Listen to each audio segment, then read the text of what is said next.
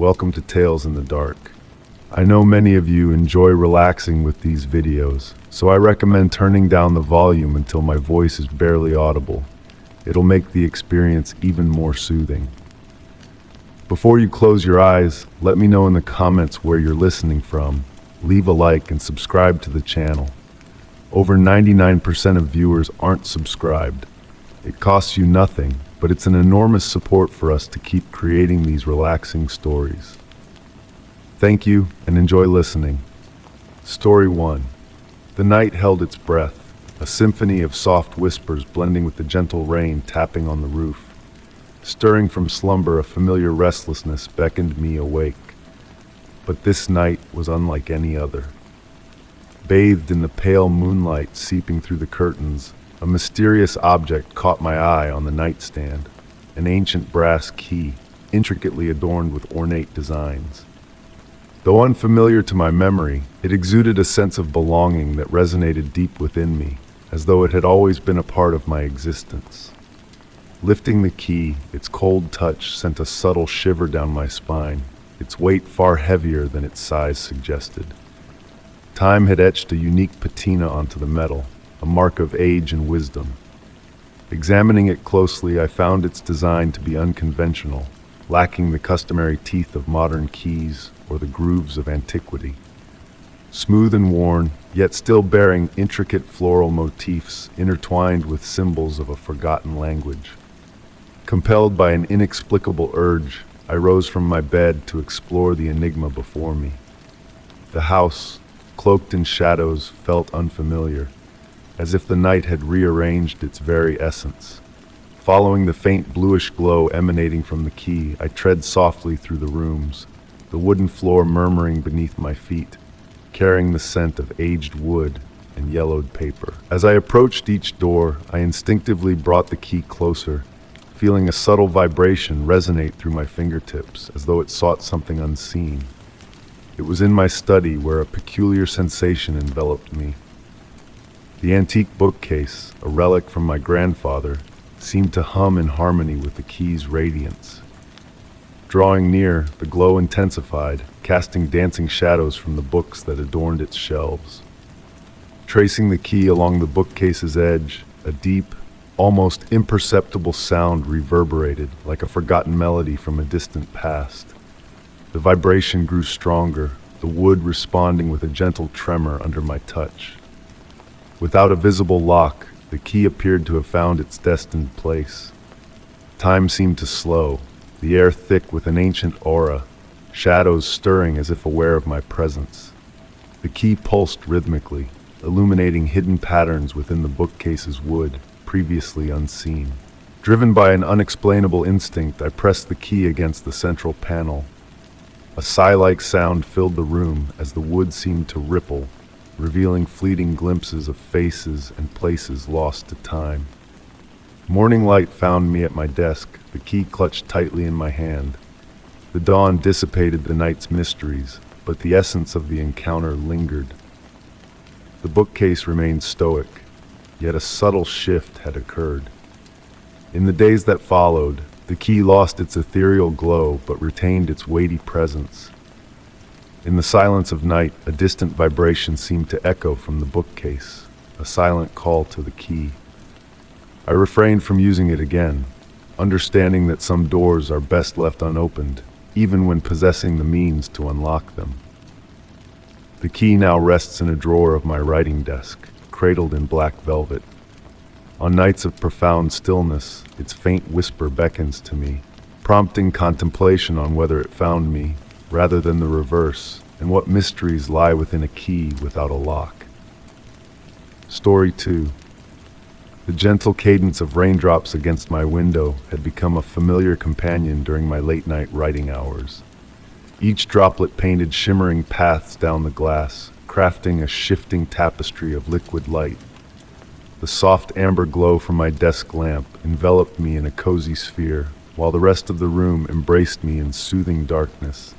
I found solace in studying the raindrops, uncovering hidden tales within their wandering trails.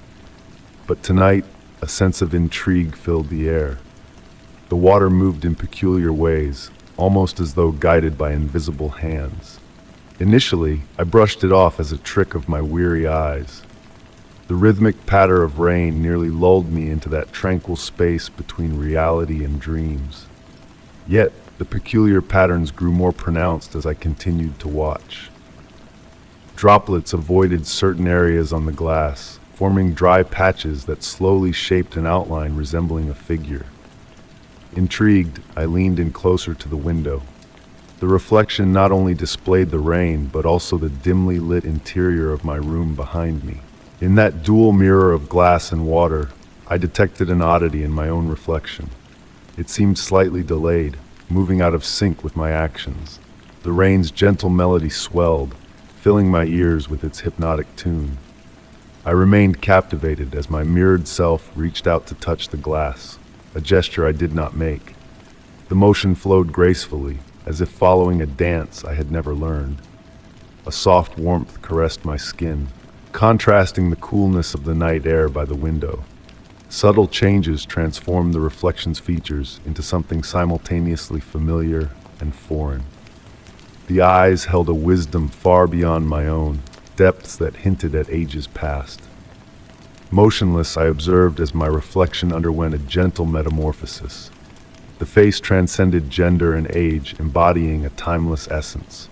The rain wove intricate patterns around it, defying gravity with perfect circular movements. A flicker from my desk lamp momentarily dimmed the room, and in that fleeting darkness, a presence brushed against me, gentle as a mother's embrace. When the light steadied, my reflection returned to mirroring my actions flawlessly. Yet the rain persisted in its mesmerizing circles, a silent testament to the extraordinary visitation. I sat by the window for hours, contemplating the enigmatic encounter brought by the rain. The lingering presence felt like a cherished melody, neither alarming nor intrusive. As dawn approached, the rain gradually ceased, leaving behind ordinary streaks on the window. On rainy nights since then, I find myself drawn to that window, neglecting pen and paper on my desk. Sometimes, under the perfect conditions, when the rain forms a pristine mirror, glimpses of that other self watching me through the glass emerge. We share a silent understanding, my reflection and I, acknowledging that some mysteries are meant to be felt, rather than unraveled. The rain continues its descent, each droplet carrying the promise of another ethereal encounter. In those moments between observer and observed, I ponder if, in a distant realm, another version of myself gazes through their window, yearning to catch a glimpse of my world through the silver veil of rain. Story 3. Under the quiet blanket of night, a distant melody whispered its presence into the stillness. Nestled in my cherished armchair, a woolen embrace draped over my knees, a forgotten cup of chamomile tea cooling on the table beside me, I lifted my gaze from the book cradled in my hands. The music, delicate as a snowflake, wove through the air, a piano's tender caress beckoning me into a realm of half-remembered dreams. Shadows pirouetted on the walls, cast by the warm glow of a solitary lamp bathing me in its circle of light. With a hushed rustle, the blanket slid to the floor as I stood, my steps a gentle echo on the wooden floor as I gravitated towards the living room window. Beyond the glass, the night lay in tranquil repose, the full moon draping the garden in silvered luminescence, trees swaying in a nocturnal waltz. All was quiet in the neighboring houses, shrouded in darkness, yet the melody persisted, a phantom presence swirling from unseen depths. Room after room, I wandered, following the elusive trail of music that morphed and swirled with each step. In the kitchen, it beckoned from the living room. In the living room, it whispered from the stairs. On the stairs, it cascaded from the upper floor, a spectral dance leading me through the familiar expanse of my home in a wordless waltz. Ascending to my bedroom, a sliver of moonlight revealed an ajar door, a departure from the morning's memory. Soft light filtered through gossamer curtains, casting intricate patterns on the floor. The melody, now crystalline and distinct, drew me closer, a siren's call in the stillness of the night. At the threshold I hesitated, absorbing the room's tableau with intent gaze. A relic from the past, my grandmother's music box, rested on the bedside table, its presence heightened by the nocturnal glow. Unused for years, its ballerina twirled in silent pirouettes, casting ethereal shadows on the walls. The melody, a mirror of the phantom music, swelled like a burgeoning tide. Approaching with cautious steps, my pulse synchronized with the haunting tune, I beheld the music box in a new light. Its surface radiated a gentle warmth, an otherworldly glow that defied logic. As I reached out, the ballerina, once a porcelain enigma, now bore my grandmother's visage, a miniature replica of her smile etched in time. Her eyes, twin mirrors of memory, briefly met mine, and the melody shifted, morphing into a lullaby of yesteryears. Enveloped in a cocoon of tranquility, I stood transfixed as the music wrapped around me like a familiar shawl. No fear lingered in the air, only a profound sense of peace and longing. The notes ebbed and flowed, a symphony of remembrance, until they whispered into silence, the music box closing with a soft click. Returning downstairs, I retrieved the fallen blanket, its warmth a balm against the night's chill. The open book awaited, its pages a testament to interrupted reverie. Yet my mind wandered to the music box, to my grandmother's spectral presence lingering in the melody's wake. How many untold stories lay hidden within its silent mechanism, waiting for the moon's gentle call. Since that ethereal night when the house slumbers in moonlit serenity, a familiar melody drifts through the rooms, a ghostly echo of bygone days. No longer do I seek its origin, content to close my eyes and let the music weave its tapestry of memories. For some mysteries, I have learned, require no unraveling to be felt and understood in the silence of the night. Story 4. Night had draped the ancient countryside dwelling in a shroud of profound serenity.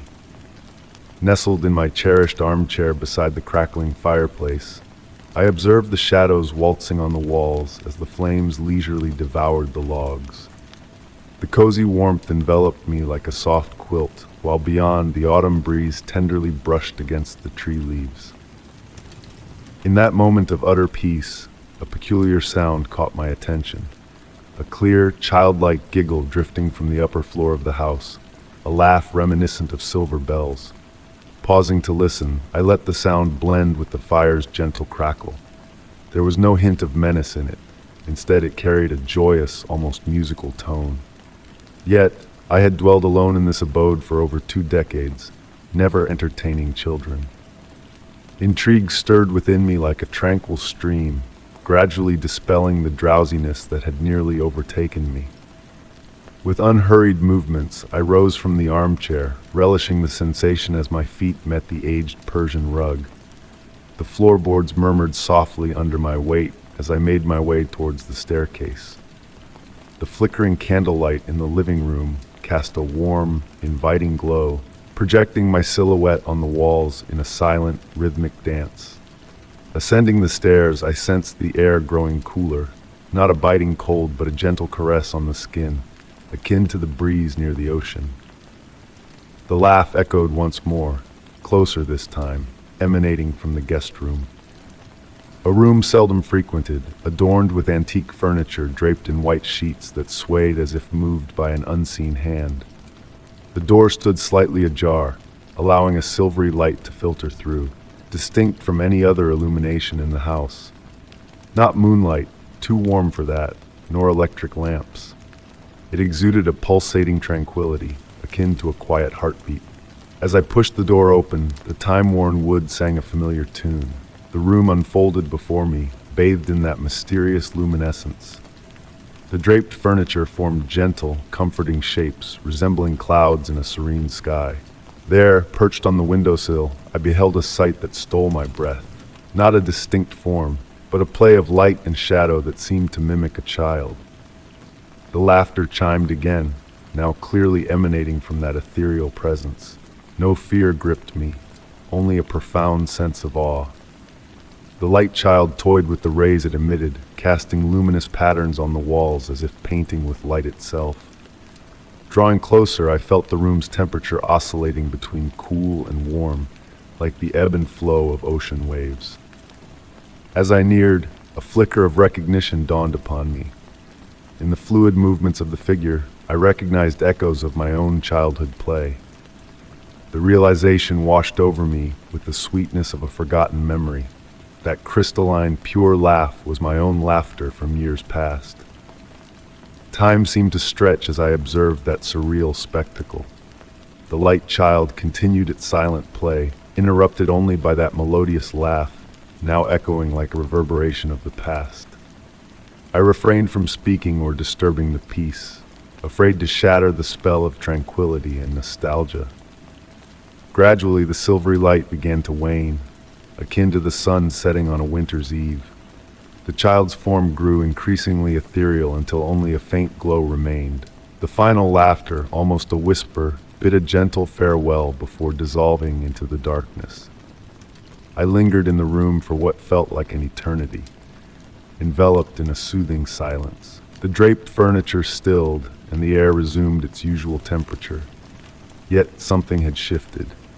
The guest room, once a repository of dusty memories, now harbored a precious enigma. Retreating to my armchair by the fireplace where the flames flickered on, I settled among the cushions.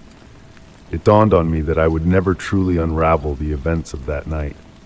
Was it a dream, a memory resurfacing, or perchance a profound message from the past, materializing through a child's laughter in the shadows? Since that fateful night, each time I passed by the guest room, I paused to listen. Sometimes, on the stillest of nights, I fancied catching the distant echo of that crystalline laugh, akin to a tender lullaby guiding me towards slumber. And with a smile, I opted to let the mystery endure, a sweet secret shared between myself and the child who laughs in the darkness. Story 5. The night held a unique essence, a taste of autumn seeping into the very marrow of your bones, hinting at longer and longer nights ahead. Nestled in the cozy embrace of my study armchair, I tuned into the gentle wind outside, a soft caress on the leaves that played a natural lullaby. In that serene moment, a faint noise stirred from the depths of the basement, a delicate rustling akin to old paper whispering secrets. Initially, I dismissed it as the usual settling of the house, the quiet murmurs every structure utters as it readies for slumber. Intrigued rather than alarmed, I rose from my seat. The warm glow of the desk lamp draped me in a golden aura as I approached the basement door.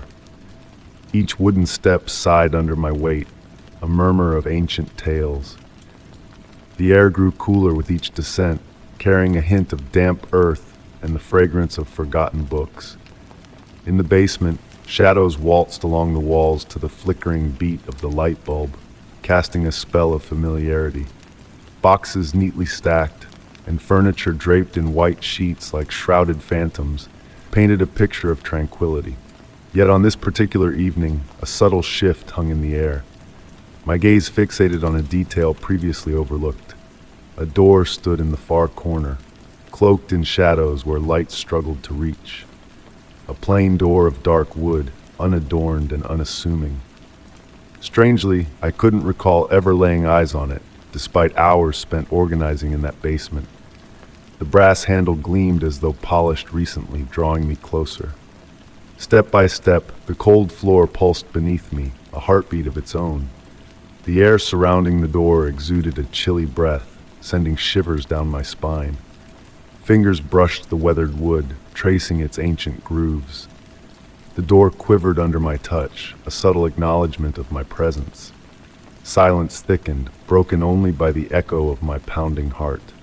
Tentatively, I grasped the handle. Surprisingly warm against the icy air, it turned effortlessly, revealing a sight beyond belief. Instead of a wall or another room, a wispy silver mist swayed gently, as if stirred by unseen hands. Emitting a soft, hypnotic glow, it beckoned with a gentle allure. Not fearful, but rather comforting, like the fading memory of a pleasant dream. Within the mist, a delicate melody hummed, distant yet enchanting. The air carried a sweet fragrance, reminiscent of spring blooms or freshly brewed tea. Hesitating between curiosity and caution, I lingered in the doorway. The mist danced, forming fleeting shapes that eluded clear definition. Familiar faces flickered. Unknown landscapes materialized and vanished in an ethereal dance. Backtracking, I closed the door gently. The lock's click shattered the enchantment.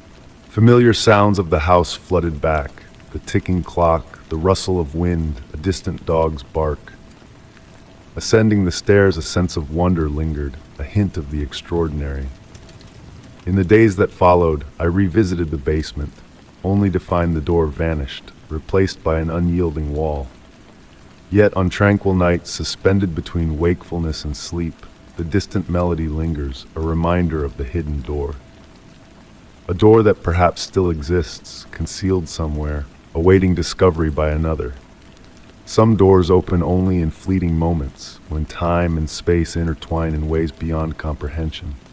The truth is, not all questions demand answers.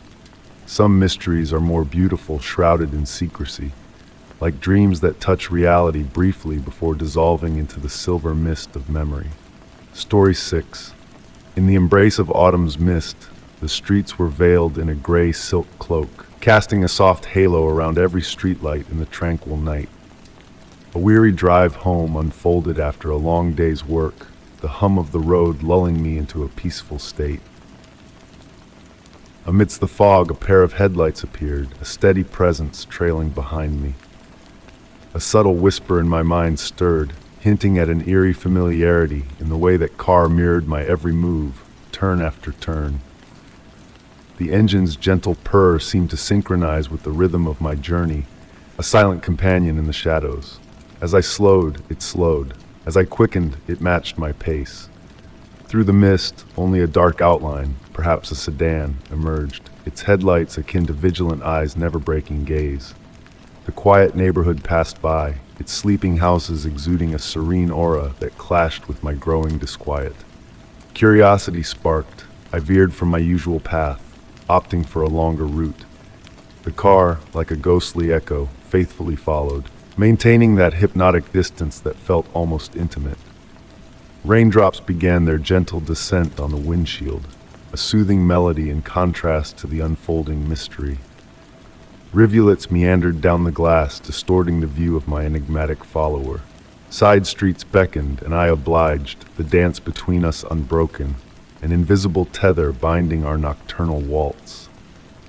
Patiently, the headlights trailed behind, a constant presence, never encroaching too near or falling too far. The night remained oblivious to our peculiar duet as we weaved through the sleeping streets. A red light halted our progress, granting me a fleeting glance through the rain-splattered windshield. A figure, motionless as stone, sat in the driver's seat of the pursuing vehicle. Resolving to return home, the faithful shadow lingered in my wake, steadfast as a phantom. The driveway welcomed me, and as the engine hushed, a newfound stillness enveloped the scene. Raindrops tapped a gentle rhythm on the car roof, my heartbeat the only other sound in the night. Glancing in the rearview mirror, the car paused a few yards behind, its headlights piercing the darkness like watchful eyes. Minutes stretched into eternity, the car an unmoving sentinel in the night. Gradually, the headlights dimmed, plunging the street into obscurity, yet the silhouette lingered, a silent sentinel in the shroud of night. With a deep breath, I stepped out into the rain, jacket shielding me from the gentle downpour. Turning back to inspect, the street lay empty, devoid of the car that had trailed me through the labyrinth of night. Since that fateful encounter, every nocturnal drive is accompanied by frequent glances in the rearview mirror. Sometimes, amidst dense fog, a mirage of those familiar headlights flickers in the distance, patient and unwavering. I ponder if the car still prowls the night, trailing another unsuspecting soul, or if it bides its time, awaiting the perfect moment to resume our enigmatic dance through the city's nocturnal embrace. Story 7. In the dim glow of the flickering candle, I made my way down the weathered steps of the ancient cellar. Each creak of the wooden floor beneath my feet was a whisper of familiarity. a companion to my nightly visits to retrieve Grandma's cherished preserves. The air hung heavy with the scent of earth and aged wood, transporting me back to simpler times of childhood wonder. Yet on this particular evening, a subtle shift in the atmosphere stirred a sense of unease within me. The candle flame danced erratically, defying the still air, while a fine layer of dust blanketed every surface, as if time itself had slowed in this forgotten place. The shadows played tricks on the stone walls, elongating and reaching into the darkness below. Halfway down the staircase, a peculiar sensation halted my descent. The shelves, usually ending within sight, appeared to stretch infinitely into the depths, evading the feeble light of the candle. The silence enveloped me, broken only by the rhythm of my own heartbeat and the distant echo of water trickling through the ancient stones. Driven by a curiosity that outweighed my apprehension, I pressed on. Jars of preserves lined the shelves, their labels bearing dates long past, 1980, 1960, 1940. Some labels had faded beyond recognition, shrouded in the mists of time. The chill in the air deepened, mingling with a musty scent reminiscent of ancient manuscripts. The shelves continued to unravel before me, revealing walls adorned with intricate patterns and enigmatic symbols etched in stone with a precision that defied the age of the cellar. One jar, unlike the rest, drew me closer. Crafted from obsidian glass that seemed to swallow the light, its label bore a perplexing date, 1820. With trembling hands I lifted it, and in the hushed cellar, a faint whisper, not of words but of time itself, brushed against my senses. It was as if the very essence of history murmured secrets long forgotten, pages turning in the winds of ages past. Turning slowly, I glimpsed ghostly figures flickering in the shadows, elusive memories on the brink of materialization. A shiver ran down my spine, urging me to retreat. But as I sought the safety of the stairs, I found the distance had expanded, the light above now a distant beacon in the abyss. Striving to maintain composure, I ascended, each step a lifeline to the world above.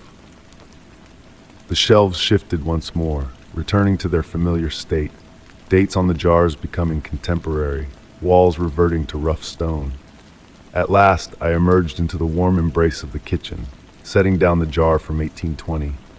The label now read simply Blackberry Jam 2023. Yet when I uncorked it, a fragrance unlike any other wafted forth, the essence of time itself, sweet and ancient, evoking memories of bygone days. As I sat with a cup of tea, pondering the mysteries of the cellar, I wondered if the endless corridor would reveal itself again. Each visit to the cellar since then has been tinged with a sense of anticipation. The stairs remain constant, the preserves unchanged, yet in moments of dim light and profound silence, I sense the cellar beckoning, as if on the verge of disclosing more temporal enigmas.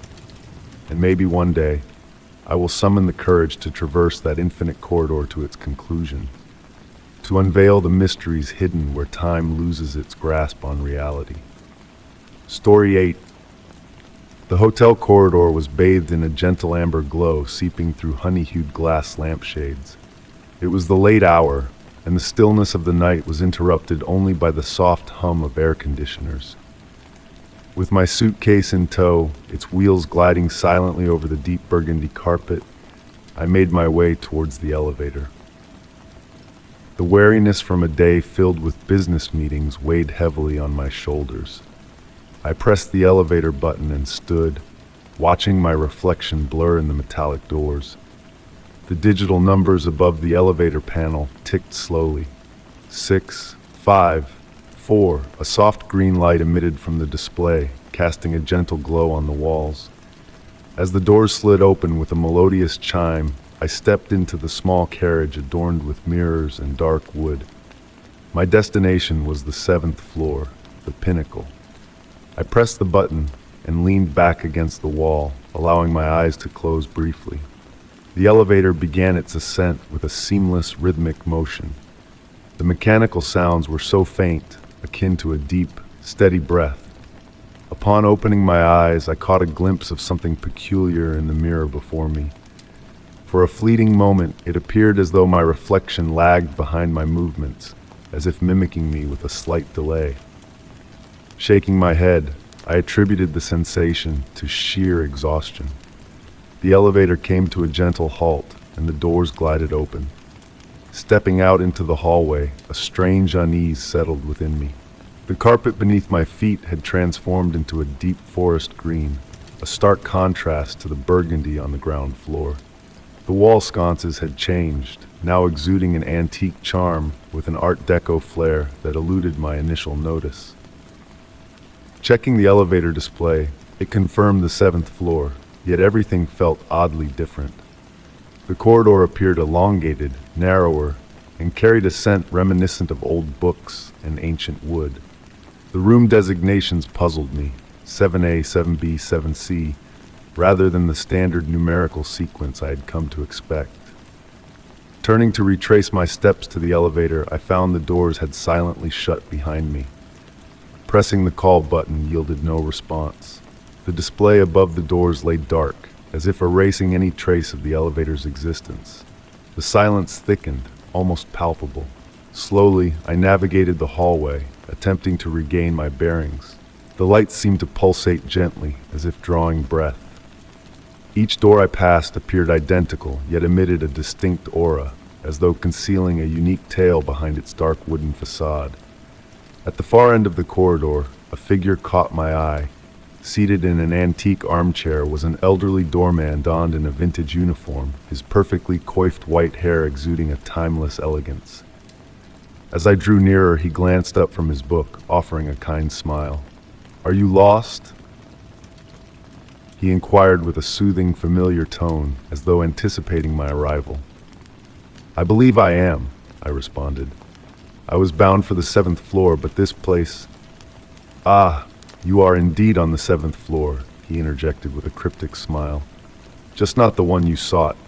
You see, this elevator possesses a peculiar nature.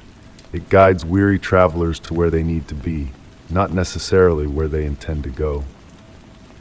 Surveying my surroundings anew, I noted intricate details previously overlooked. The gilded frames adorning the walls housed monochrome photographs of joyous individuals clad in period attire, while the wall clock displayed an impossible hour, its hands tracing an unconventional path counterclockwise. "Do not fret," the doorman reassured, gently closing his book. "The elevator shall return when the time is ripe. In the interim, why not take a seat? Time is but a fleeting concept here." Settling into the armchair beside him, I felt the weariness ebb away gradually. The once unsettling silence now cradled me in its warmth, akin to a comforting embrace. The doorman resumed his reading, and I found myself entranced by the shadows dancing across the walls, weaving hypnotic tapestries. Time became a nebulous entity, its passage indiscernible. It could have been minutes or hours that slipped by. The backward tick-tock of the clock crafted a soothing melody, akin to a lulling cadence. At a certain juncture, the familiar chime of the elevator resonated through the hallway. "Ah, it seems your path awaits," the doorman remarked without lifting his gaze from the book. "You may now return to your designated floor." Rising to my feet, a peculiar sense of rejuvenation enveloped me. As I made my way back towards the elevator, I turned to express my gratitude to the doorman, only to find the armchair vacant. His book lay atop the armrest, its weathered leather cover glimmering faintly in the soft luminescence. The elevator doors parted soundlessly. Stepping inside, this time the journey proved brief. Upon disembarking, I found myself back in the familiar corridor, adorned with burgundy carpeting and contemporary wall fixtures. Reaching my room, I inserted the key into the lock. Pausing before entering, I cast a final glance towards the elevator. For a moment, the digital display flickered, showcasing not a number but an unfamiliar symbol. Then, just as swiftly, it reverted to its standard indication, 7. Since that enigmatic night, whenever I board an elevator in a hotel, a question lingers. Will it transport me to my intended destination, or rather to where I am meant to be.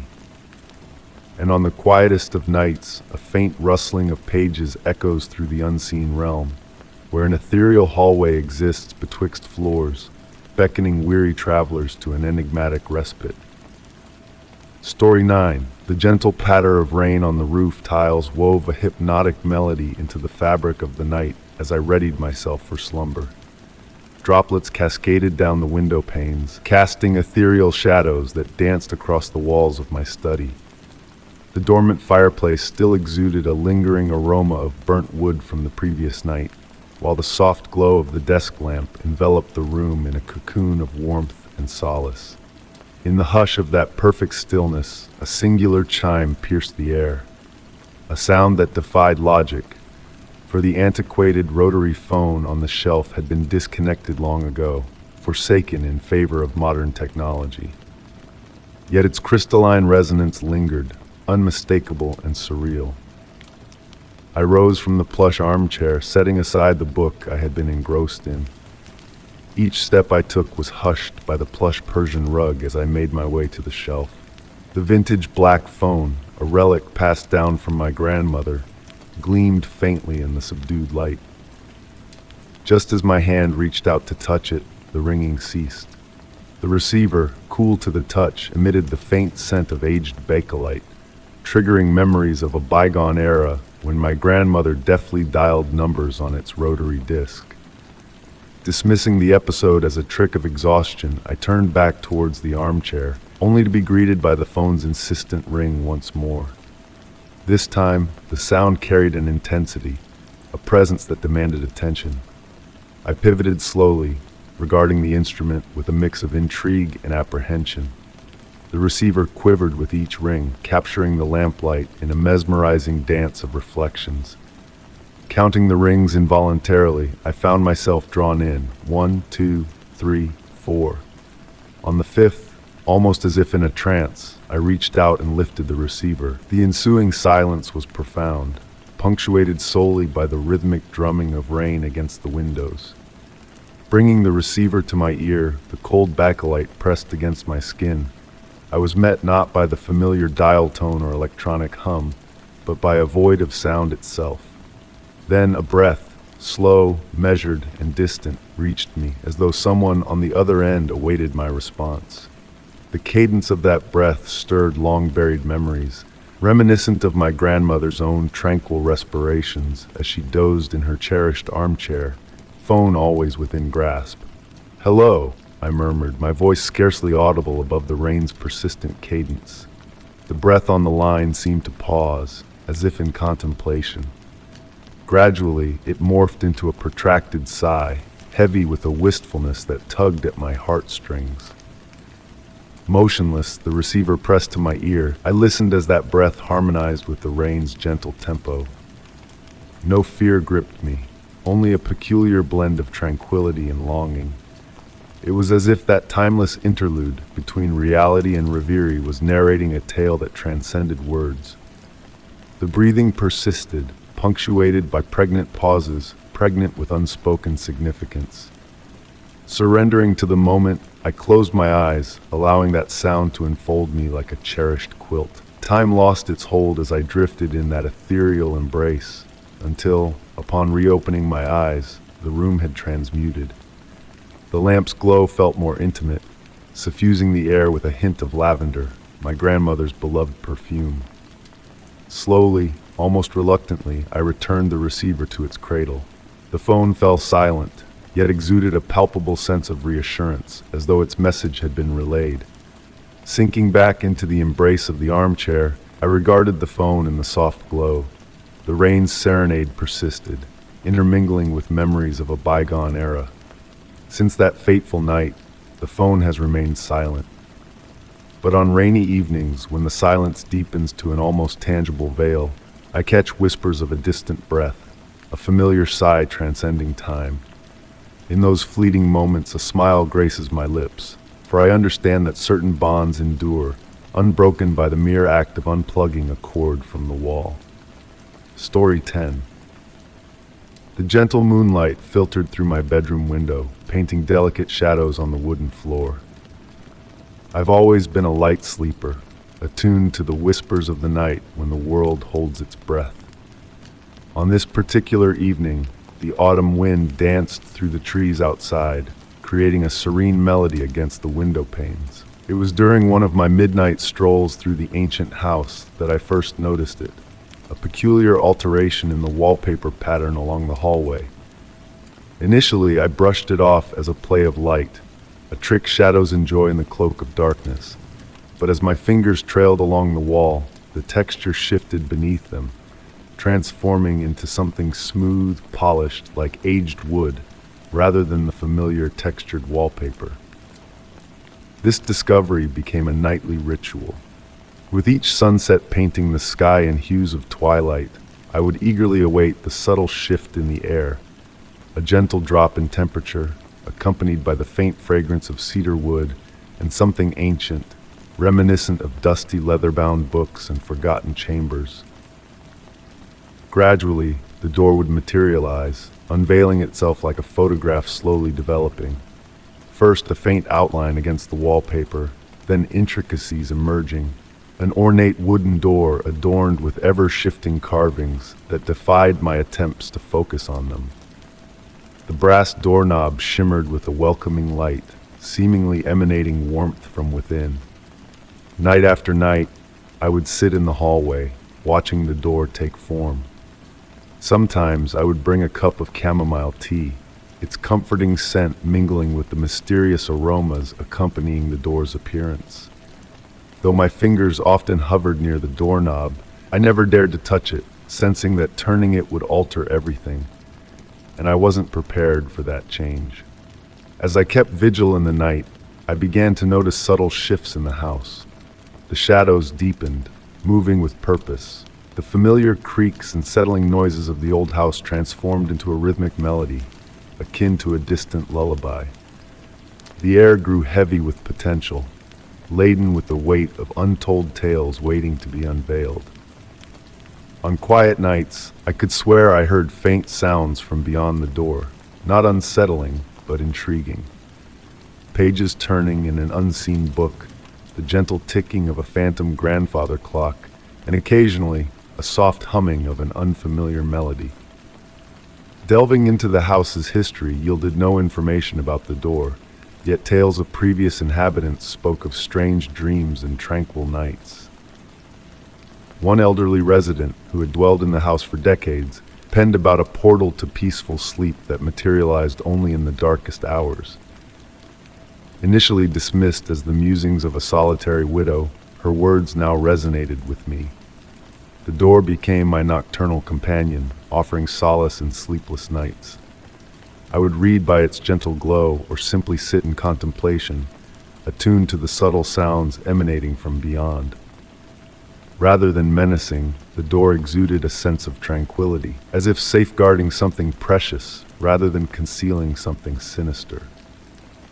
One remarkable night, as I sat near the door, the carvings in the wood seemed to narrate a tale. Figures traversing forests, scaling mountains, voyaging across seas. Yet each time I tried to follow their journey, the patterns shifted, starting a new narrative. It was as though the door itself was a storyteller, sharing endless chronicles with those patient enough to observe. Years have drifted by since my initial encounter with the door, and still I've refrained from turning its handle. I ponder if that's why it persists in appearing, because I've honored its enigma, allowed it to retain its mysteries. The door serves as a reminder that some queries are best left unanswered, some enigmas more enchanting when left unexplored. On restless nights, I find myself in the hallway, tea in hand.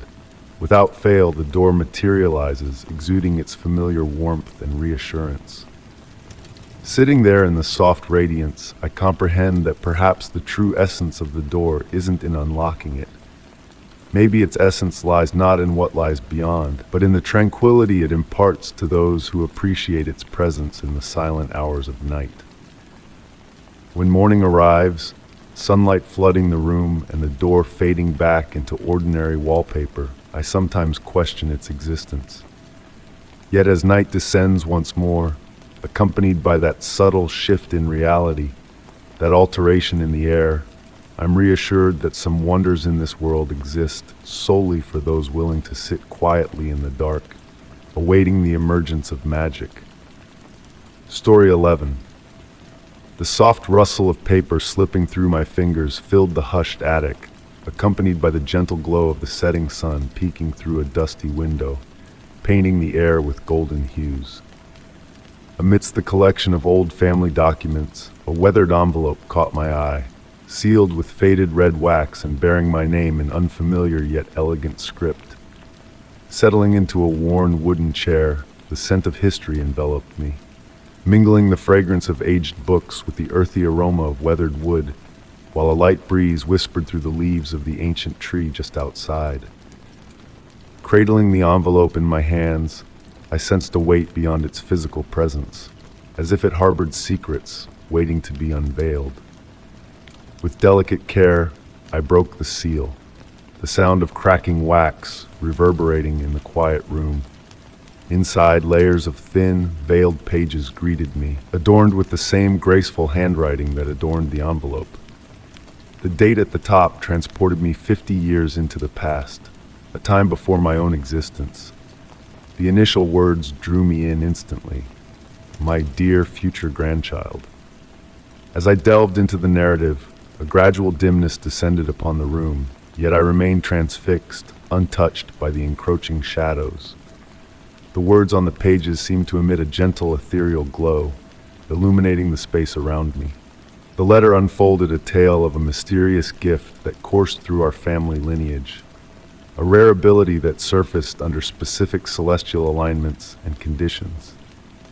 It spoke of nights cloaked in the full moon's glow and winds whispering from the north, granting select family members glimpses beyond the veil of time, albeit in fleeting nebulous forms akin to reflections on rippling waters. My unknown grandmother penned accounts of foreseeing my presence, envisioning me in the very attic, reading her missive. A chill traced down my spine as I absorbed her revelations, delving deeper into her intimate musings. She chronicled her attempts to wield this gift as a shield for the family, a compass through turbulent waters, yet underscored the toll each vision exacted, a piece of her essence with every glance into the unknown.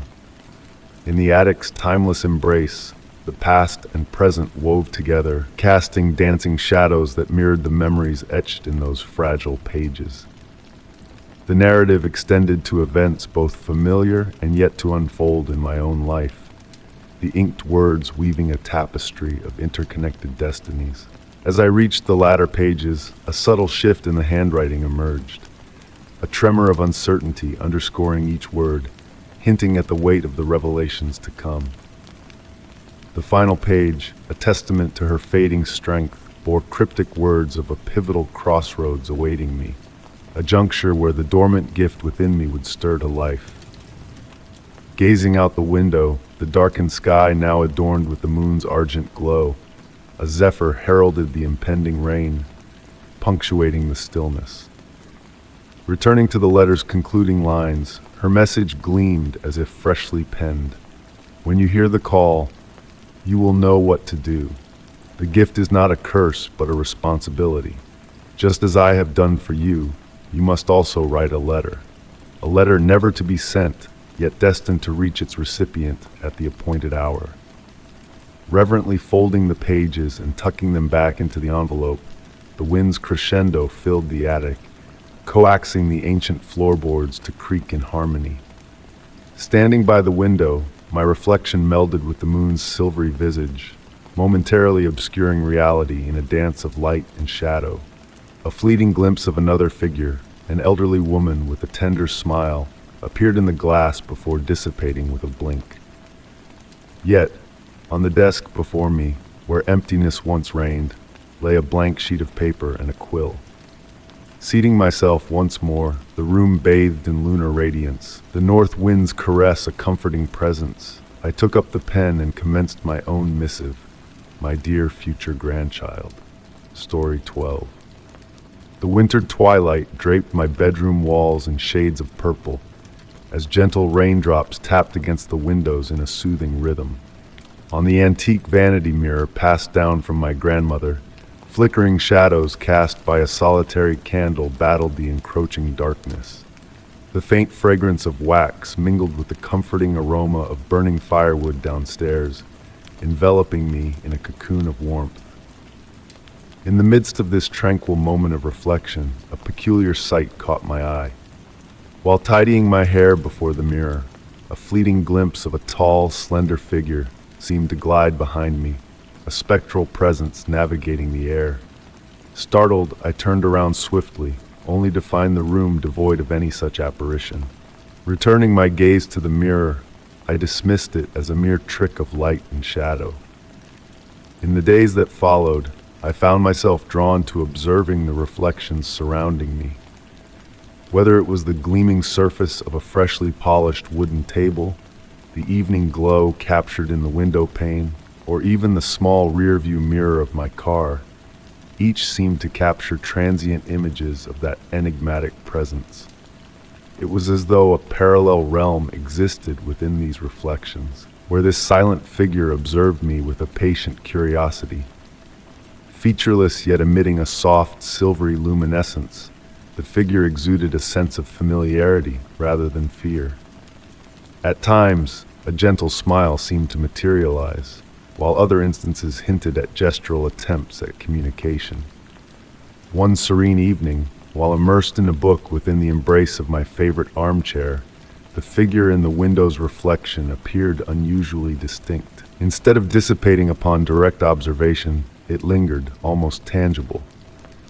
Amidst the room's hushed ambiance, a faint rustle, akin to silk stirred by an unseen breeze, reached my ears despite the stillness. Intrigued, I rose slowly and approached the window, mirroring the figure's movements from the other side of the glass.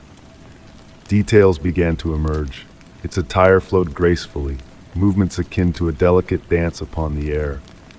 As it extended a hand towards me, almost instinctively, I reciprocated.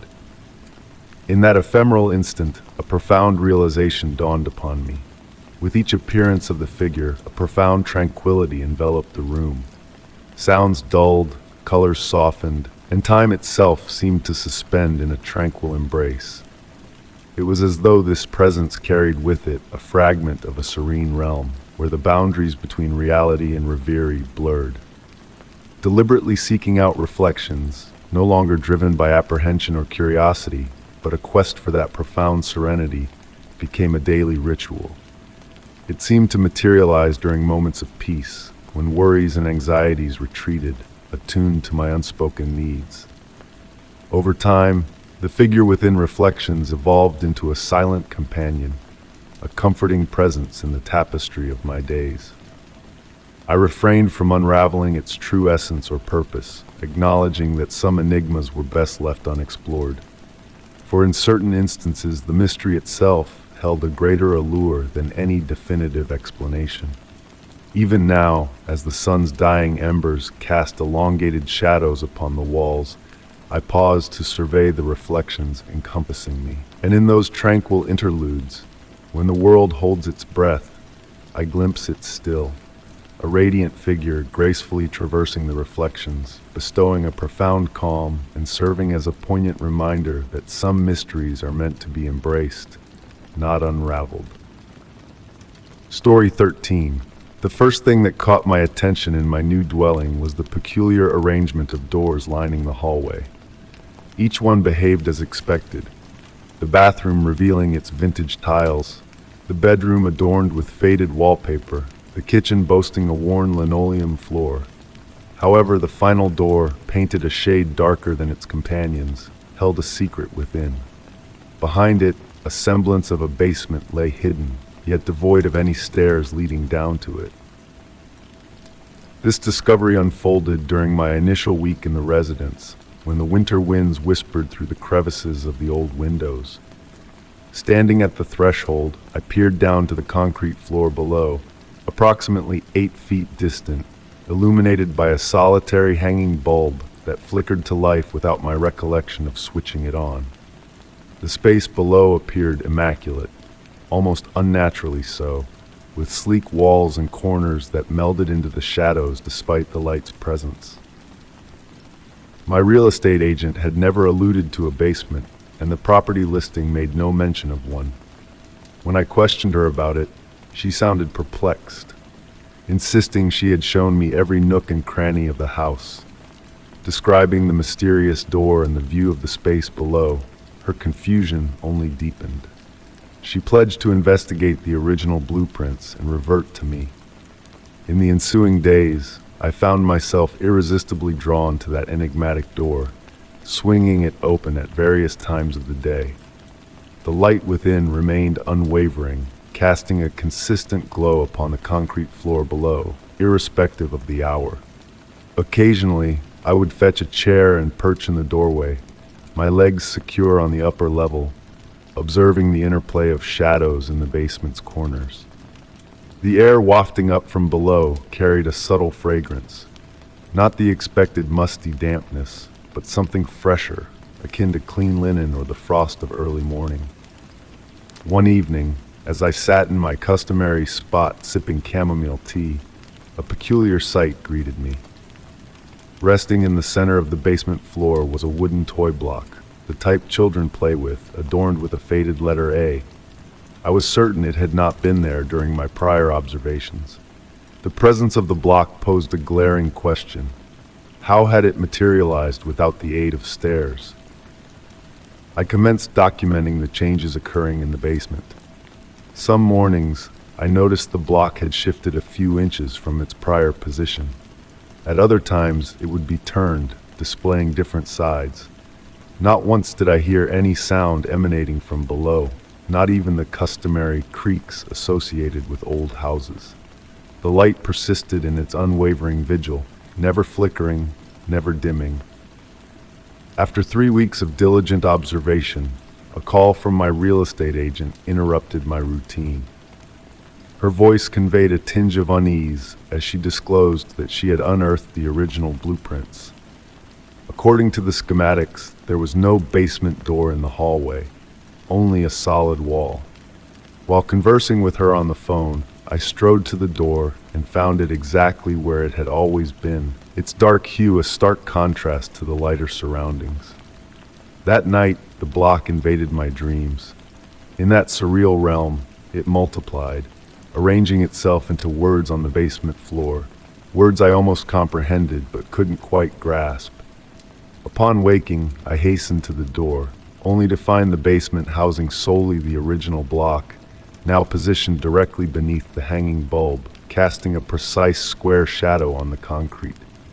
Winter persisted outside my abode, yet the basement remained unchanged, neither warm nor cold, neither bright nor dim. Occasionally, on particularly tranquil nights, I fancied I heard a faint humming emanating from below. Yet each time I concentrated on the sound, it dissipated, leaving me to ponder its existence. The block continued its deliberate journey across the floor, and a suspicion crept into my mind that it was forming a pattern, though the purpose eluded me. I charted its movements on graph paper, connecting the dots where it had rested. The resulting shape seemed vaguely familiar, but I couldn't quite place it. As the months passed, I grew accustomed to my inexplicable basement. I refrained from attempting to descend into it, a quiet but firm warning echoing in my mind against such an endeavor. The mystery transformed from a source of unease to a source of solace, akin to a tale that unveils itself at its own leisure, unaffected by the reader's inquisitiveness. Spring arrived, ushering in lengthening days and warming temperatures, yet the basement lingered in its eternal twilight. One morning, upon opening the door, the block had vanished without a trace. The floor below stood barren, as pristine as the day I had first glimpsed it. I remained seated in my chair for hours, anticipating a change that never materialized. That night, the vision of stairs infiltrated my dreams. They descended gracefully into the basement, fashioned from dark wood that seemed to absorb all light. In the dream, I ventured a single step downward, and the air filled with the distant tinkling of wind chimes. Upon awakening, I discovered the basement door ajar, though I distinctly recalled shutting it before retiring for the night. To this day, the basement remains devoid of stairs. Occasionally, a flicker of movement catches my eye as I pass the door. Perhaps a shadow, perhaps something more. The block never resurfaced, but on occasion, in the hushed stillness of the night, I perceive what sounds like wooden toys clinking against the concrete, echoing from the depths below. I have learned not to investigate when these sounds reach my ears. Some enigmas, it seems, prefer to linger unsolved, content to exist in the liminal space between reality and dreams. Story 14. The autumn breeze danced through the tree leaves, crafting a lullaby that harmonized with the hushed whispers of the surrounding crowd. Seated on my cherished bench in the park, I gazed the steady stream of passers-by strolling along the paved pathways. The air held a crispness, carrying hints of damp earth and wet wood. Though a book rested in my hands, my focus was captured by a subtle, nearly undetectable sensation that had lingered with me for days. It all began with a gentle touch. One morning on my way to work, a tingling sensation prickled at my neck, as though unseen eyes were fixed upon me. I glanced back, only to see the usual rush of commuters darting towards their destinations. In the days that followed, that peculiar feeling grew more pronounced, more tangible. During lunch breaks, grocery runs, even while sipping coffee at my beloved cafe, people continued to drift past my bench, some solitary, others in pairs. A woman in a crimson coat paused to check her phone. An elderly gentleman strolled leisurely with his polished cane. Yet amidst the familiar faces, I sensed a subtle shift, something indefinable. Closing my book, I rose from the bench, opting for a stroll. The sky painted itself in amber hues, streetlights flickering to life one by one. I meandered along the main avenue, the echo of my footsteps mingling with the persistent shadow trailing me at a uniform distance. Halting before a storefront, I feigned interest in the displayed wares. Through the glass reflection, I discreetly observed the figures passing behind me. And there it was, a face in the crowd, a constant presence, elusive and enigmatic. It slipped between individuals, appearing and vanishing with seamless fluidity. Continuing my walk, now more vigilant, I turned down side streets, one after the other. The throng thinned, yet the presence endured. Seated on a bench in a tranquil square, encircled by illuminated windows of aged edifices, I felt the chill of the evening air. It dawned on me then, it wasn't a singular gaze tracking me, but many. A silent ballet in which different onlookers relayed the watchful gaze. Some faces recurred more frequently, a young woman in a cerulean scarf, a bespectacled middle-aged man, a boy with a knapsack. Rising gradually, I made my way home, burdened by the weight of those unseen eyes. The streets now nearly deserted, yet the sensation only heightened in the evening's hush. Upon reaching my apartment, I settled by the window, peering down at the street below. People continued to traverse, some pausing fleetingly, others marching on. I pondered how many were truly bound for a destination, and how many were players in the clandestine choreography, of which I unwittingly found myself at the core. The disquieting truth lay in their utter normalcy, blending seamlessly with the throng.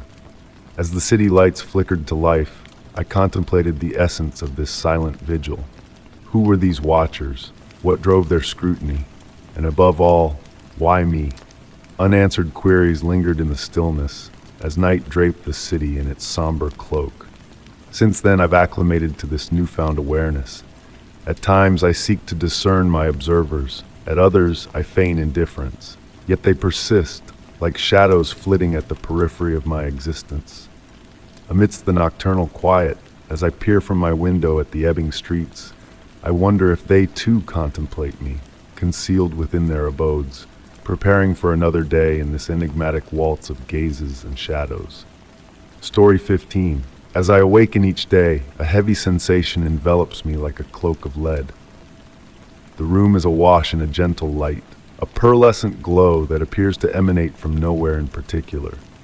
The walls possess an ethereal hue, changing shades with every glance averted.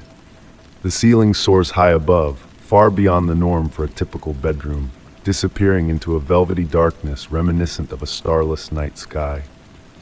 The bed beneath me yields softly, almost too softly, as silk sheets whisper against my skin in a mesmerizing rustle with each movement.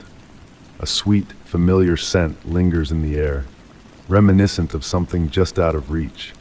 It could be lavender or perhaps vanilla, yet each attempt to pinpoint it results in a subtle transformation. Time within this space flows peculiarly. Shadows elongate and recede as if animated by a life of their own, swaying across the walls in a languid, hypnotic cadence. The quiet is never absolute. A background murmur persists, akin to a distant slumbering breath, or perhaps the echo of my own heartbeat resonating within the void. Rising from the bed, my bare feet sink into a plush carpet, akin to treading upon clouds. The room is sparsely adorned, a weathered dark wood desk, a burgundy velvet armchair, and an oval mirror with a gilded frame. The mirror remains misty, as if recently steamed, though no bathroom lies within view. Approaching the desk, an array of objects greets me today. A time-worn leather-bound diary, a fountain pen brimming with midnight blue ink, and a cup of tea emitting a gentle wisp of steam. The tea remains warm, though its preparation eludes my memory. The diary's pages lie blank, yet upon touching them, phantom words seem to imprint upon the paper, as if scribed in invisible ink. The armchair beckons me to recline, and so I do. The velvet yields warmth beneath my fingertips, as though recently vacated. From this vantage point, a curious anomaly catches my eye on the wall before me, a subtle pulsation, akin to a slumbering chest's breath. Intrigued, I rise to inspect this phenomenon, but upon drawing near, the wall stands firm and motionless. Seeking an exit, as is my custom, my hands trail along the walls, discerning every minute imperfection, every minuscule crevice. At times, the semblance of a handle hints at discovery, only to dissolve like morning mist upon my grasp. The misted mirror captures my attention. Through its haze, my reflection flickers, yet a peculiarity taints the image. Movements appear slightly delayed, as if my mirrored self hesitates before mimicking my actions. And on rare occasions, when the mist momentarily clears, a fleeting glimpse hints at another presence peering back at me through the glass. Time unfurls erratically. Light shifts in intensity to a rhythm divorced from day or night. Seated in the armchair, I leaf through the diary for moments that stretch into what feels like hours, only to find the room's shadows shifted, suggesting the passage of time far beyond mere minutes. Reclining once more upon the bed, I gaze at the infinite expanse of the ceiling above. The sheets enfold me as if imbued with life, cradling me in a comforting embrace. The ambient scent grows more potent, evoking memories of my grandmother's perfume, freshly baked cookies, or the fragrance of rain upon a summer meadow. Drifting into slumber, I acknowledge that upon awakening, the cycle will commence anew. The room detains me in this liminal realm betwixt dream and reality, where time contorts upon itself like a Mobius strip. Uncertain if I dream of the room or if the room dreams of me, I succumb once more to sleep, a fragment of my consciousness pondering the existence of an escape, or whether I've harbored a reluctance to seek it. The room has melded with my essence, or perhaps I've forever been entwined with the room, caught in an eternal loop of waking and dreaming, where the boundaries between actuality and fantasy blend harmoniously, like hues upon a freshly painted canvas. Story 16. The gentle breeze whispered that night, carrying the scent of moist soil and night-scented blooms. Nestled in my favorite armchair, I tuned into the rhythmic inhales and exhales of the old house enveloping me. The aged wooden beams emitted soft creaks as though harboring ancient tales within their very fibers. Amidst the tranquility, a peculiar sound reached my ears, a steady, measured thump resonating from the upper hallway. An echo akin to a door knocker swayed by the wind, yet oddly consistent, almost hypnotic. The soft glow of the reading lamp cast flickering silhouettes on the wallpaper, giving rise to phantom-like figures that danced in the dimness. Setting aside my book, I remained motionless, fixated on that persistent beat. It wasn't grating. Instead, it held a melody in its regularity. Rising slowly, my slippers sinking into the plush Persian rug, I gravitated towards the staircase. Each step I ascended elicited a gentle groan, as if the house itself was responding to my inquiry. The rhythmic thumping persisted, unchanged in its cadence, beckoning me through the shadowy corridor where moonbeams filtered through towering windows. The atmosphere grew cooler upstairs, carrying a faint fragrance of aged timber and beeswax. Pursuing the sound, I reached the door to the antiquated library. It remained shut, its brass knocker persisting in its rhythmic motion against the sturdy oak. No breeze stirred. All windows in the hallway were tightly shut. Mesmerized, I observed the weighty knocker sway independently, as if an unseen force guided it to knock with infinite patience. Drawn towards it, I moved with deliberate slowness, almost entranced by its steady motion. The sound grew clearer, revealing subtle fluctuations in its rhythm, as if tracing an enigmatic musical pattern beyond my grasp. Reaching for the brass handle, I felt the chill of the metal beneath my fingertips, polished smooth by generations of hands. The door remained unlocked, yet resisted my efforts to swing it open. Not obstructed, but rather as if an unseen presence gently restrained it from within. The knocker persisted, indifferent to my presence, enacting an ancient ritualistic dance of its own accord. Seating myself on the floor, my back against the adjacent wall, I surrendered to the lulling cadence of the sound. Time lost its grip as I lingered there, absorbed in the wordless narrative woven by the rhythmic beat. With eyelids growing heavy, my mind wandered through nebulous recollections of bygone libraries and forsaken tomes. The sound melded seamlessly with my breath, with my pulse, blending into the natural tempo of the night. As I reopened my eyes, dawn cast a pale hue over the hallway. The knocker lay still, silent as if it had never stirred. Rising slowly, my limbs tingling from hours spent on the floor, I approached the handle once more. This time, the door yielded without resistance. The library appeared as I had left it the day prior, every tome in its appointed spot, dust suspended in the morning light. Yet upon the antique desk, bathed in the first rays of sunlight, lay an open book I did not recall placing there. Its pages gleamed white, pristine, as though awaiting the inscribing of a tale. Since that night, the brass knocker has remained motionless, its beat silenced. Yet on the stillest of evenings, a faint echo of that rhythm seems to linger in the air, as if the house endeavored to recall a forgotten melody. Story 17. The grandfather clock in my study told midnight, its deep resonance enveloping the room in a familiar embrace. Instead of the expected single chime, the clock's tolling cascaded endlessly, each note seamlessly blending into the next, creating a symphony that seemed to defy the constraints of time itself.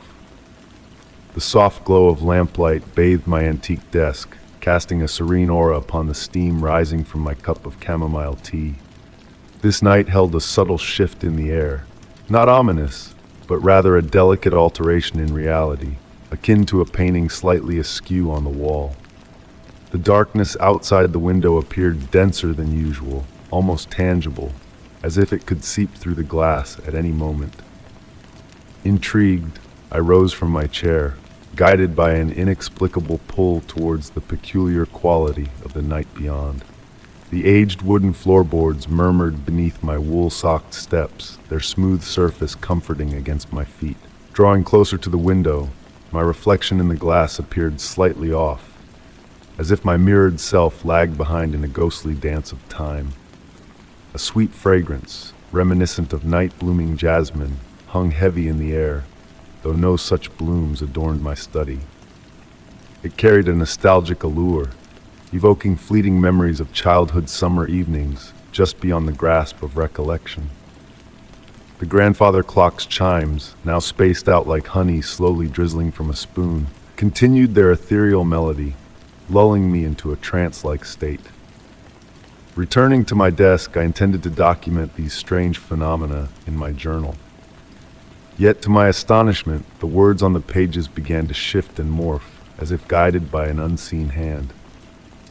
New patterns and sentences emerged, detailing events of this very night in a future I had not yet lived. The room's temperature subtly fluctuated, each breath I took accompanied by a gentle wave of warmth and coolness that ebbed and flowed in harmony with my exhales and inhales.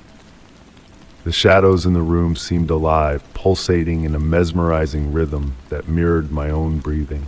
When I reached for my teacup, the liquid inside played tricks on my senses, alternating between warmth and coolness with each touch. The lamplight reflected off the ripples in the tea, creating a celestial dance of light reminiscent of stars twinkling in a vast night sky. As I sipped the tea, the cup seemed to replenish itself magically, defying the laws of consumption. The ticking of my wristwatch synchronized with the grandfather clock's chimes, melding into a soothing lullaby of time. I noticed with wonder that the hands of my watch moved in opposite directions, the hour hand advancing while the minute hand retraced its path, embodying a paradoxical yet harmonious flow of time. Intriguing words materialized on the journal's pages without my penmanship. Time is not a river, but an ocean. Reading those profound words, a revelation washed over me, unveiling the timeless essence of this night. It wasn't endless, because it refused to conclude. Rather, it existed simultaneously in all moments, like a dream spanning past, present, and future within a single breath. The darkness outside transformed into a gentle void, inviting rather than foreboding, like a comforting embrace waiting to enfold the world. Through its depths, glimpses of alternate versions of my study, different instances of this eternal night flickered in parallel existence. My reflection in the window moved independently, engaging in activities divergent from my own, illustrating the boundless possibilities contained within this singular night. Acknowledging my mirrored self with a serene nod, we shared the space as fellow voyagers traversing different temporal realms. Settling back into my chair, a profound tranquility permeated my being. The grandfather clock's chimes stretched out, each toll a universe unto itself, brimming with experiences within the pauses between sounds. The night enveloped me like a cocoon of infinite moments, each one whole and perfect in its own right. I comprehended that this night would never truly conclude, not due to time's cessation, but because it had expanded to reveal its intrinsic nature. Eternally, I sat in my study, witnessing the pulsating darkness, listening to the timeless chimes of the clock, existing in a perpetual now that encompassed all nows. And so in this unending night, I remain, transcribing these eternal words, savoring tea that never cools, attuned to time's infinite dance of the present. The darkness outside throbs with potential, the clock's chimes weave an eternal melody, and I dwell in this timeless moment, serenely at peace with the boundless night. Story 18. The moonlight seeped through the sheer curtains, casting ethereal shadows that danced upon the weathered wooden floor. Nestled in my cherished armchair, I found myself enveloped in the tranquil embrace of the night, as my eyes drifted towards the ancient mahogany box resting upon the mantelpiece. A relic from my grandmother's time, it had always been a silent sentinel in this house, its polished surface softly reflecting the moon's gentle glow, its intricate carvings appearing to shift ever so slightly in the darkness. Throughout all the years spent in this house, I had never dared to open the box. It had been a mere fixture, a piece of the decor that existed on the fringes of my consciousness, much like a painting one passes by daily without truly seeing. Yet, on this particular night, an unspoken curiosity stirred within me. Was it the way the moonlight caressed the inlays, or the profound stillness that hung in the air that beckoned me towards it? With a deliberate slowness, I rose from my comfortable perch, the soft wool of my sweater grazing the armchair in a hushed symphony. Each step I took towards the mantelpiece elicited a subtle creak from the wooden floor beneath me, as if the house itself was whispering a warning. The air grew thick around me as I drew nearer to the box, a silent presence that seemed to emanate a faint, invisible aura. As my fingertips brushed the warm mahogany surface, a peculiar sensation washed over me, as though the box held a secret heartbeat of its own. The intricate carvings depicted intertwining leaves and branches, their delicate craftsmanship almost lifelike in their intricacy. And there, at the center of the lid, concealed within the artistry, lay a minuscule eye that seemed to watch me with an ancient knowing. A mysterious fragrance, reminiscent of sandalwood but tinged with an enigmatic depth, wafted into the room, stirring memories long forgotten. Images of a woman, her face a blur, gently placing something within the box, accompanied by whispered words that slipped through the crevices of my mind like elusive shadows. Lost in this reverie, the sound of the wind outside the window pulled me back to the present. A tremor coursed through my hands as I traced the edges of the box, its lid revealing no visible lock. Had it ever been opened before? Memories of my childhood in this house blurred and shifted, like the chapters of a book rearranged by unseen hands. Seating myself on the couch, I cradled the box in my lap. Surprisingly light, it seemed almost empty, yet a faint stirring within hinted at a hidden presence, intangible yet palpable. The warmth it exuded seemed to intensify, as if a dormant spirit lay within, and for a fleeting moment, the tiny carved eye appeared to regard me with a knowing gaze. A shiver, not of fear but of recognition, rippled through me, akin to the sensation of meeting a familiar stranger in a dream. My grandmother's cryptic words echoed in my mind, her wisdom now revealing a newfound clarity. Some questions find answers only when we stop seeking them. The shadows in the room swayed and wove intricate patterns on the walls, mirroring the box's ornate designs. The scent, now richer and more enveloping, wrapped me in its hypnotic embrace. I pondered the generations that had passed through this house, each one regarding the box without ever unlocking its mysteries. Did the contents truly matter, or was it the act of preserving the unknown that held significance? Gently returning the box to its place on the mantelpiece, I sensed a subtle shift in the atmosphere. The tiny carved eye seemed to smile, a silent acknowledgement of my choice. Settling back into my armchair, a profound sense of peace settled over me, a realization dawning that some enigmas, once understood, need not be unraveled but cherished. The moon's gentle radiance continued to illuminate the room, the night's silence now profound and pregnant with meaning. I closed my eyes, allowing the lingering scent of the box to lull me towards slumber. In that delicate threshold between wakefulness and dreams, a faint sound seemed to echo from the mantelpiece. A soft exhale, a sigh of release, or perhaps just the whimsical dance of the wind through the curtains. The box remained, a silent guardian of its secrets, a piece of a puzzle that perhaps required no solving. And in that acceptance, a tranquility unlike any other descended upon me, a serenity born of embracing the mysteries that whispered in the night. Story 19. The gentle flicker of candlelight painted soft shadows on the walls of my quiet bedroom, setting the stage for another evening of solitude. Raindrops tapped a gentle melody against the window, a soothing lullaby that synchronized with my own breaths. Surrounded by the comforting embrace of aged wooden furniture and the familiar aroma of leather-bound books, I found solace in these tranquil moments. Yet, on this particular night, a subtle shift in the air whispered of an approaching mystery. Seated at my antique writing desk, a peculiar sound caught my attention, a faint scratching emerging from the wall beside me. Initially dismissing it as the house settling, I couldn't shake the feeling of intentionality behind the rhythmic noise. The pattern, almost deliberate, beckoned me closer. Pressing my ear against the weathered wallpaper, the scratching revealed itself as more than mere happenstance. It held a secret, a hidden language within the very walls of my sanctuary. Tracing the wall's surface with cautious fingers, I uncovered a revelation beneath the layers of time. Strange symbols, etched with precision, lay concealed beneath the aged wallpaper.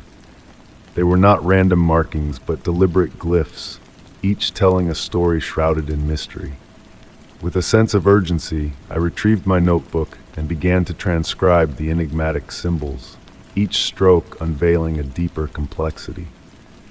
In the dance of candlelight, the markings seemed to come alive, shifting and morphing like elusive shadows in the night. 12 symbols repeated in intricate patterns, forming a cryptic code that begged for deciphering. As I immersed myself in the task, time melted away, the rain outside a gentle accompaniment to my exploration. The symbols, once static, now pulsed with a subtle energy, their meanings fluid and ever-changing. They whispered of forgotten dreams and celestial mysteries, each viewing angle revealing a new facet of their enigma. The house murmured softly, the air tingling with unseen currents, as if bearing witness to the unveiling of ancient secrets. With each layer of wallpaper peeled away, more symbols emerged, expanding like ripples on a pond, each one imbued with a warmth that seemed to transcend the physical realm. The rain outside intensified, its rhythm harmonizing with the pulse of the symbols, creating a symphony of the unknown. As midnight approached, a gentle hum replaced the scratching, a melodic vibration that resonated through the room.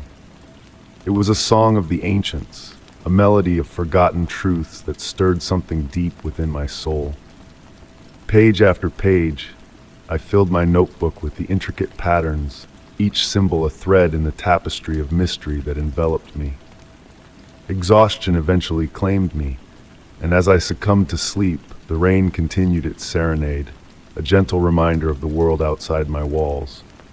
In the hushed moments before dawn, whispers floated through the room, ancient voices sharing secrets of a bygone era.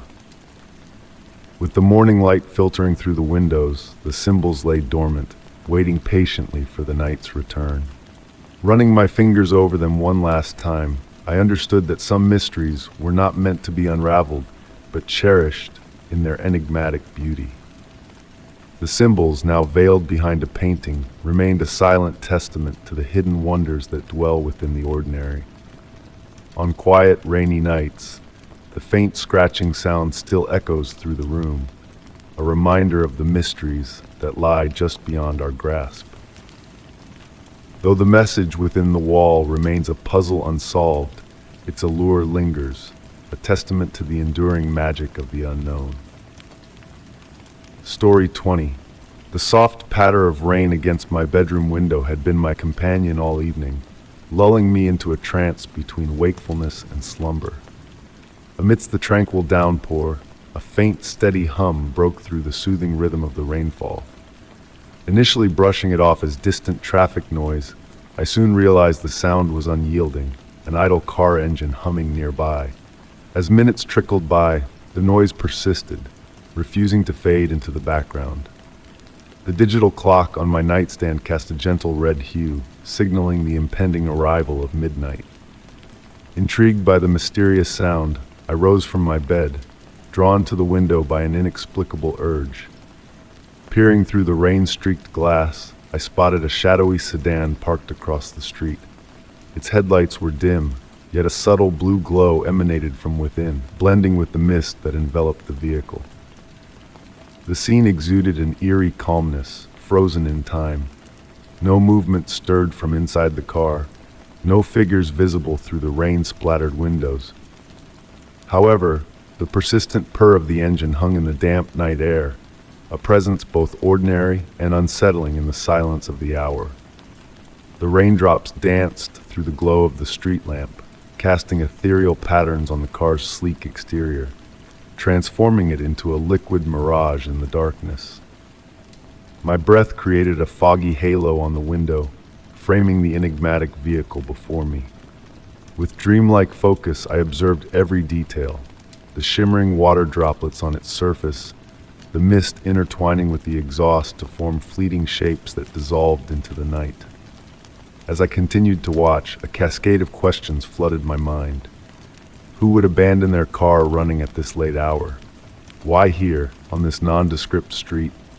In response to my silent queries, the engine's hum subtly shifted, sending a delicate vibration through the air, palpable against my skin. The car's windows were completely fogged, concealing any view of the interior. Yet an intangible presence lingered behind the opaque glass, hinting at hidden secrets. Contemplating whether to alert someone, my fingers hovered over my phone, hesitating. Should I call the authorities? But for what reason? The rational explanations, a rendezvous, a tired driver seeking respite, a neighbor preparing for a night shift, felt inadequate in the face of the unfolding mystery. Time seemed to bend as I stood by the window, the rain maintaining its gentle melody, the car steadfast in its vigil. Minute alterations caught my eye, the condensation patterns morphing, the exhaust clouds reshaping. Yet the essence of the vehicle remained unchanged, a snapshot caught in a moment of suspended animation. As drowsiness crept over me, I reluctantly tore my gaze from the window and returned to my bed. A sudden impulse made me glance back one final time. The car still sat there, engine humming, and for an instant, I could have sworn I detected a flicker of movement behind the misted windows. A fleeting shadow, a trick of light, or something more elusive. Slipping beneath the covers, the hum of the engine now reverberated louder, a hypnotic melody blending seamlessly with the rain outside. Drifting towards sleep, I found myself captivated by the strange harmony, my thoughts lingering on the veiled secrets beyond those foggy panes. At daybreak, I hurried to the window, half expecting the street to be deserted, the nocturnal events dismissed as mere figments of a dream. Yet, in the soft dawn light, I spied distinct tire marks etched in the wet pavement, remnants of the car's presence. Beside them, a shimmering pool of liquid glistened under the morning sun, perhaps transmission fluid, its iridescent sheen casting an oddly beautiful glow in the early hours. The car never returned, but on quiet, rainy nights, when the world hushed into stillness, a distant hum sometimes reached my ears, reminiscent of an idling engine. And as I lay awake, listening to the rain on the windows, I pondered how many others shared this nocturnal vigil, peering through rain-splattered glass, yearning to uncover the mysteries concealed behind those foggy panes. Story 21's silence wrapped the streets of the quaint hillside town like a soft velvet cloak. It was an autumn evening filled with the scent of burning wood and damp leaves, with tendrils of fog slinking through the narrow alleys like a silent feline. From my perch on the third floor of the apartment building, I gazed out at the windows of the neighboring houses, each bathed in a gentle amber glow. It struck me as odd to see so many lights aglow at this late hour, yet no signs of life could be discerned behind the misty panes. The church bell chimed 10 times, its toll echoing strangely hollow, as if the sound itself was swathed in a cushion of cotton. Having only recently moved to this town 3 weeks prior, I had never before witnessed the streets so eerily deserted. Typically, even at this late hour, a lone elderly figure would be out walking their dog, or the younger crowd from the corner bar would be engaged in lively chatter under the flickering streetlight. Sitting in my favorite armchair, cradling a cup of chamomile tea in my hands, I observed the absence of even the usual stray cat that frequented Mrs. Miller's windowsill. The wisps of steam rising from the cup pirouetted in the air, crafting fleeting shapes that dissolved into the darkness of the room. Opting to keep only a small reading lamp aglow, it cast gentle shadows on the cream-colored walls, adding to the tranquil ambiance. A sudden rustling noise seized my attention, emanating from the hallway leading to the bedroom. I turned slowly, more intrigued than alarmed. The noise persisted at regular intervals, akin to the sound of paper being softly shuffled across the floor. Rising from my seat, I gingerly placed the cup on the wooden side table beside the armchair and cautiously made my way towards the hallway. As I drew nearer, I perceived a chill in the air, not the biting cold of winter, but a coolness reminiscent of stepping into an ancient church. The hardwood floor murmured faintly beneath my steps, a familiar sound that oddly comforted me. Upon reaching the threshold of the bedroom, I paused. The door stood slightly ajar, and a bluish light seeped through the crack, distinct from any other light source in the house. Pushing the door open gently, it emitted a faint creak. The window remained shut, yet the curtains swayed as though stirred by a gentle breeze. Nestled on the floor just beneath the window lay a single sheet of paper. Bending to retrieve it, I noticed it was a fragment of a newspaper page. The date at the top read October 15, 1954, and the headline of the article seized my immediate attention: Enigmatic Night of Silence in Pine Grove.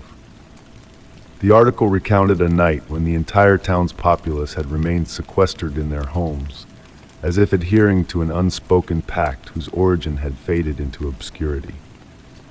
As I delved into the text, a movement beyond the window snagged my gaze. Across the street, the lights in the houses began extinguishing one by one, resembling candles snuffed out by a passing breeze. Yet, within the dimmed windows, I discerned unmoving silhouettes seemingly fixed on the street. A vibration in my robe pocket heralded a message from the building's WhatsApp group. Tonight, everyone stays indoors. It's imperative. Peering out the window once more, I noted that all lights had now been extinguished, barring mine. Amidst the deepening hush, I could perceive the steady cadence of my heartbeat slowing, as though harmonizing with something ancient and enigmatic. Perching on the edge of the bed, still clutching the newspaper fragment, I marveled at its extraordinary softness, as if it had been handled countless times before. Beyond the window, the fog had thickened, ensconcing the streetlights in a milky shroud. From my vantage point, I surveyed the entire main thoroughfare of the town, utterly devoid of life. Recalling the accounts within the article, it was reported that come morning, none could recall the events of that silent night. The townsfolk seamlessly resumed their daily routines, oblivious to the enigma that periodically revisited their lives. Rising slowly, I made my way to the light switch. Before flicking it off, I stole one final glance out the window. The fog now sported sinuous, almost dancing forms, and for an instant I fancied I glimpsed figures flitting within it, akin to shadows adrift in a sea of cream. With the light extinguished, I reclined upon the bed, fully clothed. Silence reigned supreme, punctuated solely by the measured ticking of the clock on the nightstand. Drifting into a profound slumber, I pondered whether come morning I would retain memories of this night, or if, like the town's other denizens, I would remain oblivious to the cyclical mystery that enfolded our lives. The last remnants of consciousness before succumbing to sleep were the distant tolls of midnight bells, their clangor oddly muted, as if resonating from a bygone era, a realm where silence reigned as the universal tongue of all its inhabitants. Story 22. The November rain softly tapped against the windows of Grandma Rose's attic, creating a soothing natural rhythm that always brought me a deep sense of tranquility. Returning to this familiar space after many years, now in the absence of Grandma Rose, I embarked on the task of sorting through her belongings. The scent of aged wood and yellowed books lingered in the air, while the twilight light filtered through the half-open shutters, casting enchanting shadows on the vintage wallpapered walls. In a neglected corner of the room, hidden beneath a thin veil of dust, I discovered Grandma's cherished brass record player, gleaming like a polished mirror. This relic from another era featured a mechanical arm adorned with delicate floral designs and a perfectly preserved turntable. Beside it, a collection of vinyl records, neatly stored in weathered cardboard sleeves, awaited my exploration. As my fingers sifted through the records, they came to rest on one in particular. Its cover was plain white, devoid of any title or author, save for a delicate golden border that shimmered in the dim light. Although unfamiliar to me, I felt a strange pull towards this mysterious record, so I resolved to give it a listen. With a gentle hum, the record player sprang to life as I carefully placed the unknown album on the turntable and lowered the arm. The initial crackle of the vinyl gave way to a haunting melody, a waltz performed on the piano, yet there was an uncanny quality to the way the notes intertwined. It was as if the music itself was in a state of constant evolution, rearranging its harmonies with each revolution of the record. Mesmerized, I closed my eyes and surrendered to the hypnotic composition. A whisper of jasmine, Grandma Rose's beloved flower, wafted through the air, though it was the heart of winter, making its presence inexplicable. When I opened my eyes once more, I observed the shadows in the room moving in a peculiar manner, no longer swaying with the fading light, but dancing in sync with the mysterious melody. Before me, on the wall, a figure materialized, a spectral dancer twirling to the invisible music, though I knew I was alone in the attic. Amidst the piano notes, a familiar laughter resonated, unmistakably Grandma Rose's laughter, as vivid and joyous as ever. A tingling sensation crept down my spine, not born of fear, but of a wistful nostalgia tinged with awe. Rising from my seat, I approached the window, where the glass briefly reflected a vision of Grandma Rose, youthful and radiant in her favorite dancing attire, spinning gracefully in the center of the attic. Yet, when I turned around, the room was empty once more. The waltz continued its enchanting melody, now interwoven with Grandma's laughter, creating a tapestry of memories that transcended time. As the final note faded into silence, the atmosphere of the room shifted, imbued with a newfound warmth and vitality, as if the music had stirred slumbering echoes within the very walls themselves. Upon returning the enigmatic record to its white sleeve, I noticed an overlooked detail, an inscription on its inner edge, penned in Grandma Rose's elegant script, her wedding day. Beneath it, barely visible, a cryptic message: "Music is the key to our most precious memories." Since that momentous discovery, whenever I revisit the attic, I search for that elusive record. Sometimes it reveals itself readily, while other times it seems to play a game of hide and seek among the other vinyls. Each time I listen to its ever-changing melody, I am struck by the subtle variations, as if it holds infinite facets of the same cherished memory. The origin of this mysterious gift, whether a tribute to Grandma Rose or a manifestation of something more mystical, remains a puzzle to me. Yet one truth remains steadfast. On those rainy evenings, when the record player spins its enigmatic tune, the attic becomes suffused with a delicate enchantment, blurring the boundaries between past and present, reality and memory. In those fleeting moments, perhaps Grandma Rose dances on, perpetually youthful and jubilant, caught in an eternal waltz that weaves together the threads of time and remembrance. Story 23. The weariness of a long day clung to me as I entered my study. The soft amber light of the desk lamp cast gentle shadows on the familiar book-lined walls. The scent of aged paper and ink enveloped me like a warm embrace as I sank into my well-loved leather armchair. Resting on the polished wooden desk was my treasured old diary, a gift from my grandmother, its weathered leather cover and yellowed pages holding my innermost thoughts. My hand reached out to open it, only to discover a surprising sight. The last page I penned was no longer blank. Delicate, unfamiliar handwriting, not my own, adorned the page with words I had no memory of writing. The ink appeared fresh, as if just set down. Intrigued, I leaned in, my breath slowing as I read.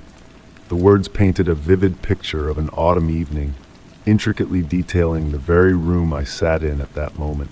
The soft patter of rain against the window created a hypnotic melody, blending with the whisper of pages turning in a non-existent breeze. The lamp's flickering light danced on the walls, adding to the enchantment of the scene. Mesmerized, I read on, drawn into the mysterious prose that seemed to anticipate my every action. Curiosity compelled him to turn the page, the text whispered, and as I obeyed, new words materialized before my eyes in a spectral dance. The ink flowed effortlessly, describing the sensations that coursed through me in real time. The warmth of the lamp on my skin, the deepening of my breath, even the subtle shiver down my spine, all captured with eerie accuracy. Rising from my chair, I found myself unable to look away as the pages continued to fill with this spectral script. The sentences now detailed the books on the shelves, listing titles I couldn't recall owning, yet they stood before me, tangible and real. The writing maintained its hypnotic rhythm, a silent pendulum marking time in the quiet room. I settled onto the couch in the study's corner, still transfixed by the unfolding tale. The diary lay open on the desk, its pages seemingly alive with movement. The rain outside intensified, cocooning me in a shield of sound that isolated me from the world beyond. The room seemed to shift, becoming more inviting, as if the mystery unfolding had carved out its own realm, separate from the mundane. I closed my eyes briefly, letting the rain's lullaby wash over me. When I opened them, the diary remained, but a change had occurred.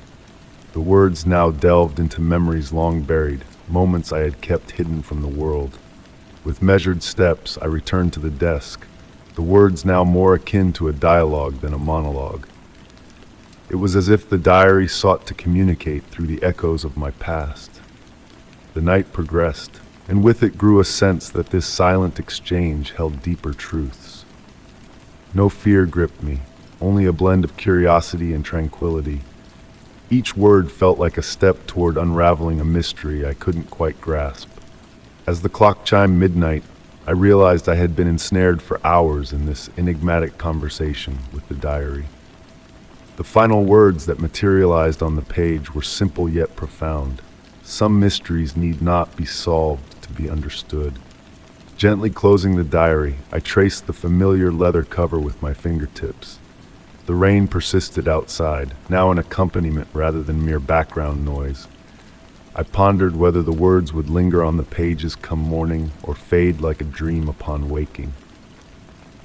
Preparing for bed, I stole a final glance at the study. The diary lay undisturbed, as if untouched by the evening's events.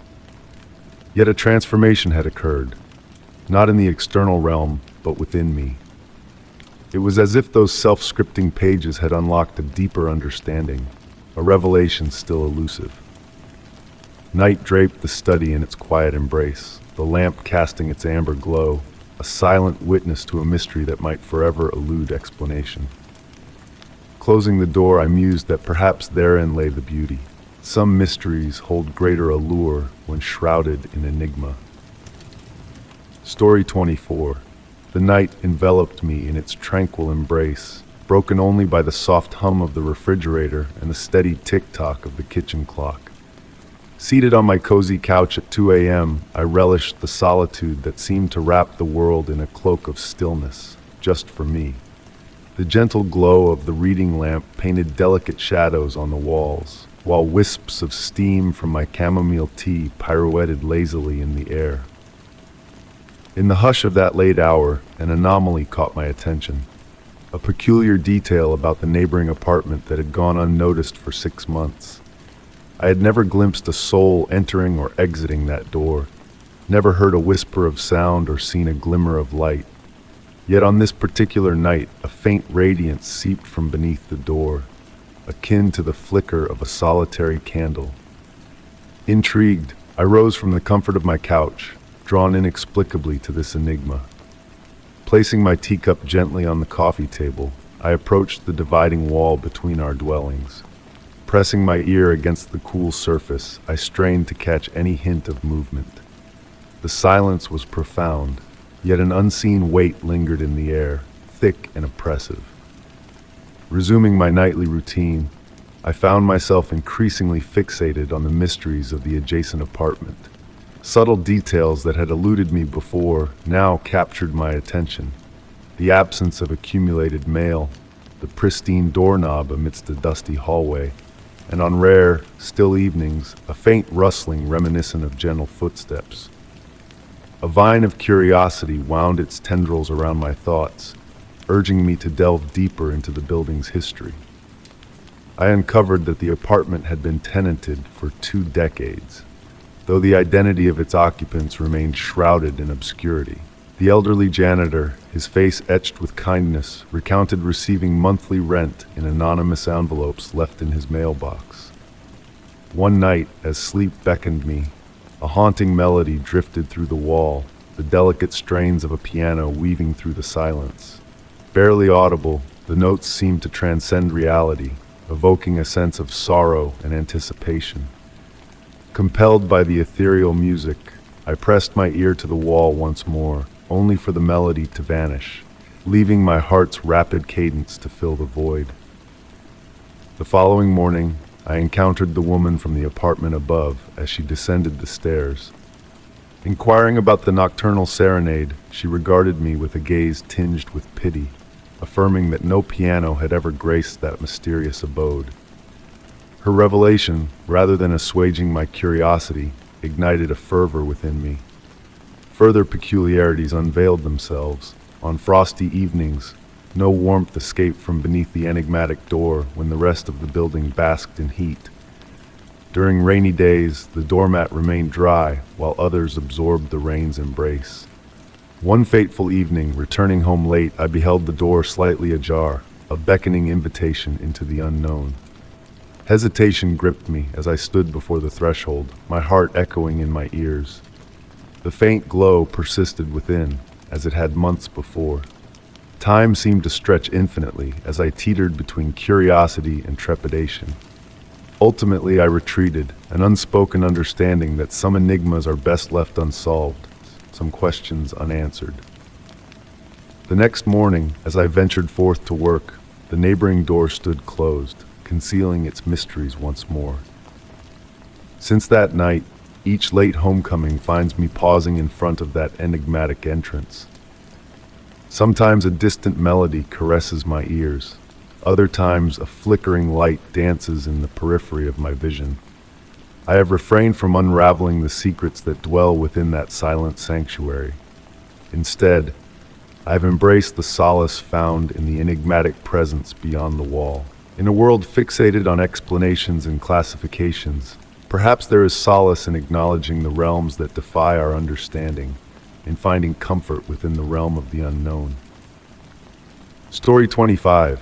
Winter nights hold a unique power over me, especially when the world is veiled in a silent shroud of fog. Nestled in my study, enveloped by the cozy embrace of a woolen blanket, I gazed out the window to witness the landscape dissolve into a mystical sea of silvery mist. The soft glow of the lamp on my desk cast dancing shadows upon the walls adorned with rows of ancient books, creating a tranquil atmosphere. It was then, in that ethereal moment, that I noticed a peculiar anomaly in the reflection on the glass. A small, dark wooden box, exquisitely carved with ever-shifting patterns that beckoned my attention. Although unfamiliar, a sense of eerie familiarity washed over me, as if it belonged to a forgotten memory. Perched delicately on the edge of the desk, the box seemed to pulse faintly in the dim light, almost as if it held a heartbeat of its own. Intrigued, I rose from my chair, the rustle of the blanket cascading to the floor, blending with the soft creak of the aged wooden floor beneath my feet.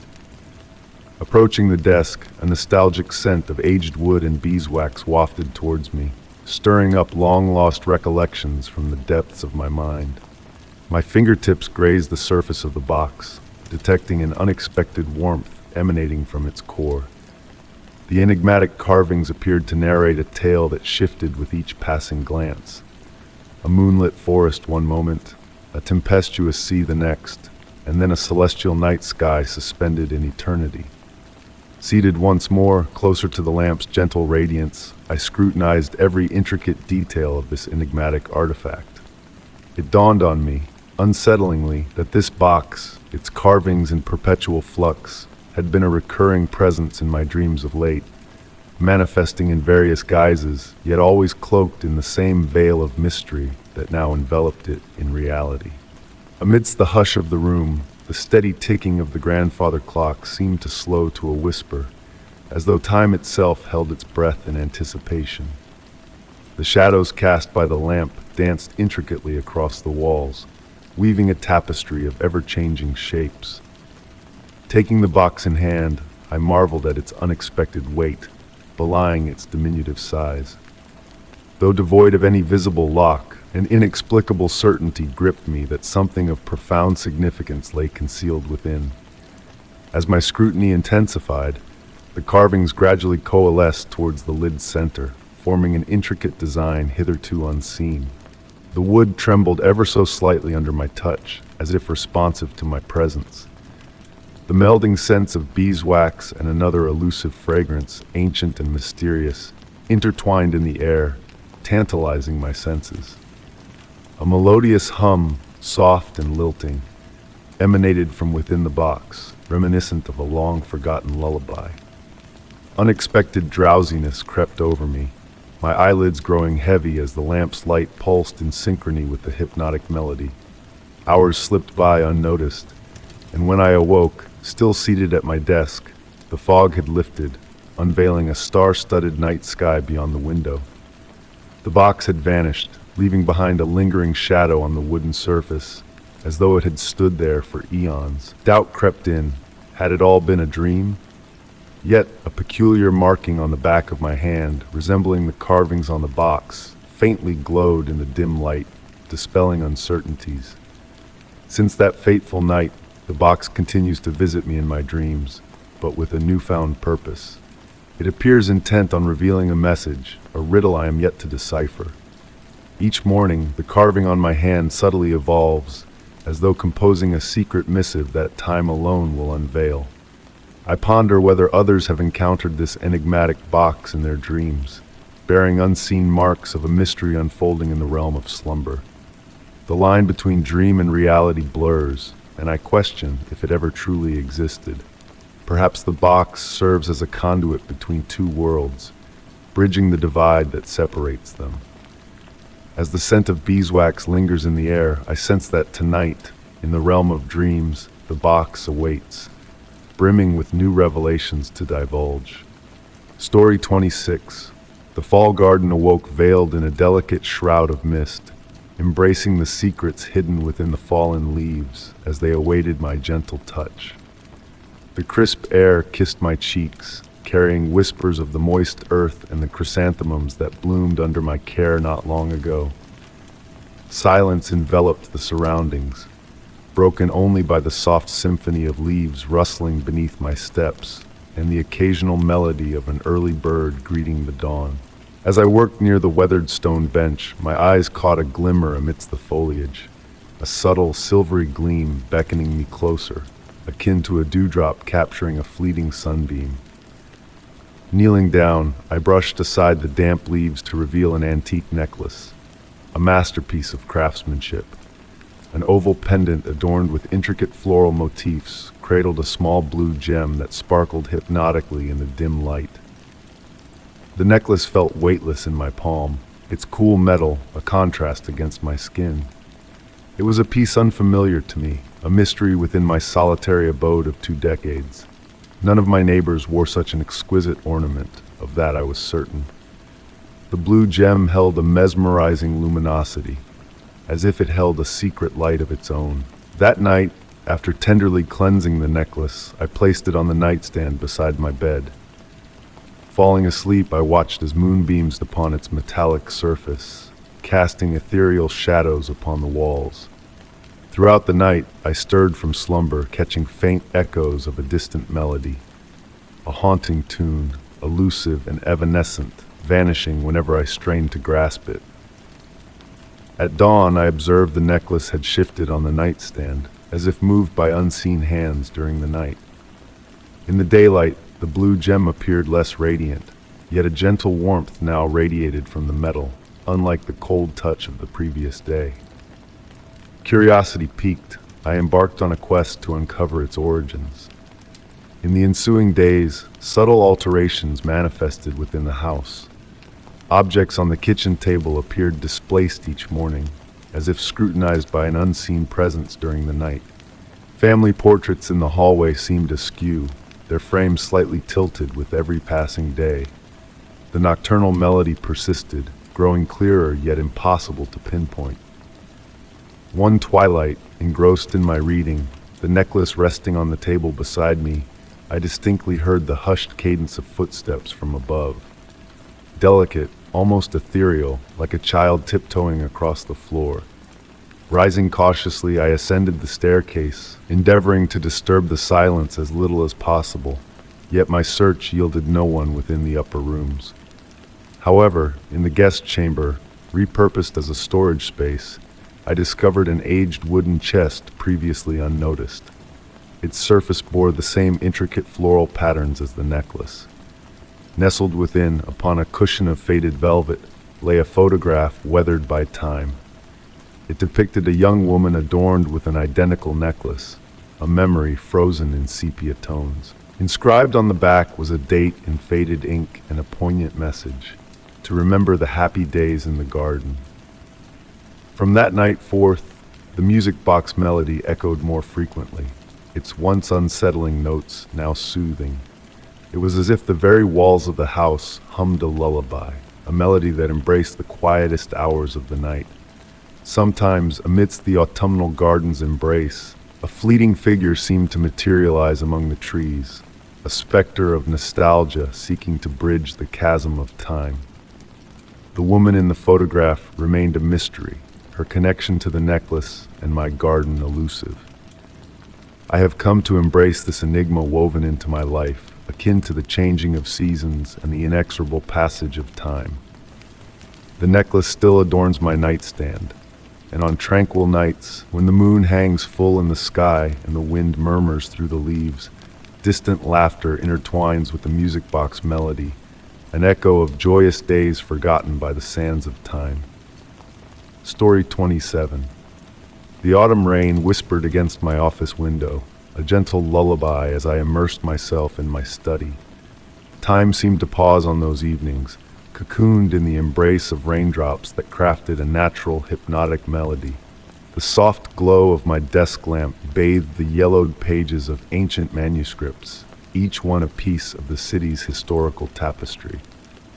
And then she appeared, a lone figure traversing the square beneath a crimson umbrella, a vibrant contrast against the muted hues of autumn. There was a certain cadence to her steps, a rhythm that harmonized with the falling rain. Every night, like clockwork, the woman with the red umbrella graced the square with her presence. Her nightly passage became a ritual for me, a moment tinged with intrigue. Yet, her face remained a mystery, veiled by the umbrella and the misty rain that trailed in her wake. One fateful evening, as she paused in the heart of the square, something shifted. Briefly, she turned towards my window, a hint of a smile playing on her features, bathed in the soft glow of the streetlights. My heart skipped a beat at the fleeting connection before she continued on her path, vanishing into the cloak of night. In the days that followed, subtle disturbances began to manifest. Water stains appeared on the manuscripts I handled, as if touched by rain-dampened fingers. The fragrance of antique roses, fragile yet persistent, lingered in the study during the twilight hours, defying all logic with closed windows. And then, one evening, an unfamiliar black and white photograph materialized on my desk. It depicted the square from 50 years past, and amidst the throng, a figure with a red umbrella stood out, a splash of color in the monochrome scene. On the reverse, a date was elegantly inscribed, October 15, 1973. Delving into the archives, I unraveled the tale of Sarah Thompson, a young librarian who once graced the halls of my very building. Known for her scarlet umbrella and love for ancient tomes, her life met a tragic end in that very square on a rainy night, much like the others. As I delved into her story, the scent of roses intensified. The rain's patter morphed into a gentle melody, as if a forgotten lullaby hummed softly in the background. The documents I perused seemed to stir, as if brushed by an unseen hand. Raising my gaze, I beheld her, closer than ever before. The red umbrella was folded now, unveiling her visage. Her eyes held kindness, her smile exuding peace. No fear gripped me, only a profound sense of melancholy and comprehension. Post that evening, the woman with the red umbrella ceased her nocturnal sojourns across the square.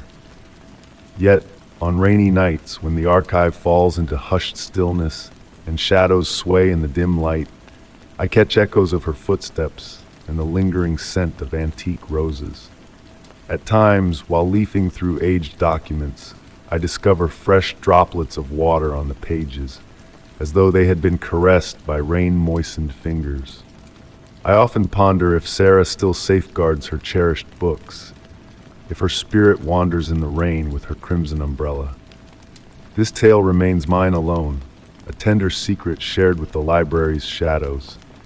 And each time rain whispers on the windows, a smile tugs at my lips, for I know that somewhere in the folds of time, a woman with a red umbrella embarks on her eternal journey.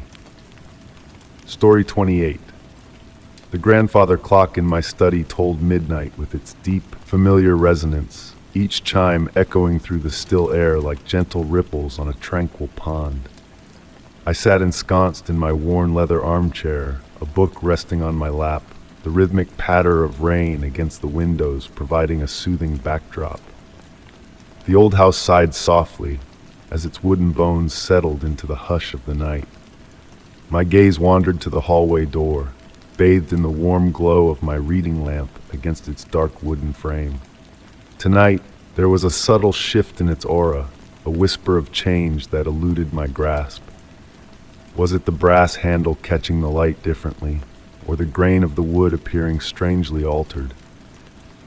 Despite 15 years of residence, the door now seemed cloaked in an unfamiliar veil.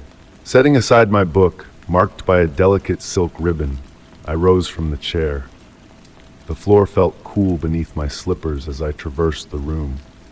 Approaching the door, a chill seemed to descend, as if a breath of winter had seeped into this solitary corner of my abode.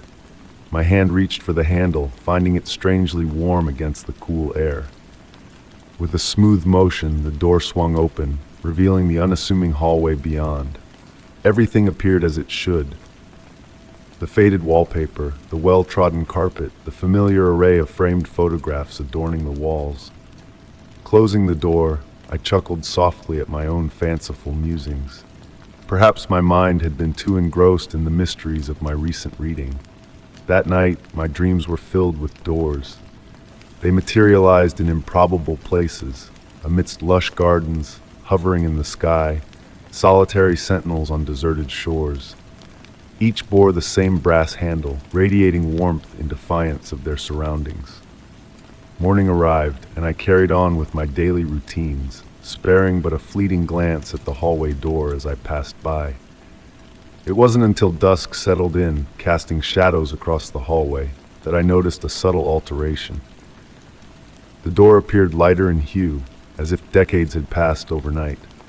The brass handle now bore a weathered patina, a new addition to its character. Drawing closer, I scrutinized the door with a photographer's eye, noting the unmistakable shift in its composition. The wood had transformed, displaying a lighter hue and a unique grain pattern previously unseen. Even the hinges had undergone a metamorphosis, changing from iron black to a burnished copper hue. Yet upon opening the door, the hallway remained steadfast in its sameness. Night after night, the door underwent subtle changes, a hint of age here, a touch of newness there. The handle would shift, the frame would evolve, yet the hallway remained an unwavering constant. I began meticulously documenting each transformation in a journal, capturing the nuances with intricate sketches and detailed descriptions. Curiously, the door never changed under my watchful gaze. It was in the depths of night, when the house slumbered and my attention waned, that the door would unveil its secrets. One evening, determined to unravel the mystery, I resolved to keep vigil. I positioned my chair to face the door, brewed a pot of strong tea, and settled in for a long night. The grandfather clock's steady ticking marked the passing hours as I observed, my eyelids growing heavy but my resolve unyielding. Then, at 3:17 a.m., a subtle flicker of the lights disrupted the room's tranquility. In that fleeting moment of darkness, a shift in the air hinted at unseen forces at play. When the light steadied, the door had transformed once more. The warm oak now gleamed with rich mahogany, intricate silver inlays dancing across its surface. Drawn to the door, I reached out to touch the now crystal handle, hesitating as a gentle vibration hummed through the air. And then, a startling revelation. The door bore no keyhole. In all its iterations, the keyhole had never existed, yet my memory insisted otherwise. Doubt gnawed at me, a nagging uncertainty that refused to be dismissed. Had I overlooked such a fundamental detail, or was there a deeper mystery at hand? The question lingered like an unspoken riddle, tantalizingly close, yet maddeningly elusive. Now, as I sit in my study each night, the enigmatic door beckons with its nightly transformations. Sometimes I catch fleeting glimpses of alternate hallways beyond its threshold. Different carpets, different wallpapers, different photographs. But each time I open it, my own hallway awaits me. I have toyed with rearranging the photographs, testing the boundaries of reality.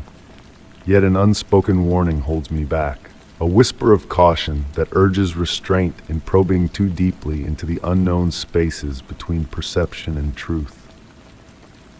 The door continues to change, each night unveiling a new facet of its mysterious nature. I have grown accustomed to its silent metamorphoses, finding a strange comfort in the shifting reality it presents. Perhaps it is not the door that changes, but my perception of it that evolves with each passing night. As the grandfather clock tolls midnight and the rain taps a soothing lullaby against the windows, I find myself eagerly anticipating the unveiling of the door's next incarnation. What secrets lie beyond its ever-changing facade, and what mysteries will the quiet hours of dawn choose to reveal or conceal in their tranquil embrace?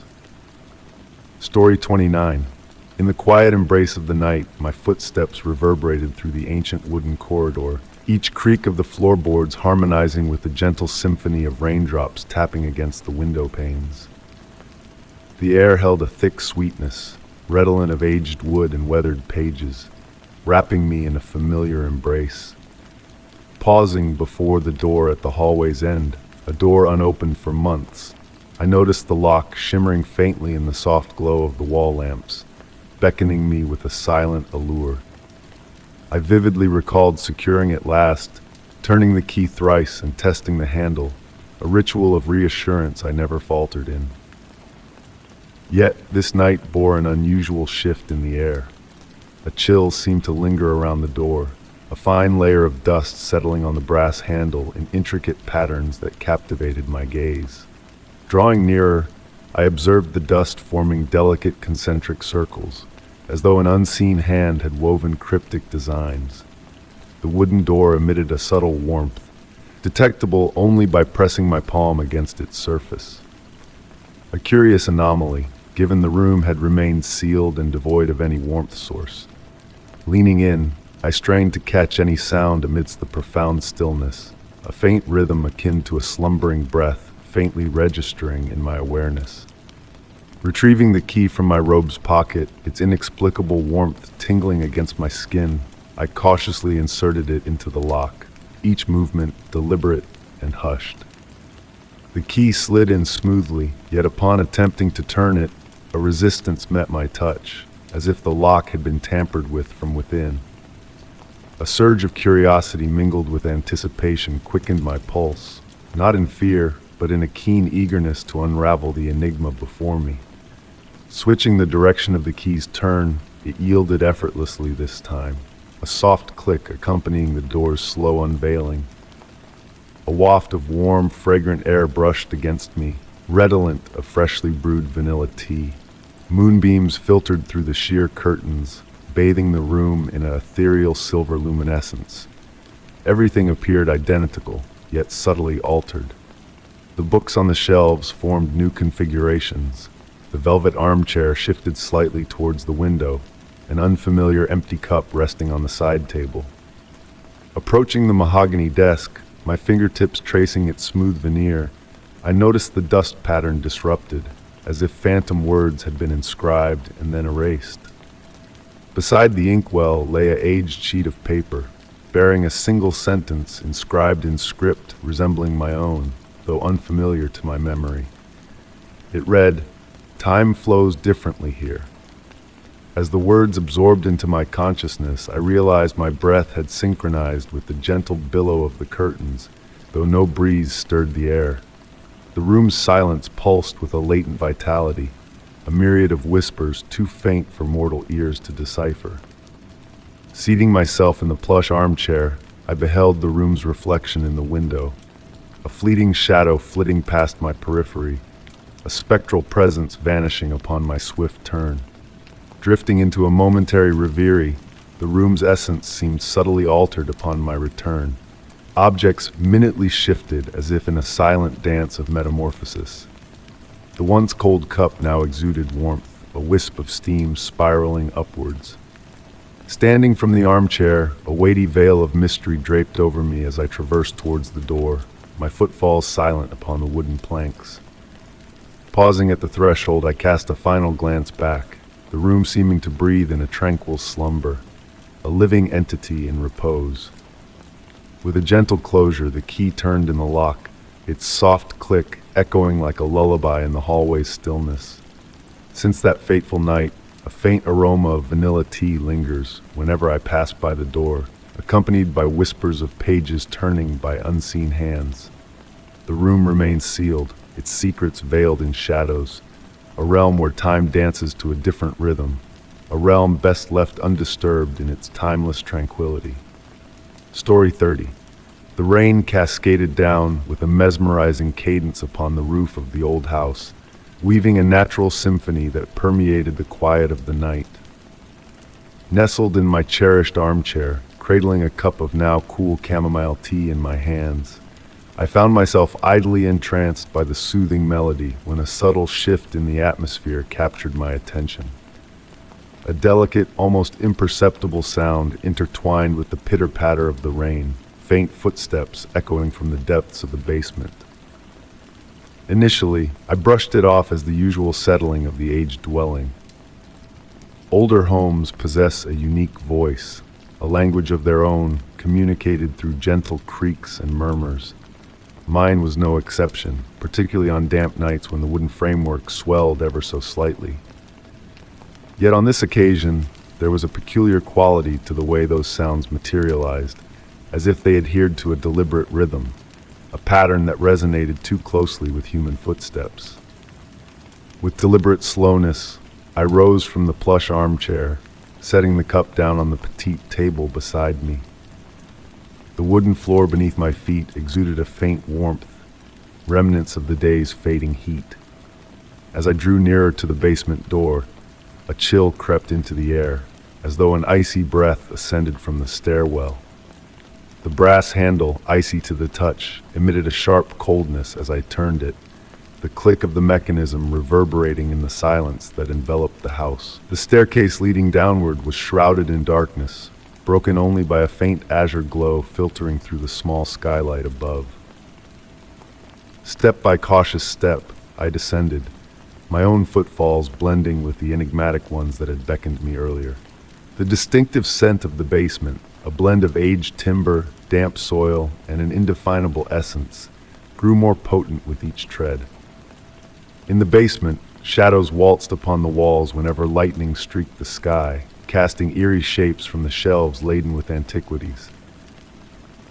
It was then that I spied something peculiar. Imprinted upon the dusty floor were footprints. These were no ordinary prints. They resembled faint moisture trails, as if someone with damp soles had wandered in circles at the room's center. Approaching the enigmatic imprints, I endeavored to unravel their origin. The skylight remained intact, devoid of any signs of water seepage. While scrutinizing the mysterious tracks, a movement in the dimmest corner of the basement seized my attention. There, where light dared not tread, a subtle motion seemed to unfold languidly. My heart quickened, not out of dread, but a blend of intrigue and an uncanny sense of recognition. Advancing toward the shadowed recess, the atmosphere grew colder still.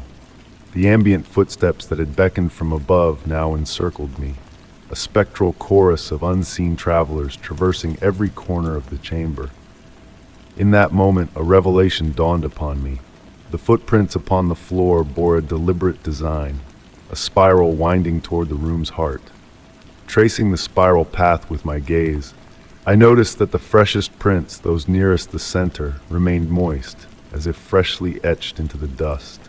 Immobile, I stood transfixed as the imprint slowly dissipated, vanishing into the frigid basement air. The echoes of footsteps dwindled, melding seamlessly with the rain's ceaseless symphony outside. Ascending the stairs once more, a peculiar tranquility enveloped me, as though I had borne witness to an ancient, enigmatic ritual that unfolded in the house's hidden recesses since time immemorial. That night, as I readied for slumber, the rain's melody had evolved. No longer a mere downpour, it seemed to mirror the rhythmic cadence of the phantom footsteps in the basement. Drifting off, I pondered whether the footsteps would return on the morrow, and if I would muster the courage to linger long enough to uncover the enigmatic entity behind the ethereal tracks in the dust. Story 31. In the depths of the night, I stirred to the gentle cadence of a pendulum ticking with unwavering precision. Its metallic heartbeat reverberated through the silent void, a constant reminder of the passage of time in this enigmatic realm. Slowly, my heavy eyelids fluttered open, revealing a room veiled in the ethereal glow of twilight. Nothing seemed familiar in this mysterious space. I found myself reclined on a weathered burgundy velvet sofa, its softness betraying the marks of time. The air held a peculiar fragrance, a harmonious blend of ancient wood and withered blooms, tinged with an elusive hint of something unidentifiable. Dim light filtered through ornate brocade curtains, casting intricate patterns upon the faded Victorian wallpaper. As my vision adjusted to the subdued illumination, I began to discern the intricate details of the room. Antique furniture crafted from dark wood stood stoically in the corners, exuding a sense of silent vigilance. A towering bookshelf dominated one wall, its shelves laden with leather-bound tomes that appeared untouched for generations. On a small table adjacent to the couch, a delicate porcelain teacup cradled what appeared to be steaming tea, wisps of heat still rising. I rose languidly, every muscle protesting as though I had slumbered for an eternity. The muted echo of my footsteps on the Persian rug accompanied me as I approached the window. Drawing back the heavy curtains, I gazed out upon a mist-shrouded garden where shadowy forms of trees and shrubs swayed gently in the evening zephyr. A disconcerting sight met my gaze in the window's reflection. A garb not my own adorned my form. A pristine linen shirt, an intricately woven vest, and velvet trousers, tailored impeccably but fashioned in a bygone style. Trepidation tinged my movements as I reached out to touch the fabric, the quality beneath my fingertips evoking a sense of nostalgia. A flicker of movement at the periphery of my vision drew my attention inward. Yet the room remained still and silent, save for the relentless ticking of the pendulum, a metronome of time that seemed to flow differently within these walls. Determined to unravel the mysteries of this place, I ventured beyond the confines of the room. The door yielded with a soft creak, unveiling a lengthy, dimly lit corridor. Portraits of unfamiliar faces adorned the walls, their gaze following my cautious advance with an eerie intensity. The aged floorboards groaned beneath my weight, each footfall amplified by the pervasive stillness. Ascending a staircase to the upper level, I noticed a gradual descent in temperature. The chill of the banister under my palm felt oddly familiar despite the unfamiliar surroundings. At the top of the stairs, a series of closed doors lined the corridor, each bearing a brass nameplate inscribed with indecipherable text in the dimness. A haunting melody drifted to me, delicate piano notes that seemed to hover on the edge of perception. The music emanated from the final door at the end of the hallway, beckoning me with its ephemeral beauty. As I drew closer, the ethereal strains grew fainter, teasingly elusive. With a steady hand, I pushed open the door. Within, a grand piano stood shrouded in a ghostly white sheet, untouched by human hands. No pianist graced the stool, yet the room resonated with the fading echoes of the mysterious melody. Approaching the instrument, I lifted the sheet with reverence. Dust motes danced in the waning light that filtered through the window, casting a surreal glow upon the scene. Resting upon the ivory keys, I discovered an aged photograph, its yellowed edges curling with time. I examined the image under the dying rays of daylight, and a shiver coursed through me. The photograph depicted this very room, but in a distant era. Seated at the piano was a figure that mirrored my likeness, clad in the same antiquated attire I now wore, though the image itself bore the marks of a bygone century. Descending back to the lower level, an inexplicable serenity settled within me despite the surreal circumstances. The pendulum's rhythmic beat seemed to align with the cadence of my own heart. Nestling back onto the velvet couch, I noted that the teacup still retained a comforting warmth. Peering into the amber liquid, a realization dawned upon me. Perhaps I had never truly awakened, or perhaps I had stepped into a dream woven by another's slumber. The pendulum's relentless ticking persisted, marking the seconds of a time that may have never existed, within a house that seemed to harbor secrets of my very essence. Savoring a sip of the tea, its familiar taste grounding me in this ethereal realm, I understood that I had been inexorably drawn to this unfamiliar abode, a place that had awaited my presence throughout the ages. Beyond the window, the mist enveloped the garden, obscuring the boundaries between reality and reverie. And in that moment, a profound certainty settled upon me. I had found my place within this enigmatic house, a dwelling that held the echoes of a past intertwined with my own existence. Story 32. The night draped the house in a hush, the wind murmuring softly through the leaves of the ancient tree in the garden. Nestled in the armchair of my bedroom, I gazed as shadows waltzed upon the walls in the flickering lamplight. It was the time when slumber usually beckoned, yet a peculiar resistance to the call of Morpheus had taken root within me. Night after night, a singular dream had woven its intricate threads with unwavering precision. The room's warmth and the gentle cadence of the old pendulum clock attempted to lull me into the realm of dreams. My gaze lingered upon the open diary on the desk, its pages adorned with my meticulous account of the recurring dream. Each entry penned in my orderly script depicted the same unfolding narrative. A spiral staircase of gray stone spiraling into darkness, the distant melody of water droplets echoing, and a grand wooden door adorned with cryptic symbols. Leafing through the pages, a detail previously overlooked caught my eye. With each descent down the staircase in the dream, the chill in the air seemed to intensify gradually. My fingertips grazed the cold stone, my breath forming delicate wisps in the frigid air. Yet what set this dream apart was the inexplicable sense of recognition that accompanied me, as if the staircase led to a place I intimately knew, despite never having set foot there in reality. The closed door at the staircase's nadir remained an enigma, but every night brought me closer to deciphering the shifting symbols etched upon it. Fluid shapes seemed to dance under my scrutiny, imbued with a sense of life. In the dream, my touch traced the intricate contours of the mysterious symbols, eliciting a subtle vibration that pulsed through the wood as if the door itself drew breath. That particular evening, a peculiar object caught my attention in the room.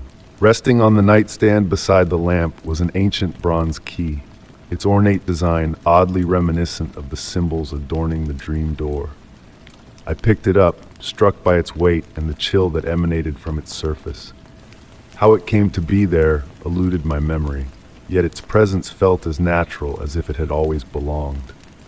Nestled in bed, the key clasped tightly in my hand, its solid weight grounding me in reality. As sleep beckoned, a sense of anticipation tingled in the air. The dream unfolded familiarly, the spiral staircase, the dripping echoes, the chilling descent. But this time, upon reaching the door, the key in my grasp thrummed in harmony with the engraved symbols. Drawing it to the lock hidden among the carvings, my heart beat in a slow, steady rhythm as I turned the key. The mechanism yielded to my touch with a melodic whisper, akin to an ancient song long forgotten. The door creaked open, revealing not another chamber, but a mirror reflecting the staircase behind me. Yet in the mirrored image, the steps ascended instead of descending.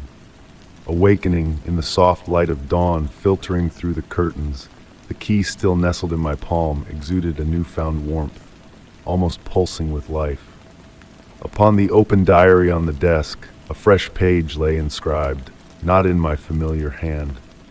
The characters mirrored the symbols on the door, their shapes undulating like waves upon an ink-black sea. Since that fateful night, the dream has not revisited. The key now rests upon the nightstand, occasionally quivering faintly on tranquil nights. I ponder what lies beyond the mirrored staircase's peak, and whether one day I will summon the courage to ascend. For now, I content myself with observing the symbols in the diary, their dance unfolding in the depths of night, whispering a tale perhaps not yet meant for my understanding. Story 33. The rain poured endlessly, creating a mesmerizing melody that accompanied my journey back home. Each droplet appeared to pirouette on various surfaces, reflecting the warm amber glow of the streetlights that painted the slick road like delicate strokes on a dark canvas. The air held a chill, laden with the distinct aroma of damp earth seeping through the narrow crack of my slightly ajar window. Passing through the vacant parking lot, a space usually devoid of interest, that evening exuded an enigmatic aura. Wisps of mist ascended from the ground, enveloping the parked cars in a gentle, silent caress. I paused for a moment before entering my car, captivated by the flickering reflections of the streetlights on the puddles. In that instant, a presence made itself known, not menacing, but undeniably peculiar. A vague figure loomed a few paces away from me, barely visible through the misty veil. Its features eluded me, yet there was an arresting stillness that captured my gaze. I stood frozen, my breath barely escaping, as the figure appeared to slowly dissipate, merging into the surrounding humidity until it melded with the night itself. No fear gripped me, just a surreal tranquility, as if I were witnessing something that required no explanation. Seated in my car, I ignited the engine and navigated homeward at a leisurely pace. The sensation of encountering something extraordinary lingered, an essence beyond comprehension, yet oddly familiar. The rain persisted in its descent, its cadence enfolding me like an infinite lullaby. In the days that ensued, whenever rain graced the earth, I found myself scanning the nocturnal realm for enigmatic shapes. Not out of dread, but in pursuit of rekindling that sense of awe, that serenity that seemed to emanate from a distant time, a different realm. Even my abode, typically a sanctuary of familiarity, now bore a subtle shroud of enigma. Every creak of the wood, every gentle breeze that stirred the curtains, whispered a concealed narrative. One evening, as rain tap-danced against the windows, I opted to leave a lamp illuminated in the living room. The flickering light cast playful shadows on the walls, crafting a dance of silhouettes swaying to the wind's tune. Nestled in my armchair, a steaming cup of tea cradled in my hands, I observed those movements with a tranquil intrigue. It felt as though I awaited something, though I couldn't articulate what. That's when a detail caught my eye, previously unnoticed. An antiquated mirror on the wall reflected an eerie light, as though emanating from an invisible source. Intrigued, I drew nearer and peered at my reflection. Yet it wasn't solely my visage that met my gaze. Behind me, faintly discernible, a figure appeared to materialize from the shadows, vague akin to the one at the parking lot. No fear gripped me, only a serene acceptance, as if that presence had forever lingered, awaiting my acknowledgement. I turned gradually, but found naught but the rain's patter and the faint wood creak. Returning to my seat, I attempted to rationalize the occurrence. Perhaps a mere trick of light, a reflection birthed by the rain and the dancing shadows. Yet deep within, I recognized a deeper truth. Not menacing, not ominous, but profound and elusive. Even now, as the rain cascades heavily and the hush of night envelops all, I find myself seeking traces of that presence. I decelerate when passing desolate parking lots, observing the interstices between the streetlights where the darkness appears to breathe. I have not definitively glimpsed that figure again, but on occasion, when the circumstances align perfectly and the silence grows profound, I sense a whisper of something intangible. It harbors no fear, but a peculiar solace, as if that presence were a forgotten fragment of myself, or a memory unwilling to fade. And so, as the rain maintains its descent and the world dissolves into a symphony of sound and shadow, I allow myself to be carried by that sensation, understanding that some enigmas need not be unraveled, only experienced. Story 34. The autumn rain whispered as it descended from the heavy clouds above, enveloping the world in a hazy embrace. The day had lingered on, stretching my hours at work beyond the usual, leading me to navigate the slick pavement on my way to the bus stop. Each step I took melded with the soft percussion of raindrops on the parked cars' roofs, a symphony of tranquility in the midst of the urban chaos. The air was pregnant with the unique fragrance that only rain could birth, a blend of damp earth, decomposing leaves, and an elusive freshness that danced on the wind after a storm. Approaching the bus stop, a solitary figure captured my attention. Nestled under the see-through shelter, they sat motionless, adorned in a dark coat that seemed to blend seamlessly with the night's shadows.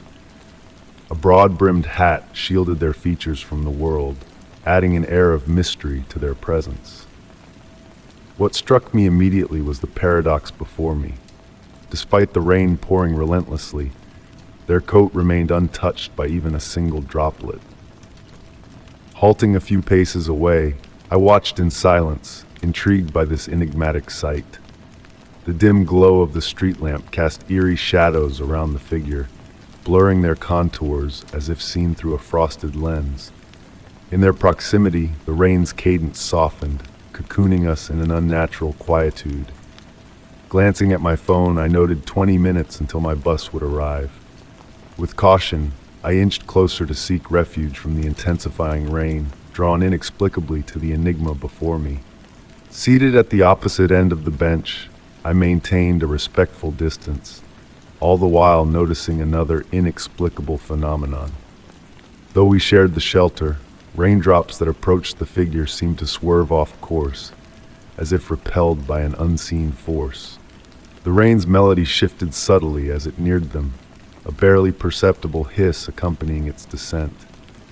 Time dragged languidly as I attempted to distract myself with my phone, yet my gaze kept drifting back to the stranger, ensnared by their silent allure. Occasionally, a subtle movement of their head caught my peripheral vision, as if they beheld a world invisible to my eyes.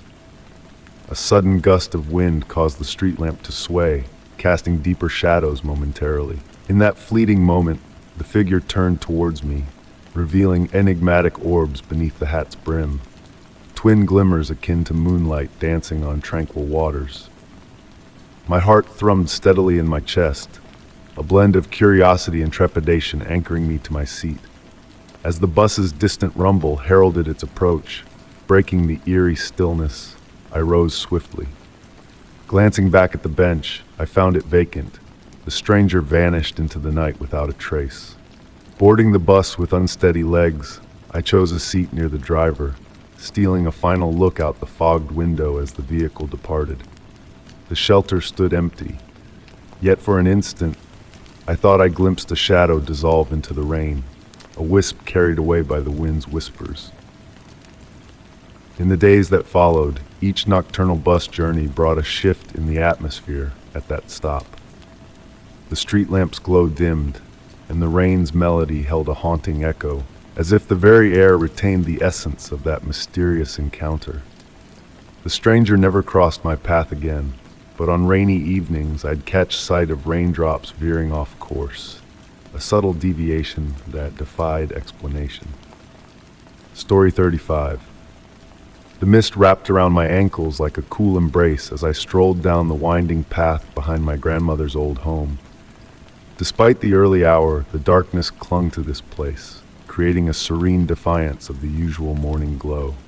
The air held a heavy dampness, carrying with it the comforting fragrance of damp earth and decaying leaves, mingled with a more elusive, ancient aroma that eluded my senses. Inheriting this estate just a fortnight ago, I found myself drawn to this peculiar garden that sprawled behind the grand Victorian house, enclosed by weathered stone walls draped in ivy.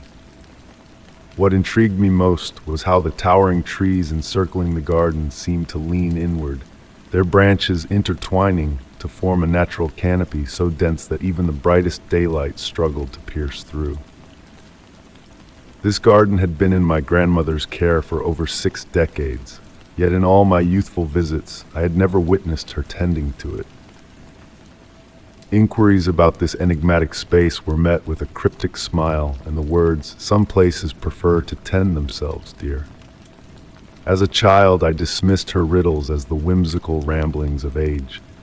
But now, as I wandered through the perpetual twilight of this hidden sanctuary, her words carried a profound significance I had never grasped before. My footsteps made no sound upon the moist soil, as if the earth itself absorbed any noise I might make. The vegetation here defied common norms, with pallid roses blooming devoid of any hint of color, their petals emitting a soft, ethereal glow in the dim light. Ferns twisted in mesmerizing spirals, their fronds extending like gentle tendrils whenever I drew near. Yet the most captivating were the mushrooms that formed perfect circles throughout the garden, their caps a peculiar hue of blue-gray that pulsed with a gentle luminescence. Delving deeper into the garden, I observed a curious behavior among the plants. Every flower, leaf, and blade of grass seemed to shy away as I approached, only to slowly pivot towards me once I had passed by. It wasn't the wind causing this phenomenon. There was no breeze in this sheltered haven. The motion appeared deliberate, almost inquisitive, akin to children cautiously peeking around a corner at a stranger. At the heart of the garden stood an ancient stone fountain, long dry yet untouched by the encroaching vines. Its basin bore intricate symbols unknown to me, curves and lines that seemed to shift and morph when viewed from different angles. As I traced one of these symbols with my fingertip, the stone radiated a gentle warmth despite the surrounding chill. A subtle vibration hummed beneath my touch, and for a fleeting moment I perceived a distant, haunting melody. It was then that I noticed the butterflies. These were not the vibrant, flamboyant creatures found in ordinary gardens. They were pure white, their wings semi-transparent, resembling falling snow caught in the soft morning light. Drifting among the pale blooms, they left shimmering trails akin to silver dust in their wake. Rather than descending to the ground, this dust lingered in the air, weaving intricate patterns reminiscent of celestial constellations. Transfixed, I discerned that these patterns were not random, but purposeful, forming a script akin to a language half remembered from dreams. The silver trails would materialize, linger briefly, then dissolve, only to be replaced by new formations. It felt as though I was witnessing a dialogue I could not quite decipher. The temperature plummeted, prompting me to draw my sweater snugly around me. It was then that I noticed my watch had ceased its ticking, though I could not discern when it had halted. The ambient light remained unchanged. it was perpetual in this garden, yet an awareness dawned upon me that I had lingered here for hours. Time flowed differently in this ethereal realm, akin to honey, viscous and languid. Among my grandmother's belongings, discovered in her study following her passing, I uncovered a single entry regarding the garden. It existed before us, and it shall endure long after. It is not ours to possess, we are but its guests. While some gardens grow blossoms, this one nurtures secrets. Standing amidst the silent ballet of spectral butterflies and swaying flora, I finally comprehended. Other peculiarities came to my attention.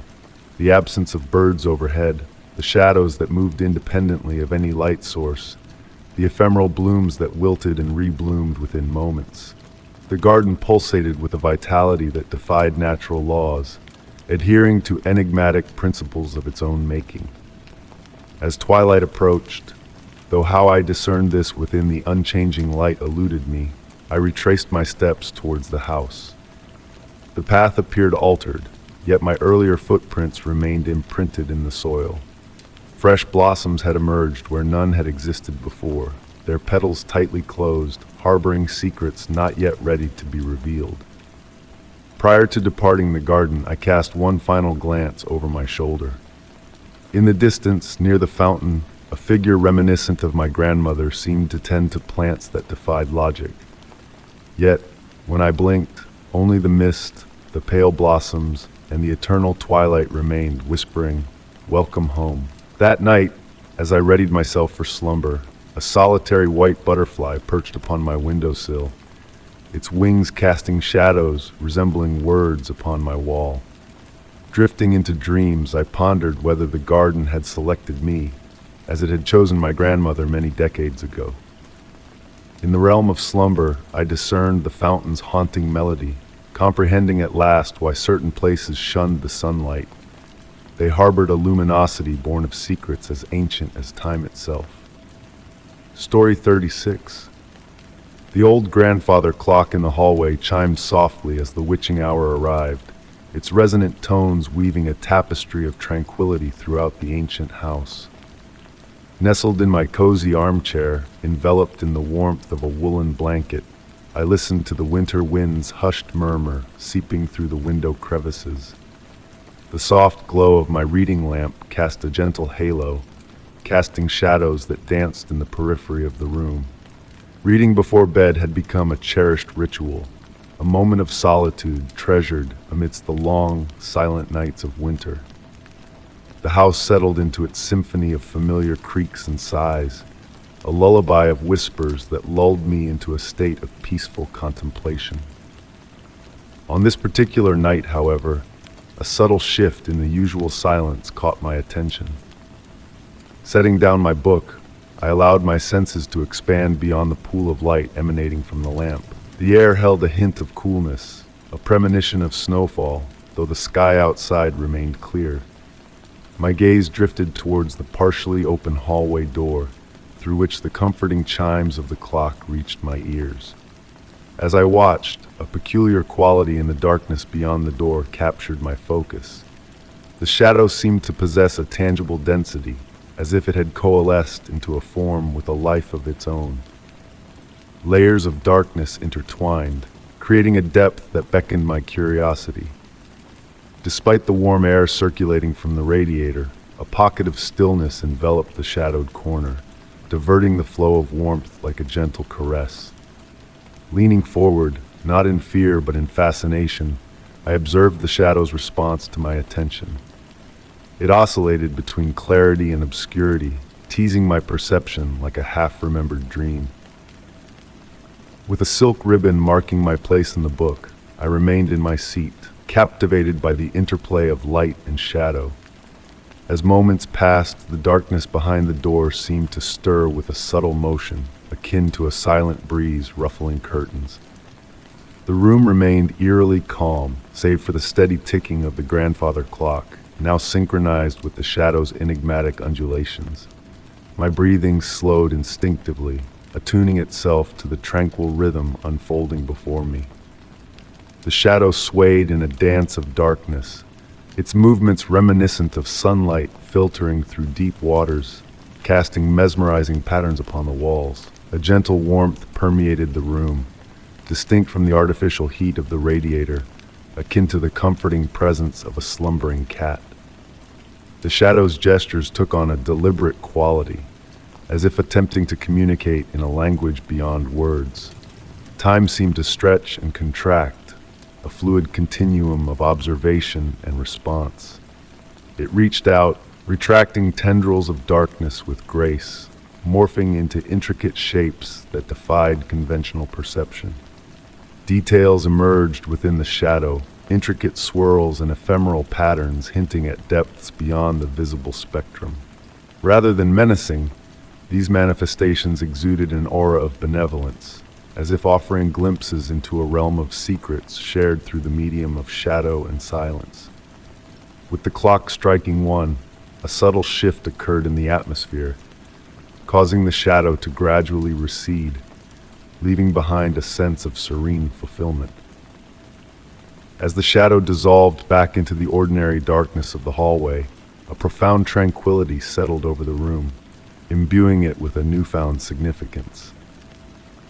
Picking up my book once more, I sat in the warm embrace of lamplight, savoring the residual peace bestowed by the mysterious visitor. The tendrils of sleep began to weave their way into my consciousness, welcomed with open arms, knowing that my dreams would be adorned with memories of a darkness that ebbed and flowed like a familiar companion. Since that night, I have kept the door slightly ajar, inviting the gentle shadow to visit during moments of solitude. On quiet evenings, a familiar darkness gathers behind the door, a silent companion that brings a sense of comfort and connection. With a smile, I settle into my chair, ready to share another hour of tranquil communion with the enigmatic depths of shadow. Story 37. The autumn wind murmured softly through the rustling leaves as I meandered down the quiet country road, bathed in the warm hues of a setting sun. The GPS had long given up on guiding me, but I remained unperturbed. Familiar with these lands, or so I thought, I continued my journey without hesitation. The dirt road unwound gracefully, flanked by hills adorned with vineyards stripped bare by the season. A gentle breeze slipped through the cracked window, carrying the earthy scent of wet soil and fallen foliage. In that fleeting moment, time seemed to stretch, allowing me to relish each passing second.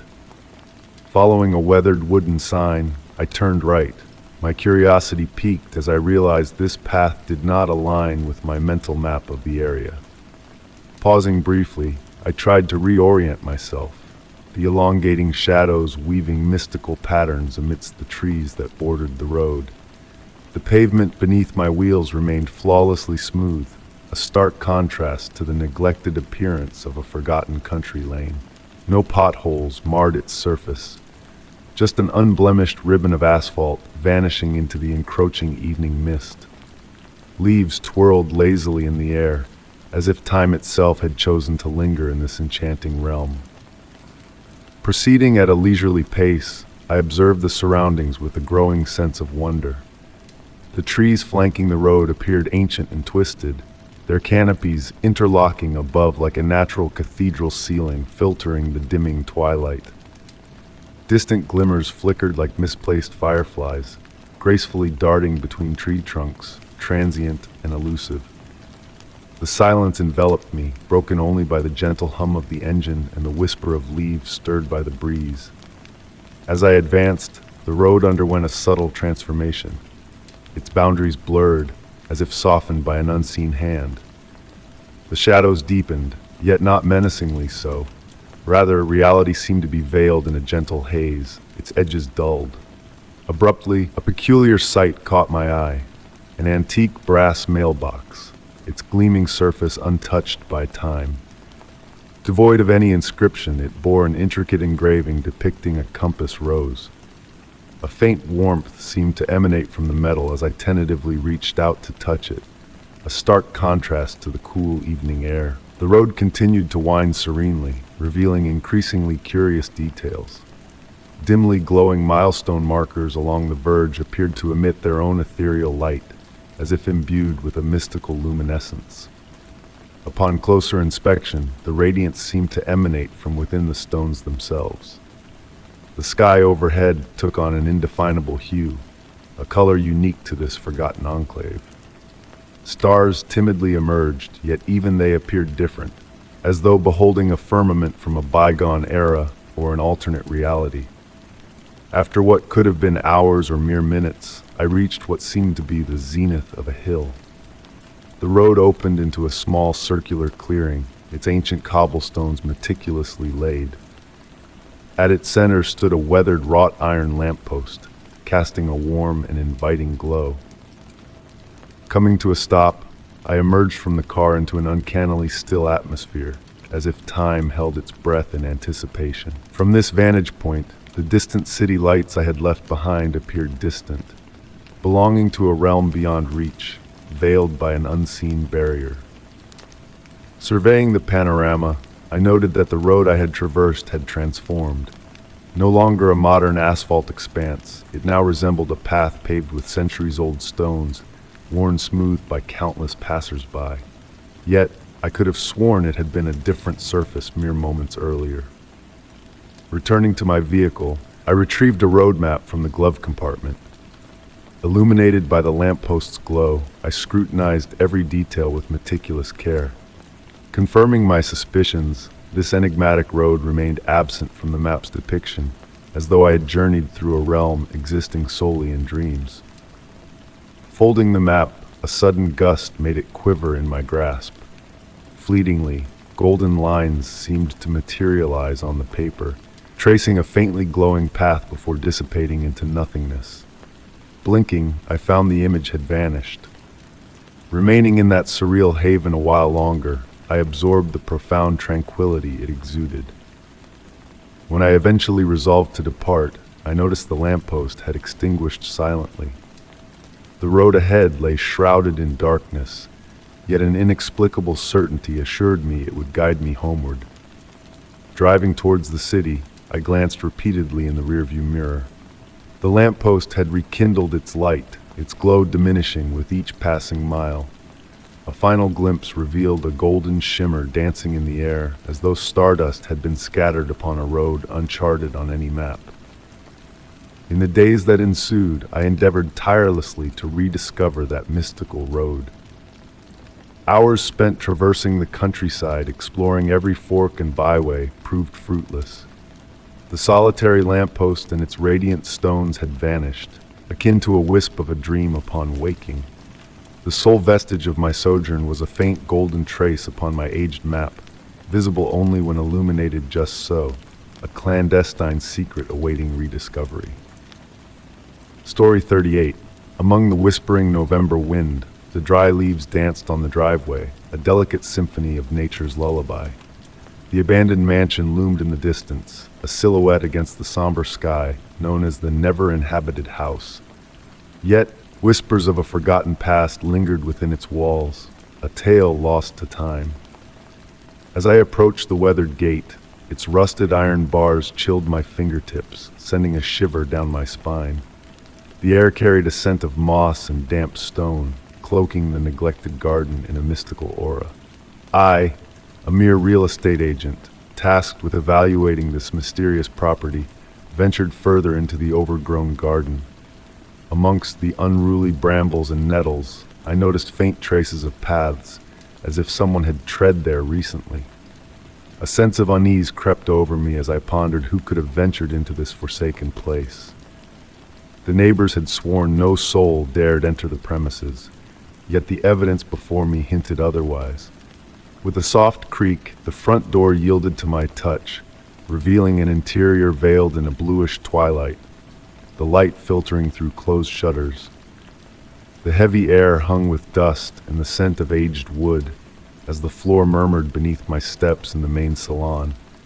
Ghostly shapes of furniture draped in yellowed sheets loomed in the dimness, their silent presence adding to the mansion's eerie charm. Ascending the creaking stairs, I trailed my hand along the polished wooden handrail, a relic of past elegance. Along the corridor of closed doors on the upper floor, I documented the empty rooms, frozen in time save for a few shrouded pieces of furniture. It was in the final room, a feminine bedroom adorned with a delicate layer of dust, that a sense of disturbance lingered. A silver brush lay on the dresser, strands of dark, fresh hair beside it, untouched by the veil of neglect. The perfectly made bed bore a subtle indentation, as if a spectral visitor had recently graced its surface, sending a chill down my spine. As I prepared to depart, a flicker of movement in the mirror caught my eye, a fleeting image of a woman seated on the bed. Startled, I turned to find the room empty, yet a lingering presence enveloped me, a whisper of the past echoing through the desolate halls. Descending the stairs hastily, I felt the weight of unseen eyes upon me, the mirrors in the salon reflecting an otherworldly gaze. A haunting melody, soft and mournful, drifted down from the upper floors, a spectral serenade that tugged at my senses. Was it the wind through the shutters, or a figment of my imagination? Exiting the mansion, I closed the door behind me, the garden now cloaked in silence, the wind's gentle caress a distant memory. Glancing back, I caught a glimpse of a pale glow in an upstairs window, a fleeting presence that vanished into the shadows. In the days that followed, I compiled my report on the property, omitting the unearthly occurrences within its walls. Instead, I noted its unique allure, a charm that might captivate a particular buyer. The mansion lingered on the market, a silent sentinel of forgotten tales. Each time I passed by, I sensed a spectral presence moving through the rooms above, a ghostly figure awaiting an unknown visitor. Perhaps the secret of the never-inhabited house lay not in its emptiness, but in the eternal presence of a soul unwilling to depart. Story 39. That particular night, the snow drifted down without a sound, draping every corner in a flawless cloak that sparkled softly beneath the muted glow of the street lamps. As the night watchman of the ancient museum, I wandered through its corridors, embracing the solitude that enveloped me. The time-worn wooden floors whispered beneath my steps, harmonizing with the gentle hum of the heating system. Pausing by a grand window on the second floor, I marveled at the intricate dance of snowflakes swirling through the air before delicately landing on the ground below. Amidst this serene scene, a peculiar sight in the museum's inner courtyard captured my attention. A figure moved gracefully among the skeletal trees, its presence both unexpected and intriguing. Yet, what truly intrigued me was the absence of any footprint trail left in the fresh snow where it tread. Curiosity piqued, I made my way to the control room to scrutinize the security footage. The room was bathed in a cool blue light, emanating from the numerous monitors that lined the walls. I meticulously scanned each screen, seeking out the mysterious figure once more. Finally, on a monitor displaying the courtyard, I spotted it. Yet the image was distorted, as if some unseen force tampered with the recording. Determined to unravel this enigma, I ventured out into the museum's profound silence. The echoes of my footsteps reverberated through the empty halls as I descended to the ground floor. The stillness in the air crackled with an eerie anticipation, hinting at the inexplicable events that might unfold. Peering through the glass doors leading to the courtyard, I observed the snowfall persisting in its tranquil descent. And there, amidst the white landscape, the figure materialized once more, a man cloaked in darkness, moving with an ethereal grace that defied nature. His movements were soundless, his steps leaving no mark on the pristine snow. Trembling, I retrieved my flashlight and directed its beam towards the enigmatic figure. The light passed through him, casting peculiar reflections on the snow-covered ground. Slowly, he turned to face me, his features indistinct, mirroring the nebulous quality of his form. Drawing closer to the courtyard door, torn between duty and primal instinct, I felt the icy chill of the glass beneath my fingertips grounding me in reality. The figure advanced towards me, the frigidity of the air intensifying, my breath materializing in wisps before me. The temperature plummeted, a thin sheen of frost creeping over the glass as if in response to his presence. A surreal distortion gripped the surroundings as objects seemed to lose their solidity in the figure's wake. Leaves on the trees swayed unnaturally, suspended in an unseen current. Halting a few steps away, the figure fixed its gaze upon me, evoking a sense of familiarity that defied logic. Though we had never crossed paths, a profound recognition flooded my senses. Raising a hand towards the glass, the figure's gesture carried an air of solemnity rather than menace. Intricate frost patterns bloomed on the glass surface, weaving a cryptic message in an ancient script. Straining to decipher the symbols, a distant tolling of bells momentarily diverted my attention. Upon refocusing, the figure had vanished, leaving behind a courtyard untouched by human presence. The frost on the glass melted away, leaving only glistening droplets in its wake. In the days that ensued, I revisited the security footage repeatedly, searching for any trace of the mysterious figure to no avail. Yet on nights blanketed in snow and silence, I often find myself drawn to that same courtyard door, awaiting the spectral visitor that defies explanation. In those moments of quiet reflection, when the moonlight dances upon the snow just so, I catch fleeting glimpses of an ethereal form drifting amidst the flakes. It beckons contemplation of mysteries beyond our grasp, truths that elude tangible evidence, much like the enigmatic figure that graced the pristine snow that fateful night. Story 40. The rain whispered against the windows of the cozy establishment, blending its gentle melody with the soft clinking of cups and the murmurs of the few lingering patrons. Seated at the bar, I watched as the dim lights danced across the polished dark wood, casting elusive shadows. Jack, the bartender, moved with a deliberate grace, methodically cleaning glasses in a hypnotic rhythm. His gaze held a new intensity, a depth that had eluded me in my countless previous visits. As he prepared my usual lavender tea, his hands, usually steady, betrayed a subtle tremor when he set the cup before me. The scent of lavender intertwined with the aroma of coffee and aged wood, creating a tapestry of fragrances in the air.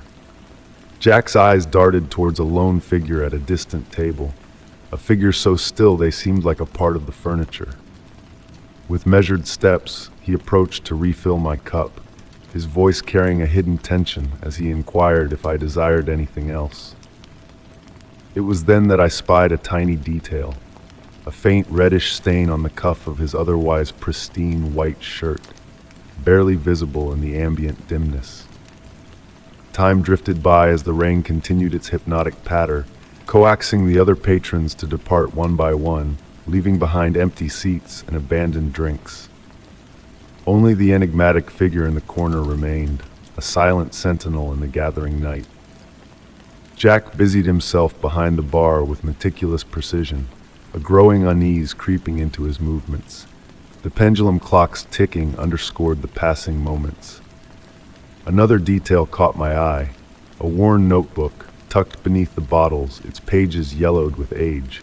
The meticulous handwriting chronicled names, dates, and places in meticulous order. But it was the final pages that held a cryptic allure, numbers devoid of immediate meaning, accompanied by intricate symbols etched with care. A quiet shuffle of footsteps drew my gaze upwards. The mysterious figure had at last stirred from their table, making their way towards the exit. As they passed by the bar, a charged exchange of glances transpired between them and Jack, laden with unspoken significance. A barely perceptible nod from the bartender, and the stranger vanished into the rainy shroud of night. Jack, upon returning to his tasks, exhibited a subtle shift in demeanor. His once steady hands now trembled as he stowed away the glasses, his gaze distant, lost in a realm of contemplation or perhaps evasion. As I readied myself to depart, Jack halted me with a gentle gesture. In a hushed voice, he spoke of the burdens borne by bartenders, of secrets that lingered within the sanctuary of these walls, veiled in silence. Pausing, he deliberated his next words, the flickering lamplight casting fleeting shadows upon his fatigued visage. The notebook, a silent witness to untold truths, lay half concealed among the bottles. Jack's smile, though faint, failed to reach his eyes as he whispered, "Return tomorrow. Perhaps I shall share a tale, or perhaps not." Stepping out into the somber night, the rain's soft caress persisted. Through the window, I glimpsed Jack resuming his meticulous routine, a facade of normalcy masking deeper currents. The dimming lights of the establishment receded as I ventured into the obscurity beyond, pondering the mysteries veiled beneath bar counters. How many more silent custodians like Jack harbored untold secrets? The answer remained elusive, obscured by the steady rain that continued its tranquil descent, veiling the night in a shroud of serenity and enigma. Story 41. The stillness hung heavy on that autumn night, moving along the gravel path leading to the ancient family homestead. Each step I took seemed to echo loudly in the shroud of darkness enveloping me. Dry leaves swirled lazily around my feet, carried by a gentle breeze whispering through the branches of the century-old trees. The house had stood empty for months since Aunt Mary's departure, and it fell upon me to ensure all was as it should be. With a metallic resonance, the antique key turned in the lock, the sound reverberating through the deserted porch. An unmistakable aroma lingered in the air, a blend of aged wood and a mysterious essence that harkened back to childhood days spent within those walls. Stepping inside, the dim light filtered through delicate lace curtains, casting intricate patterns upon the wooden floor. The silence within was profound, broken only by the steady ticking of the grandfather clock in the hallway. Yet, there was an eerie quality to that silence, as if it concealed an unseen presence. Progressing down the main corridor, my footsteps echoed familiarly on the hardwood surface. The walls still bore the family portraits of generations past, their gaze now seeming to scrutinize me with a newfound intensity. Pausing before my grandmother's portrait, I observed a subtle anomaly for the first time. Her smile appeared slightly altered, more enigmatic than remembered. It was then, in that moment, that I heard it, a sound so faint at first, I questioned if it was real. A distant echo, akin to a lullaby drifting from a remote chamber. The melody held a semblance of familiarity, yet remained elusive to my recognition. Intrigued, I followed the ethereal sound, tracing it to the upper floor. Ascending the stairs, each creaking step narrated its own tale. The melody grew clearer, yet retained an intangible quality, akin to a fleeting dream upon waking. Upon reaching the landing, I discerned that the music emanated from the old playroom, where childhood memories had been woven. The door stood slightly ajar, permitting a slender beam of moonlight to filter through. Pushing it open gently, I beheld the room unchanged. The rocking horse nestled in the corner, the bookshelf laden with tales of youth, the weathered toy chest. However, a new addition caught my eye. Perched on the windowsill rested a music box unknown to me. Approaching cautiously, I observed the tarnished brass construction adorned with intricate floral engravings. Strangely, it remained silent, yet the melody persisted in the air, as though the very walls hummed its tune. Peering at the music box, I noticed its reflection in the window portrayed a dancer in motion, despite the stillness of the object before me. A blink, and the illusion dissolved.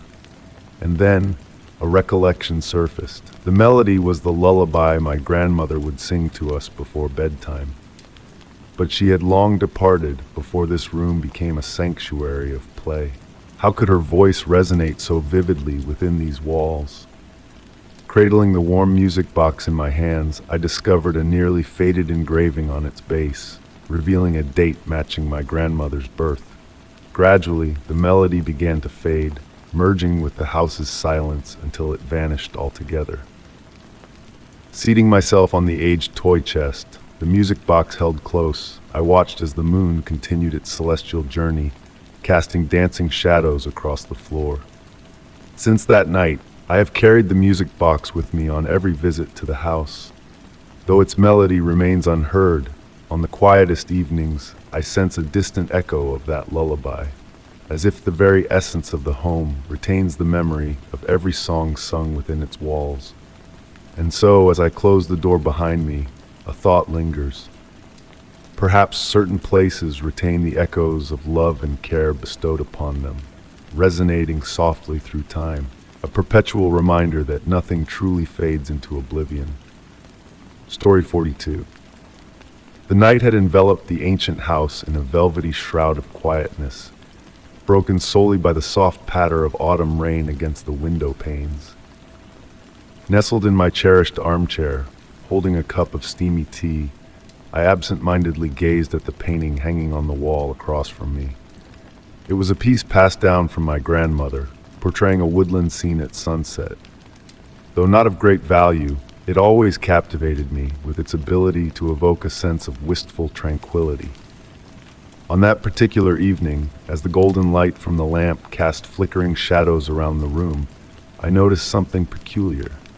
The painting appeared slightly askew to the right, though I could swear it had always hung perfectly straight. Rising slowly, I set the cup down on the nearby table. The wooden floor murmured softly beneath my footsteps as I approached the wall. Gently, I adjusted the painting, feeling the roughness of the antique frame under my touch. Returning to my seat, I picked up the book I had momentarily abandoned. The warmth of the tea and the soothing rhythm of the rain lulled me into a pleasant drowsiness. It was only after a few moments, when I glanced up, that I saw the painting had shifted once more, this time leaning to the left. A subtle chill traced my spine as I tried to convince myself it was a trick of wariness or perhaps a play of light and shadow. Rising again, this time more cautiously, I neared the painting and noticed something I had never seen before.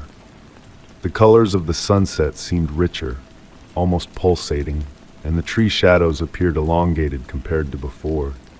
With trembling fingers, I touched the canvas surface. It was warm, as if it held the room's heat, yet there was a different quality to the way the paint caught the light. In the days that followed, I found myself increasingly drawn to the painting.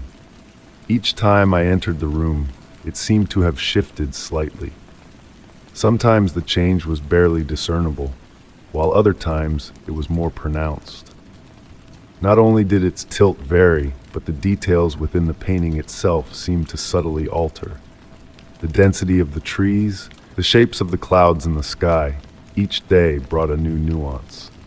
I began photographing the painting every morning and evening, comparing the images meticulously. The variances, though slight, were undeniable.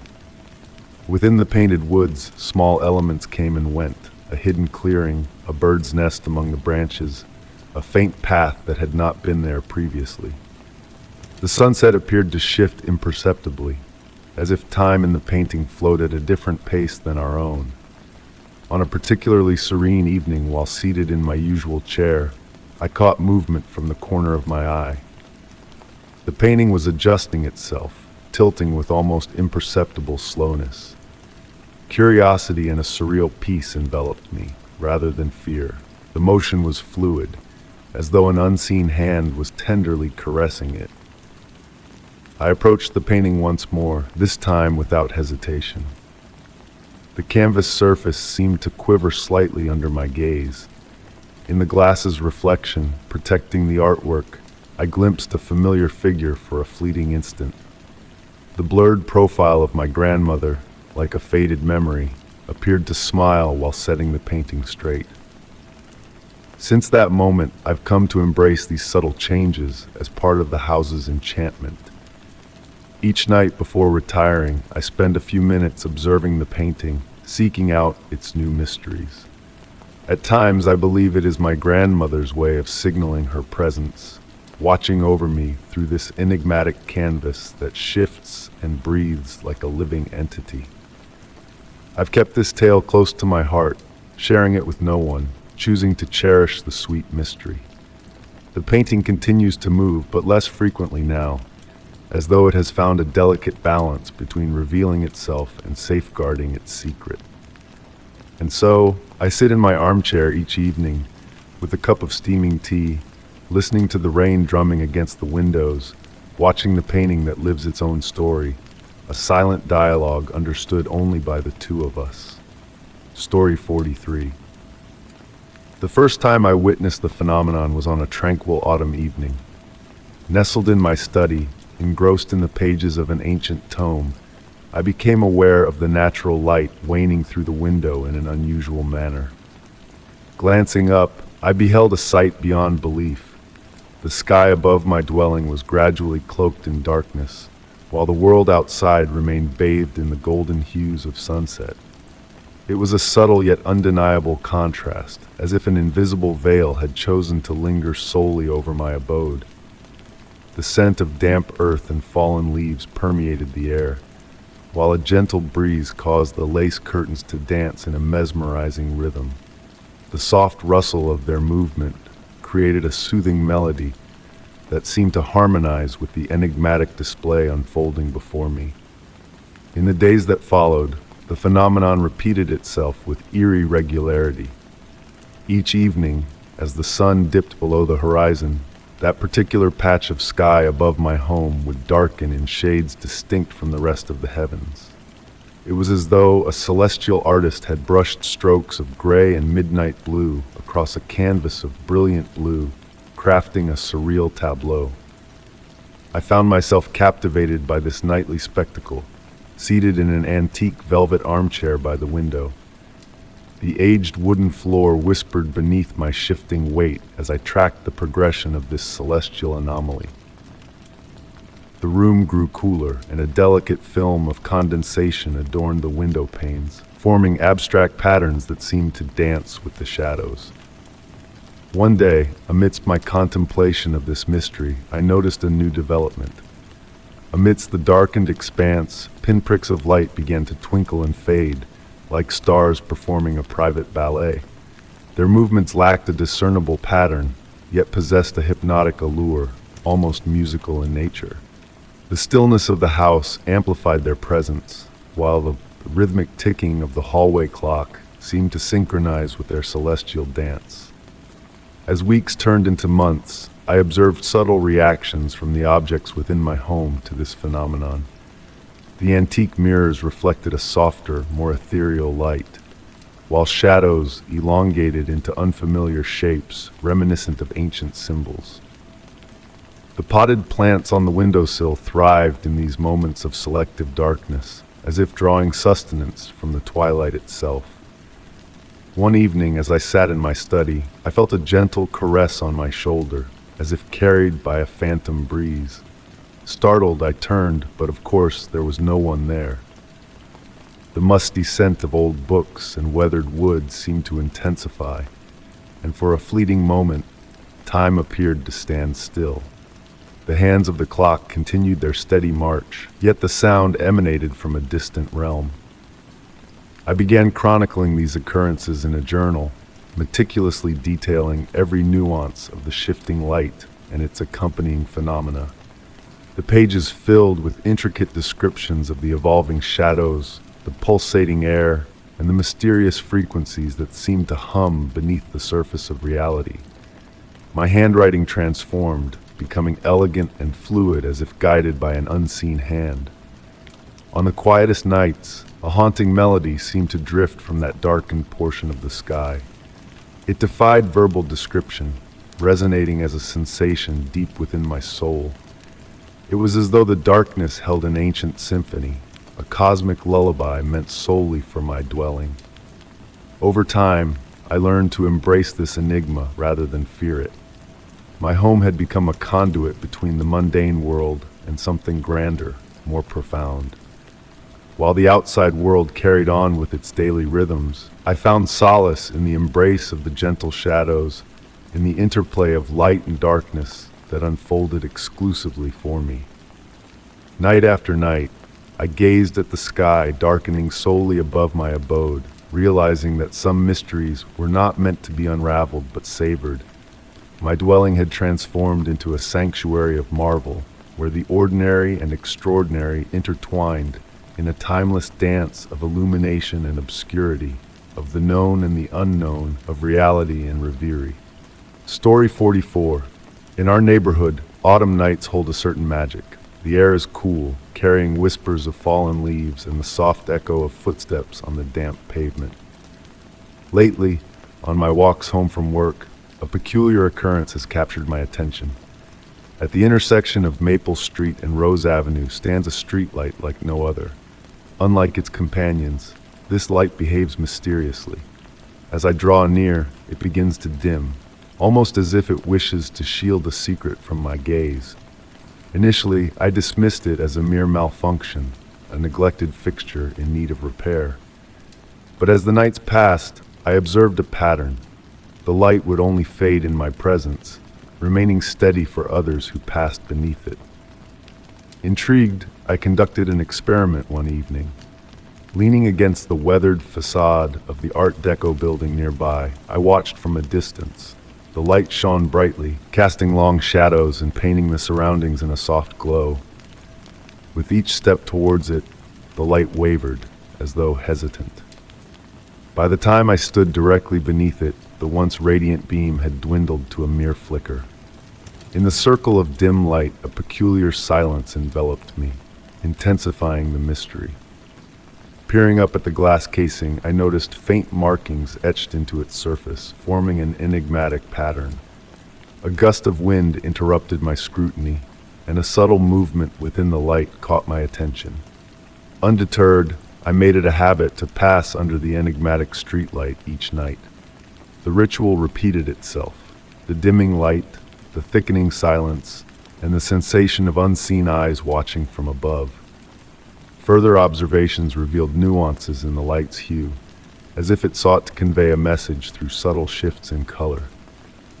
One moonlit night, a melodic hum emanated from within the pole, resonating through my hand as I touched it. It was as if the streetlight itself was whispering secrets in a language only it understood.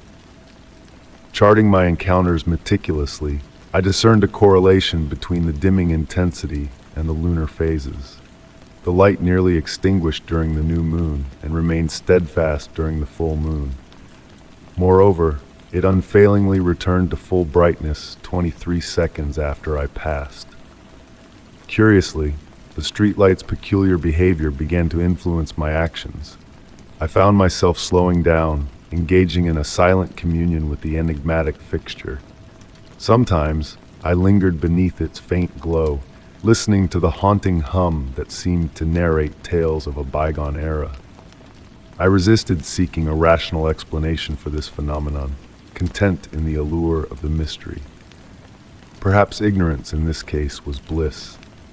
Each evening, as I made my way home, I sensed the streetlight's anticipation, welcoming our silent rendezvous in the realm of twilight. Night after night, the dance continued, the light dimming as I passed by. Whether an electrical anomaly, a trick of the senses, or something more profound, I embraced the feeling of being part of a greater enigma, a narrative woven through shadows and light, unfolding in the quiet depths of night. Story 45.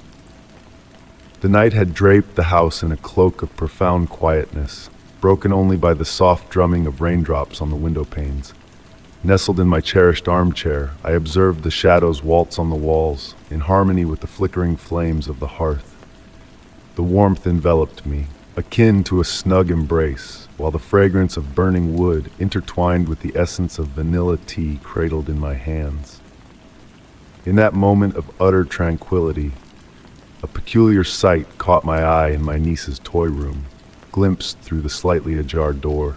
An antique porcelain music box, a keepsake from Grandma, seemed to radiate a faint bluish glow, a sight unfamiliar to my memory. Slowly, I stood from the armchair, placing the teacup on the wooden side table. Each step on the floor created a gentle creak, merging with the cadence of the rainfall, weaving an almost hypnotic tune.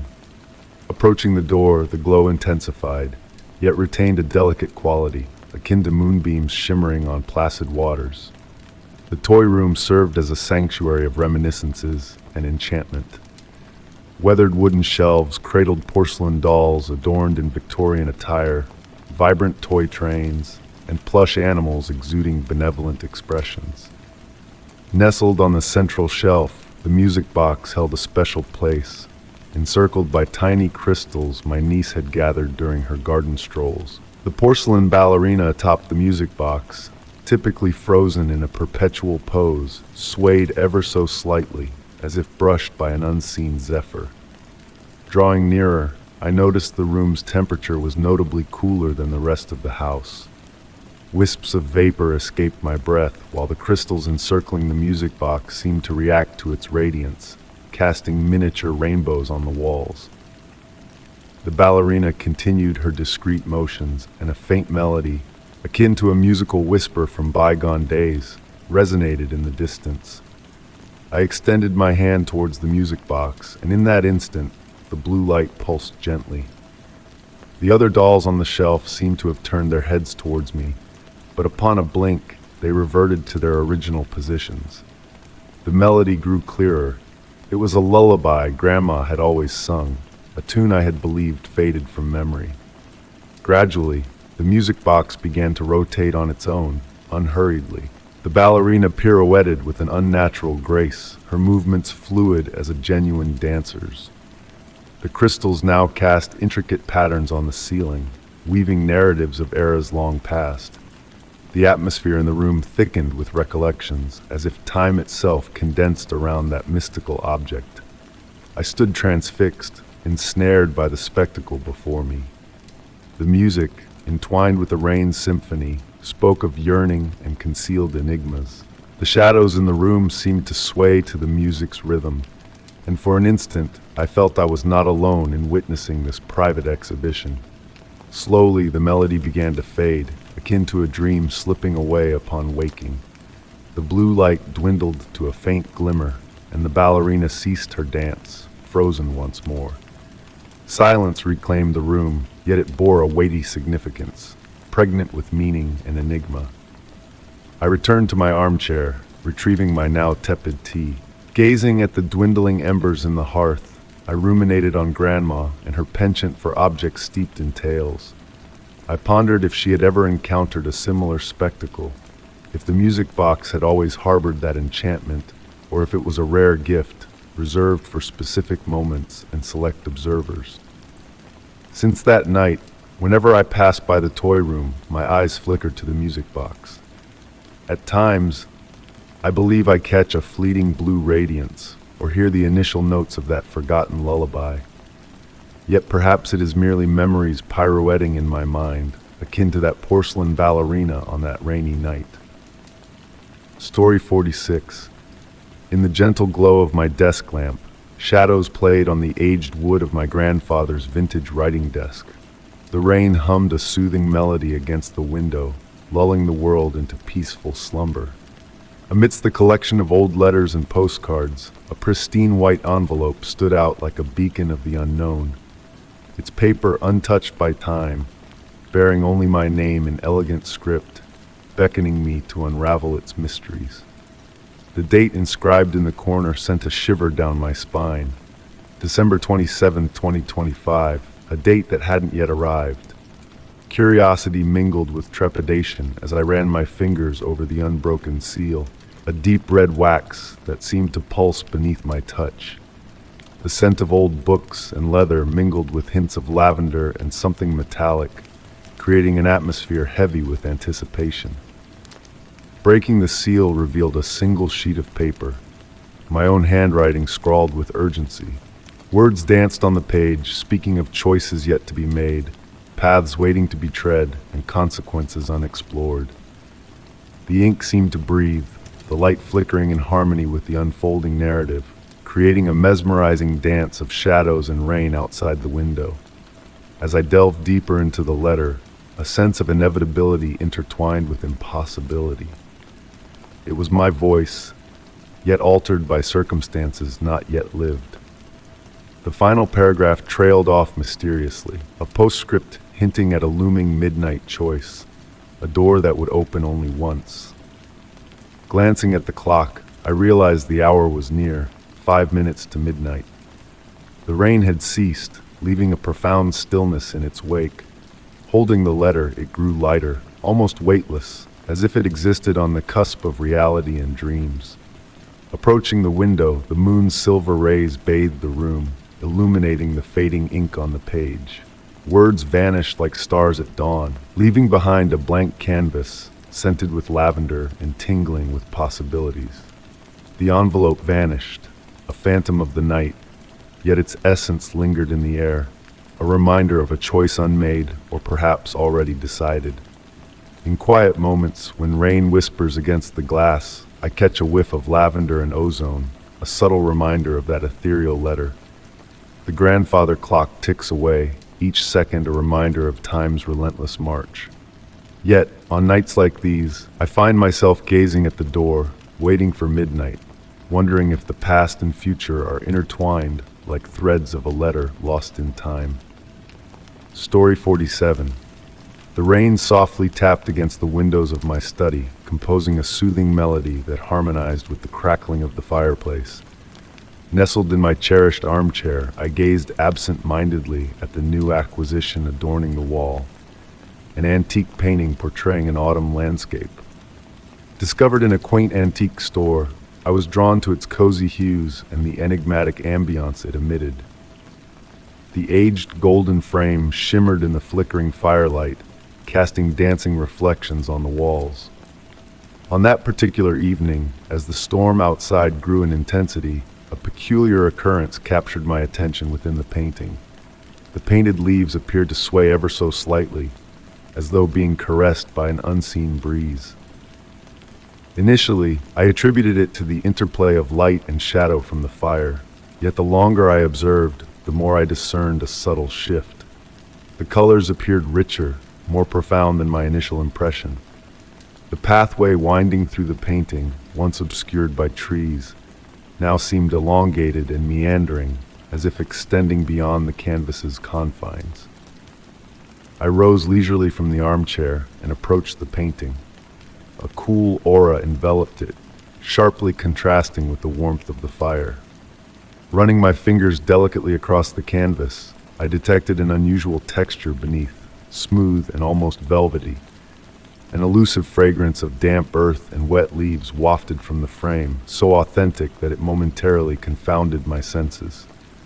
While pondering these incongruities, a movement in the upper corner of the painting seized my focus. Amidst the branches of an ancient tree, something stirred. It was not a mere trick of light and shadow, but a deliberate motion, as if a presence lurked among the painted foliage. My heart fluttered faintly, not from fear, but from an escalating intrigue. Stepping back, I endeavored to gain a clearer vantage point. It was then that I perceived a peculiar shift in the brushstrokes, as if they were altering direction autonomously, crafting new pathways and forms within the landscape. The trees swayed slightly, as though influenced by an imperceptible breeze. In the distance, previously shrouded in mist, the contours of a diminutive structure began to materialize. The rain's patter outside had transformed into a gentle murmur, echoing the painting's subtle movements. Reclining once more in the armchair, I became wholly engrossed in the unfolding spectacle. The room appeared to expand, deepening as if the painting were gradually extending its boundaries into reality. Throughout the night, the painting continued its gradual metamorphosis. The autumnal hues intensified and faded in a mesmerizing cycle, unveiling shades hitherto unseen. The distant building became clearer, a stone cottage with a smoking chimney and windows aglow with a golden light. I pondered whether inhabitants resided within that painted abode, and if they could perceive me, seated in my armchair, observing them through that enchanted window masquerading as a painting. Curiously, the notion did not unsettle me. Rather, I experienced a tranquility as if I had stumbled upon a clandestine portal where actuality and fantasy intertwined seamlessly. As the night waned, the painting persisted in unveiling its mysteries patiently. At times I fancied glimpsing figures traversing the pathway, while on other occasions they dissolved into mere shadows among the trees. Each attempt to focus on these details resulted in their gentle dissipation, akin to fading dream recollections upon awakening. With the arrival of dawn, tinting the sky with hues of pink, the painting gradually reverted to its original state. The leaves ceased their motion, the colors stabilized, and the distant cottage vanished into the morning mist. Only the lingering aroma of damp foliage remained in the room, a sole testament to my nocturnal observations. Henceforth, every evening finds me ensconced in the armchair, attentively watching the painting, awaiting revelations. At times, it unveils its secrets. At others, it remains silent like any ordinary artwork.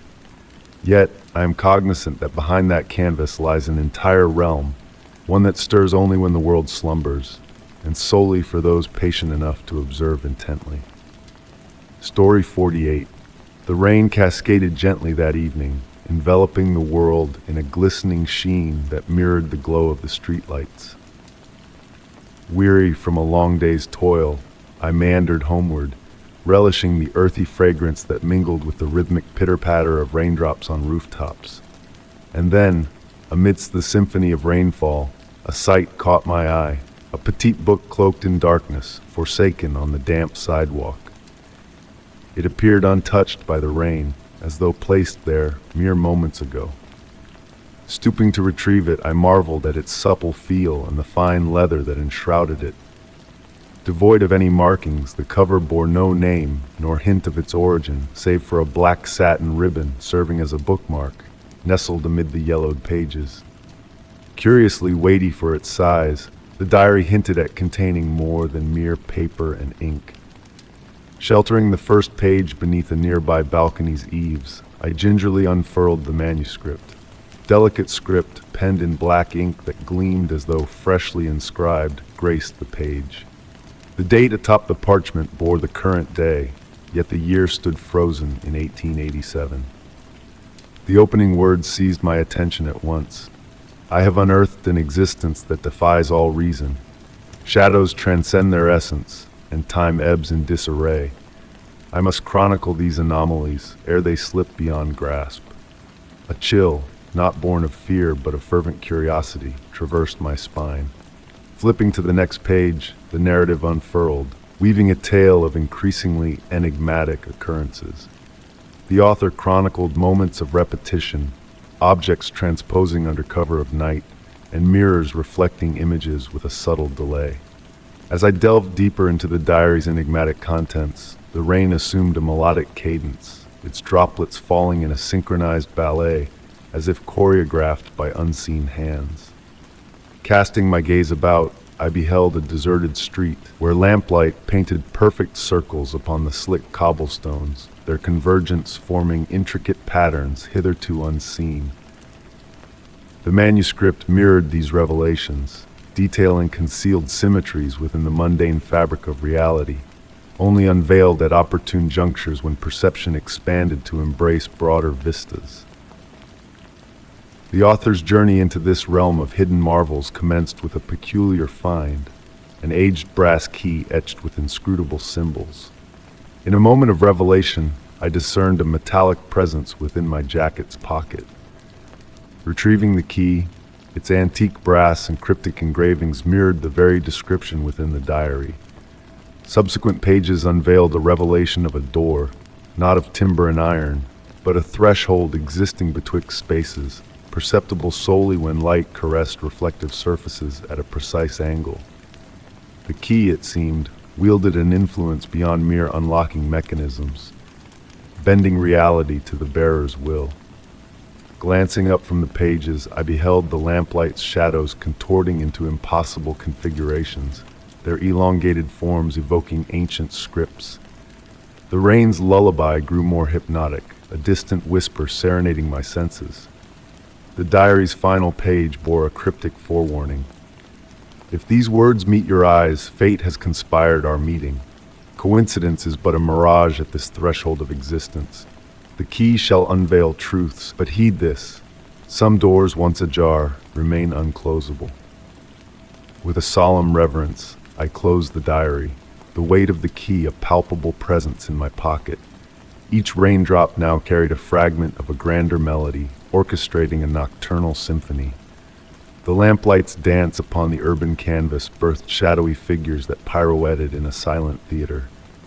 Resuming my journey homeward, the diary cradled against my chest, the key's subtle pulse a whispered secret against my thigh. Reality shimmered with a dreamlike haze, suspending me betwixt realms of waking and slumber. How many souls before me had unearthed this chronicle, discovered the key's clandestine embrace? As my dwelling neared, shadows upon its walls wove a silhouette resembling a portal, an entrance unseen until this moment, or perhaps concealed until my perception shifted to behold it. The key, a weighty reminder of its purpose, resonated against my touch, recognizing its bearer's intent. Stationed before the phantom door, etched in shadows and rain, I stood transfixed. The diary had found a new guardian, heralding a chapter yet unwritten, a tale poised on the cusp of reality and reverie. Another night, another moment, suspended in the liminal space between dreams and wakefulness. Story 49. The soft patter of rain against the window panes enveloped my grandmother's ancient house in a serene melody. I had been assigned the task of sifting through years of memories stored in the dusty attic, a duty that carried both a sense of overwhelming weight and a strangely tranquil aura. Each step I took on the creaking wooden stairs released a faint scent of aged cedar and forgotten tales. The attic was bathed in a gentle, diffused light filtering through a small, circular window. Dust motes danced leisurely in the pale beam, creating ethereal patterns in the still air. The space seemed alive with echoes of the past, each box and trunk holding remnants of lives long lived. As I wandered through the attic, my fingers tracing along weathered cardboard boxes, the rain's soothing rhythm served as the perfect backdrop to my exploration. In the far corner, partially concealed behind a stack of worn leather-bound photo albums, I spied something peculiar. A small music box, its surface dulled by time, sat atop a faded pink blanket. What caught my eye was not its appearance or placement, but the fact that its metal key was slowly turning, as if just wound moments ago. The movement was nearly imperceptible, yet in the attic silence, it was impossible to ignore. Approaching the music box, I felt a subtle shift in temperature, a slight chill in the air. The ornate lid of the music box was adorned with intricate carvings of woodland creatures, their features softened by years of handling.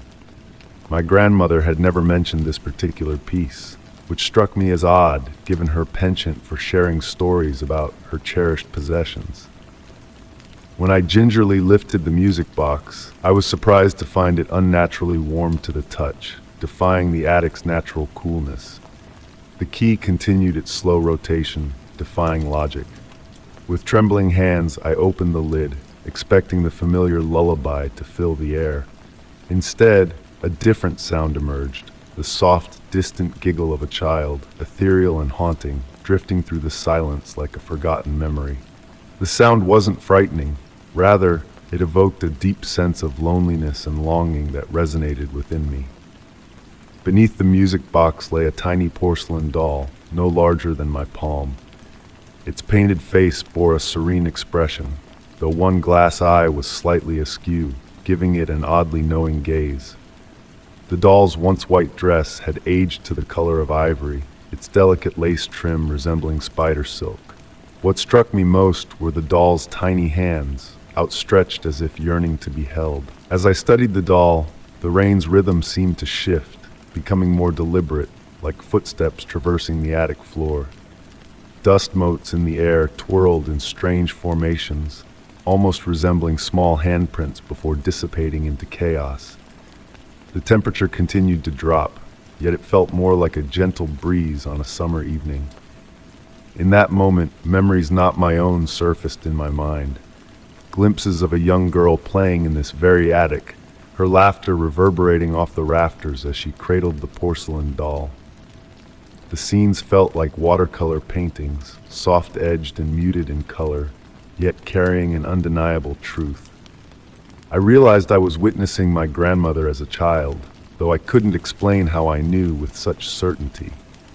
The music box's key finally ceased its turning, and the spectral giggle faded into silence. Holding both objects in my hands, an overwhelming urge to bring them downstairs and breathe new life into them tugged at me. Yet something held me back. The doll's misaligned eye seemed to gaze past me, fixated on something unseen. Carefully, I returned both items to their original places, arranging the pink blanket meticulously. A subtle shift in the air, a sigh of contentment, accompanied my actions. The rain resumed its gentle cadence, and the dust settled back into its lazy dance in the sunbeam. A profound realization about the attic dawned on me. Some toys are not meant to be forgotten, even when they seem to be.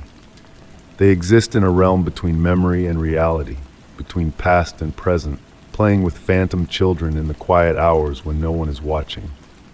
That evening, as I prepared to depart, I could have sworn I heard the distant melody of a music box drifting down from the attic, mingling with the sound of tiny feet dancing on creaking floorboards.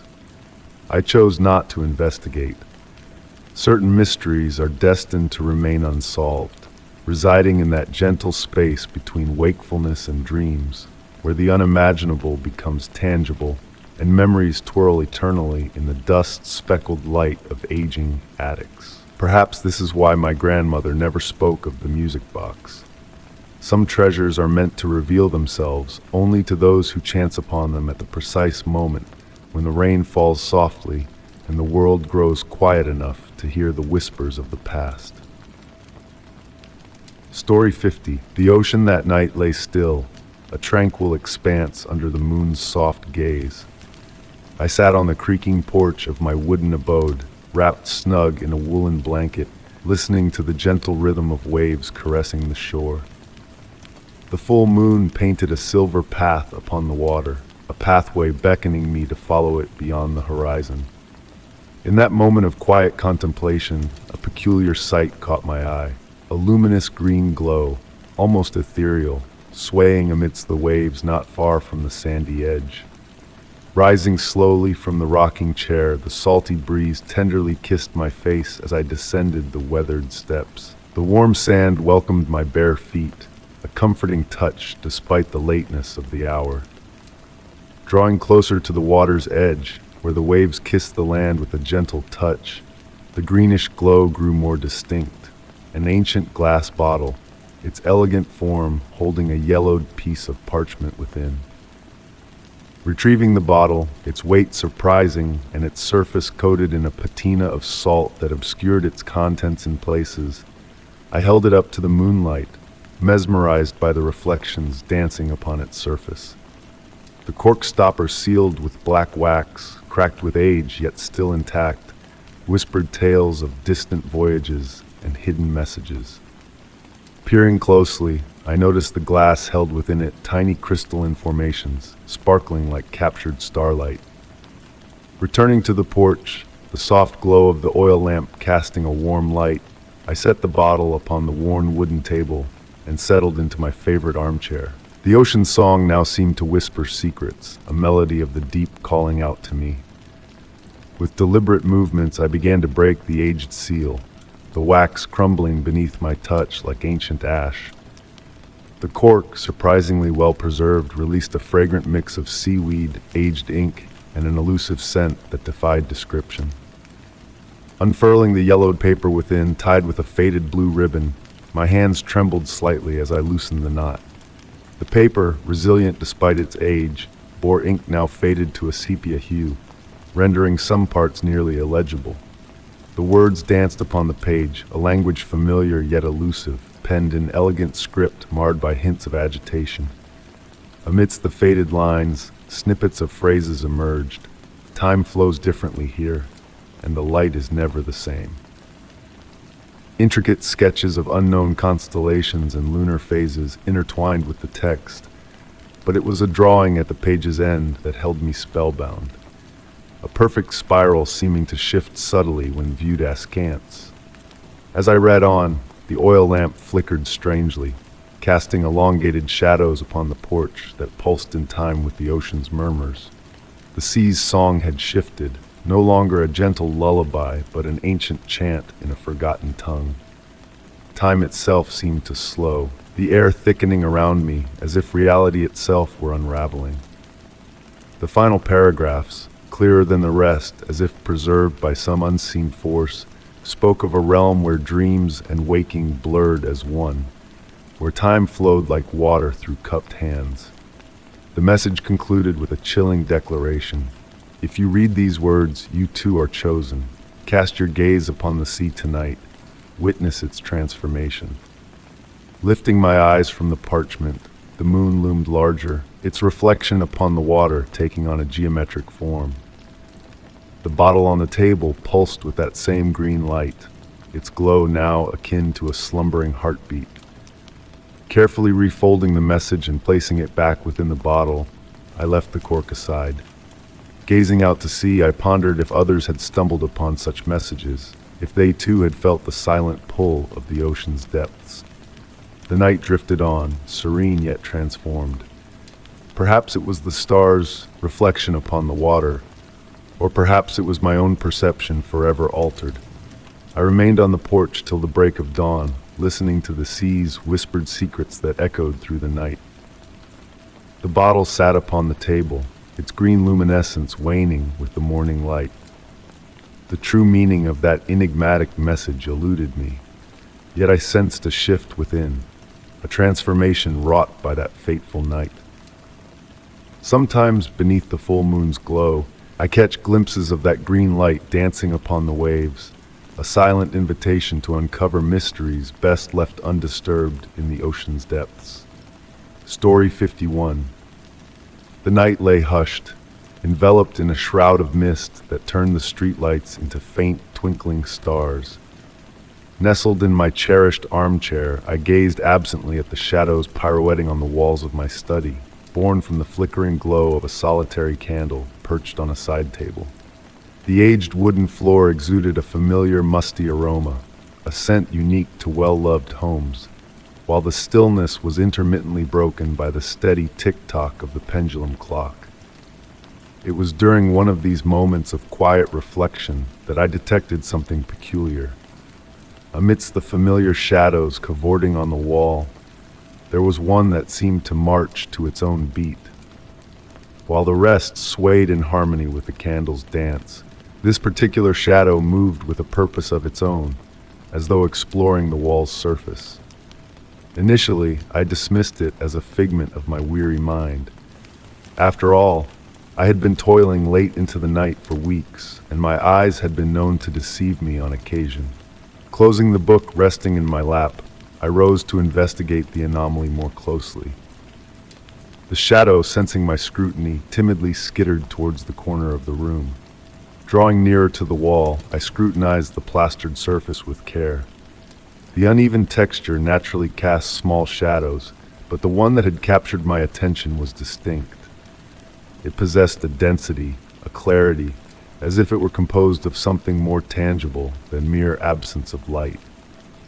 Tentatively, I extended my hand to touch the wall at the precise spot where the shadow had halted. The surface felt icy cold, chillingly so compared to the rest of the wall. In the ensuing days, I began to observe other peculiar nuances. The shadow materialized at varying intervals, always in my solitary moments, always when the light was dim enough to allow for shadows to materialize, yet not so faint as to obliterate them entirely. Sometimes I encountered it in the hallway, at other times in the kitchen, yet it consistently exhibited that same inquisitive, almost bashful demeanor. One evening, as I sat at my desk, engrossed in writing, a sensation of a presence behind me crept over me. It wasn't the disquieting sensation of being watched, but rather akin to when you sense a cat silently observing you. I turned slowly, and there, projected onto the closed door of my study, was the shadow. This time, it did not retreat. It stood motionless, as though studying me in return. It was then that I discerned a detail that had eluded me thus far. The shadow lacked a source. Every shadow we encounter is cast by something, an object, a person, an animal. Yet this one existed independently, autonomously, as though it were a sentient entity in itself. I began to communicate with it, not through spoken words, but through gestures and movements. In its own enigmatic manner, it responded, cavorting on the wall, forming shapes that almost resembled letters, but they dissipated too swiftly to be deciphered. Occasionally, I believed I caught a message, while other times they appeared as meaningless swirls. With the passage of time, its presence grew familiar, almost reassuring. On nights when slumber evaded me, I found myself seeking it out, anticipating its distinctive movements amidst the ordinary shadows. It was akin to having a silent companion, a custodian of the nocturnal hours. The origins of the shadow remained a mystery to me. I delved into research, perused ancient tomes, and even sought counsel from experts in supernatural phenomena, yet none could furnish a definitive explanation. Some posited it might be a physical aberration, others alluded to residual energy manifestations, but no theory encapsulated the true essence of that presence. Presently, as I sit in my armchair penning these lines, I observe the shadow drift softly in my peripheral vision. It has become an integral part of my daily existence, a riddle I have grown to embrace without necessarily unraveling its enigma. Often I ponder whether it too contemplates my essence, whether to it I am as much a puzzle as it is to me.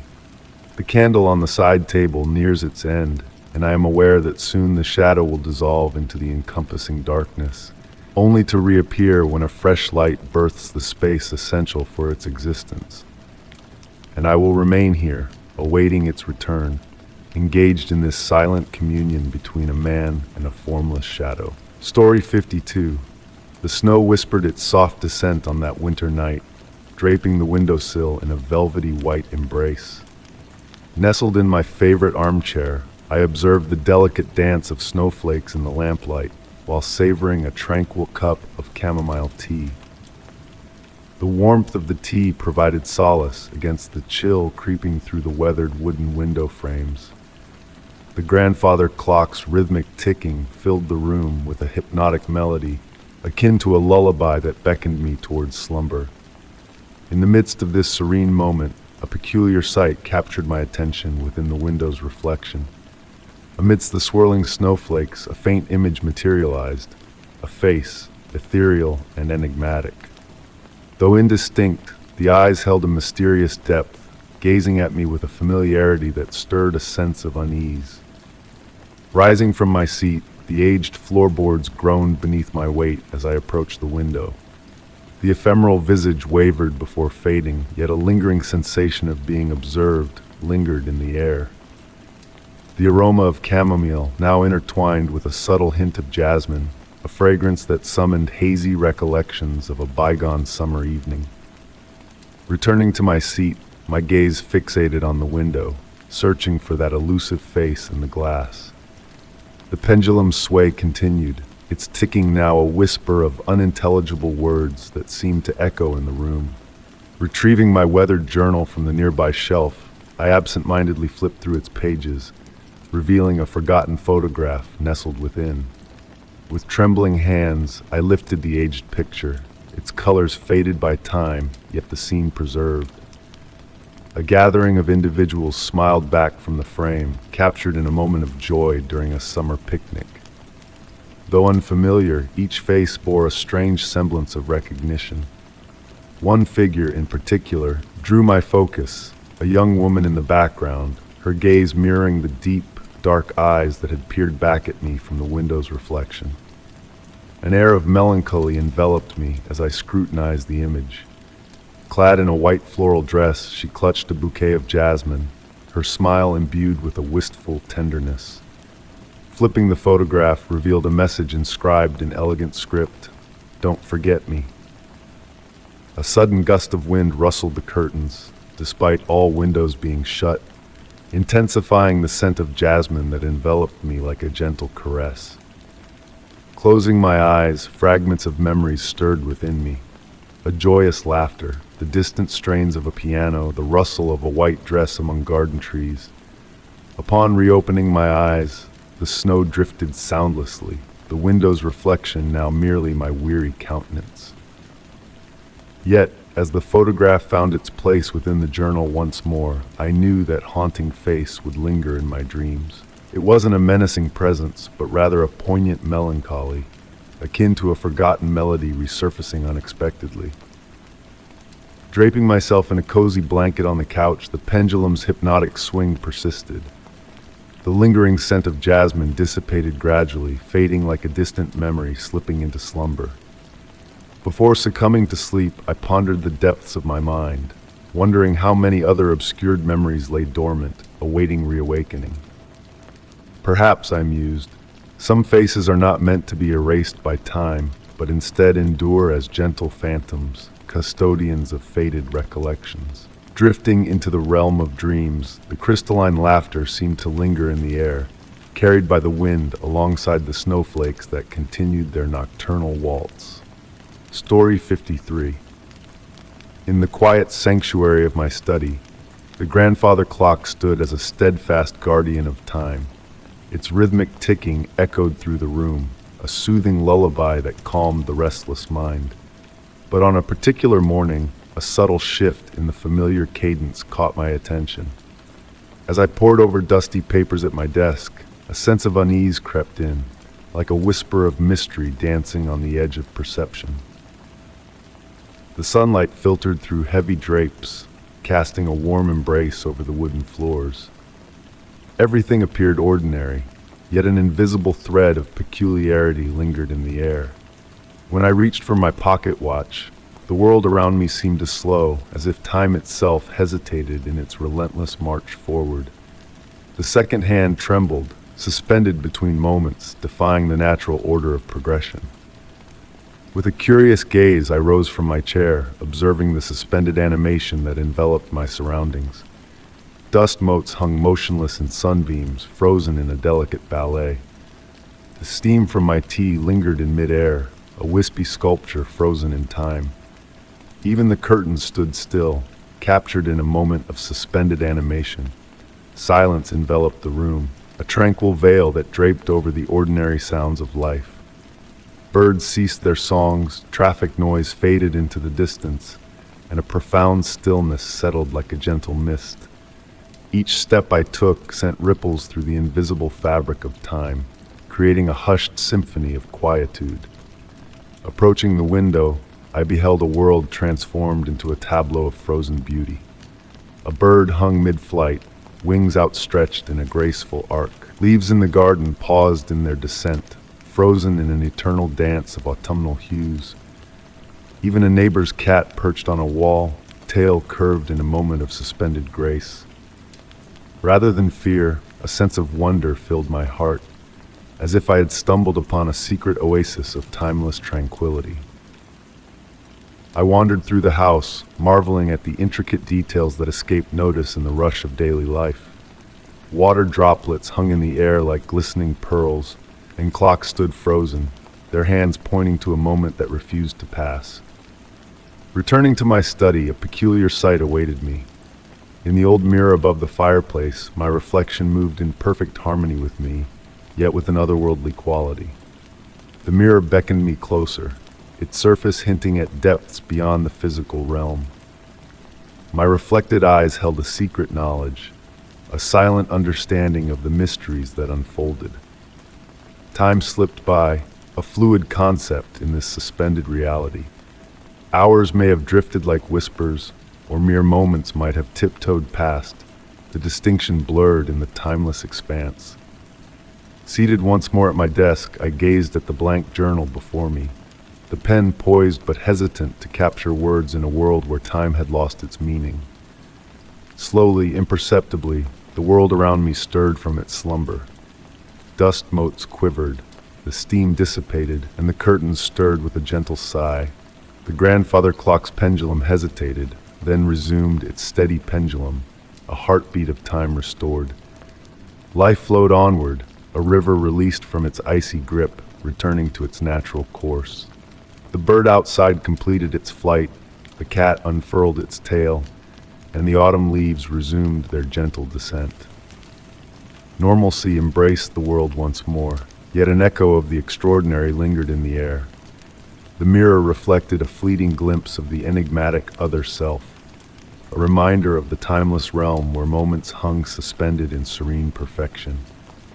To this day, the grandfather clock chimes faithfully, marking the passage of time with unwavering precision. Life follows its predictable rhythm, yet a whisper of mystery lingers in the corners of my mind. And in the quiet moments, when the world holds its breath, I catch a glimmer of that timeless realm where beauty dwells in each suspended moment, waiting to be discovered. Story 54. The heavy rain drummed a hypnotic melody on the roof, setting the stage for another solitary evening in my aging country house. As drops traced serpentine paths down the window panes, the candle's soft glow flickered, casting dancing shadows in the dimly lit room. Outside, the wind whispered through the garden trees, rustling the leaves in a soothing lullaby. Nestled in my favorite armchair, cradling a warm cup of tea, I watched as tendrils of steam curled and twisted in the air. The familiar sounds of the house enveloped me, the gentle creak of settling wood, the rhythmic ticking of the grandfather clock in the entryway, the hushed whistle of the wind sneaking through unseen gaps. All seemed normal, yet an indescribable unease crept into the tranquil evening. It was during a sip of tea that I first glimpsed the anomaly. The upstairs bedroom window, reflected in the hallway mirror, emitted a peculiar glow, as though a phantom candle flickered within. But I knew there was no light source in that room. Setting down my cup, I rose slowly, drawn towards the mystery upstairs. Each step on the worn staircase echoed a familiar groan, but that night, every sound felt like a whispered secret, as if the house itself sought to convey a message. The air grew chillier as I ascended, a thin mist clinging to the walls of the upper hallway. Pausing before the bedroom door, I felt a shiver run down my spine. The brass handle chilled my fingertips, nearly icy to the touch. With a hesitant push, the door swung open, revealing a room swallowed by shadows. The window, the source of the ethereal light, remained shut. Yet as I watched, the lock began to shift on its own, as if guided by unseen hands. Slowly, the window began to slide open, inch by inch, without a visible force propelling it. The breeze that slipped in was gentle, carrying with it a scent of age and history, of dried petals and ancient timber. Approaching cautiously, I observed raindrops pirouetting into the room, forming intricate patterns on the windowsill. These drops defied gravity, swirling in mesmerizing circles before alighting on the floor with a soft pitter-patter. And then a surreal sight unfolded before me, words materializing on the misted glass, inscribed by an invisible hand. The script unfurled slowly, too blurred to decipher clearly. The curtains stirred as if stirred by a phantom breath, their undulations mimicking the rhythmic rise and fall of slumbering breaths. Moonlight, filtered through rain-laden clouds, cast dancing shadows that whispered silent tales on the walls. Reaching out, I felt the chill of the outside air caress my fingertips as they neared the glass. Just as my hand hovered close, the window shut with a delicate hush, the lock clicking softly into place. The ancient fragrance that permeated the room began to fade, dispersing like a wisp of smoke. I stood motionless, listening to the rain's persistent patter outside. The room reverted to its familiar state, yet a subtle shift lingered in the air. It felt as though the house had granted me a glimpse into another realm, one that existed alongside our own, revealed only in those fleeting moments when reality and mystery intertwined like threads of silk. Since that night, whenever rain falls, I settle into my armchair and fix my gaze on the window's reflection in the hallway mirror. Sometimes it remains still, a silent sentinel, while on other occasions it unfurls slowly, a silent ritual that has woven itself into the fabric of my life. The enigma of the self-opening window remains unsolved, but I've come to embrace it as a part of the enigmatic bond between myself and this ancient abode. On the quietest of nights, when the wind whispers through the trees and the rain murmurs its gentle song, I almost sense a familiar presence, an invisible guardian sharing this space with me, manifesting through a window that opens of its own accord. Story 55. The gentle glow of my reading lamp painted soft shadows on the rich mahogany shelves of my personal library. Rain cascaded steadily against the window panes, creating a lulling melody that had become my nightly companion. Nestled in my cherished leather armchair, I breathed in the comforting fragrance of aged paper and wood polish that filled the room. A subtle shift in the atmosphere caught my attention that evening, though the source eluded me at first. My gaze wandered over the meticulously organized volumes, each one meticulously placed according to my careful system. The leather-bound treasures shimmered in the cozy light, their gilded titles occasionally catching the eye. And then it caught my eye, a gap between two books where none should exist. The space aligned perfectly with the width of a single volume, as if it had been purposefully extracted with precision. Standing up, the leather of the chair whispered beneath me as I approached the peculiar shelf. The wooden floor murmured under my steps as I ran a finger along the pristine gap, feeling a subtle chill emanate from the void. To my surprise, the neighboring books stood exactly as I had left them, my prized collection of supernatural literature from the 19th century. But the missing volume, a rare edition acquired just a month prior, had vanished without a trace. Oddly, I lived alone, and no one else had entry to my sanctuary of books. The library remained locked when I wasn't present, and I distinctly remembered seeing the book in its place that very morning during my routine check. As I pondered this enigma, another detail caught my eye. The books flanking the gap were immaculate, while a thin film of dust coated the surrounding volumes. Moving closer, a faint, sweet aroma wafted from the empty space, reminiscent of ancient parchment and another elusive scent I couldn't quite place. Perhaps vanilla, or the essence of aged leather, with an undertone that bordered on floral. I ventured to pull out one of the adjacent books, half expecting to discover the missing volume concealed behind them. Yet only the solid back of the bookshelf greeted me. As I replaced the book, a subtle motion drew my gaze. Within the gap between the books, a shimmer of light flickered, resembling moonbeams on water. But how could this be possible? The wall held no windows. Intrigued, I reached into the space, encountering an unexpected warmth that seemed to pulse with a gentle vitality. The rain continued its serene beat against the glass, now assuming a rhythmic pattern, akin to whispered words in an unfamiliar tongue. Entranced, I found myself fixated on that vacant space, spending moments simply observing, as if anticipating the return of the vanished volume. The lamp's light appeared to bend around the gap, casting ethereal patterns that danced at the corner of my vision. Throughout the night, I found myself repeatedly drawn to that empty space, each glance revealing something subtly different. At times, it seemed to extend deeper than the confines of the shelf, almost as if reaching into another realm. Other instances, I could have sworn I glimpsed faint specks of light drifting out from between the books, dissolving when I tried to focus on them. Hours drifted by in my chair, alternating between reading and studying that mysterious void. The rain softened to a gentle mist, enveloping the night in tranquility.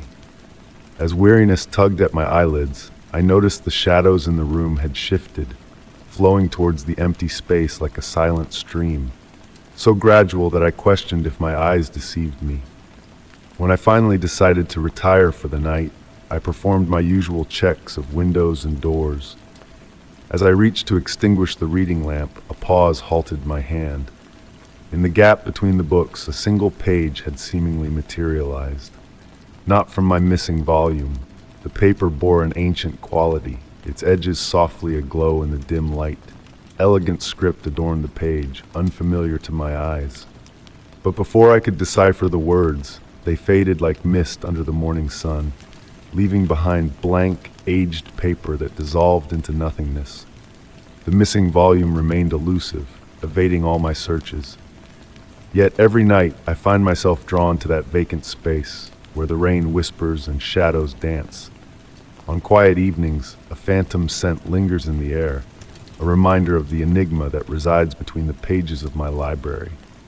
The gap endures, rejecting any attempt to fill it with another book.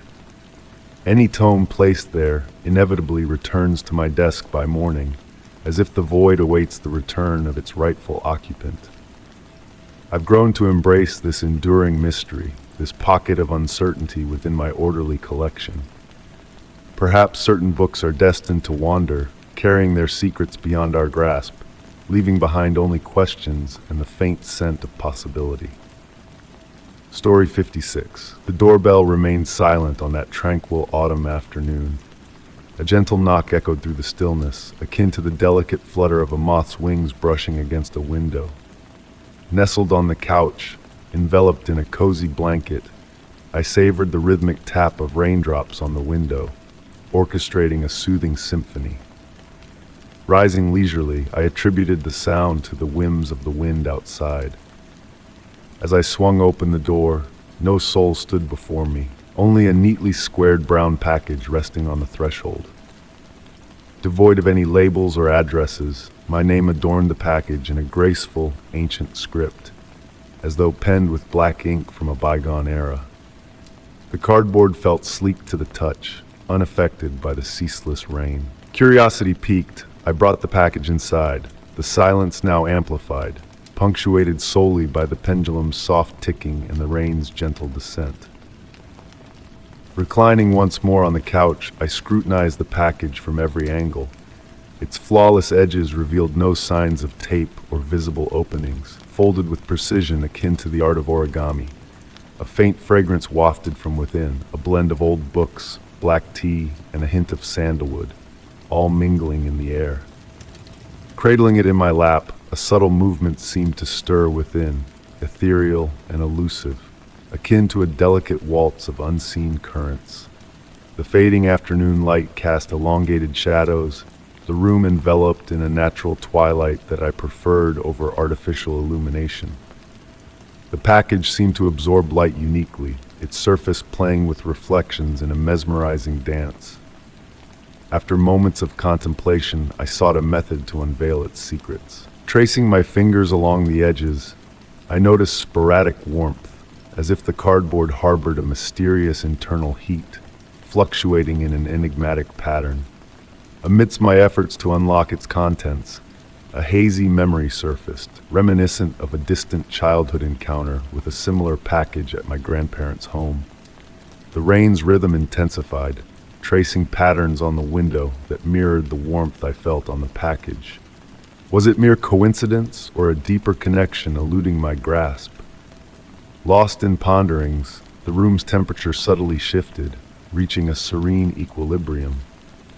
The familiar scent grew more potent, intertwining with the rain's fragrance seeping through the window. Astonishment struck when I noticed luminous imprints left by my touch on the cardboard, faintly glowing before dissipating like fleeting stars in a nocturnal sky. Time slipped away as I marveled at this phenomenon, only to realize night had descended upon the room, suffusing it in a tranquil blue hue.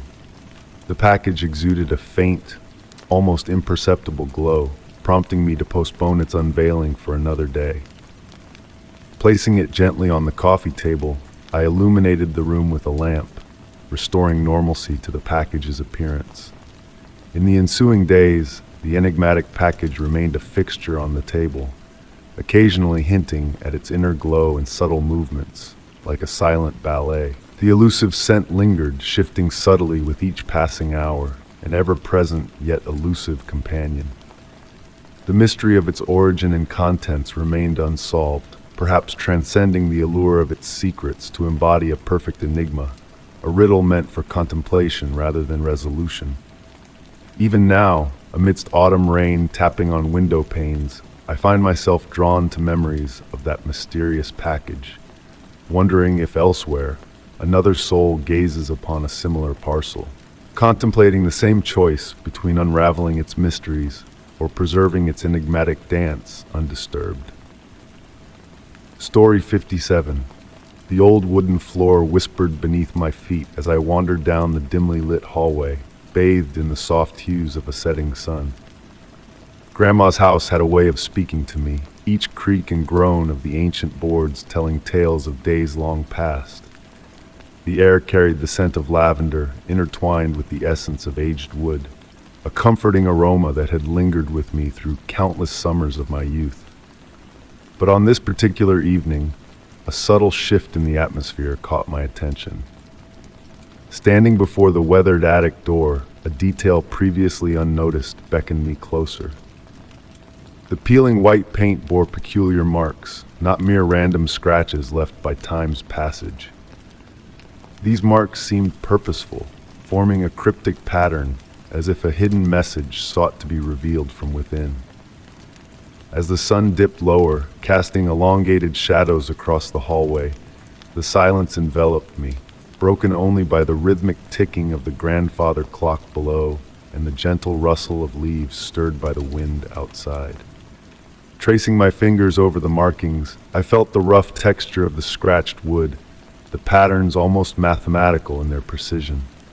Some etchings were deep, others barely perceptible, hinting at multiple attempts to convey a message.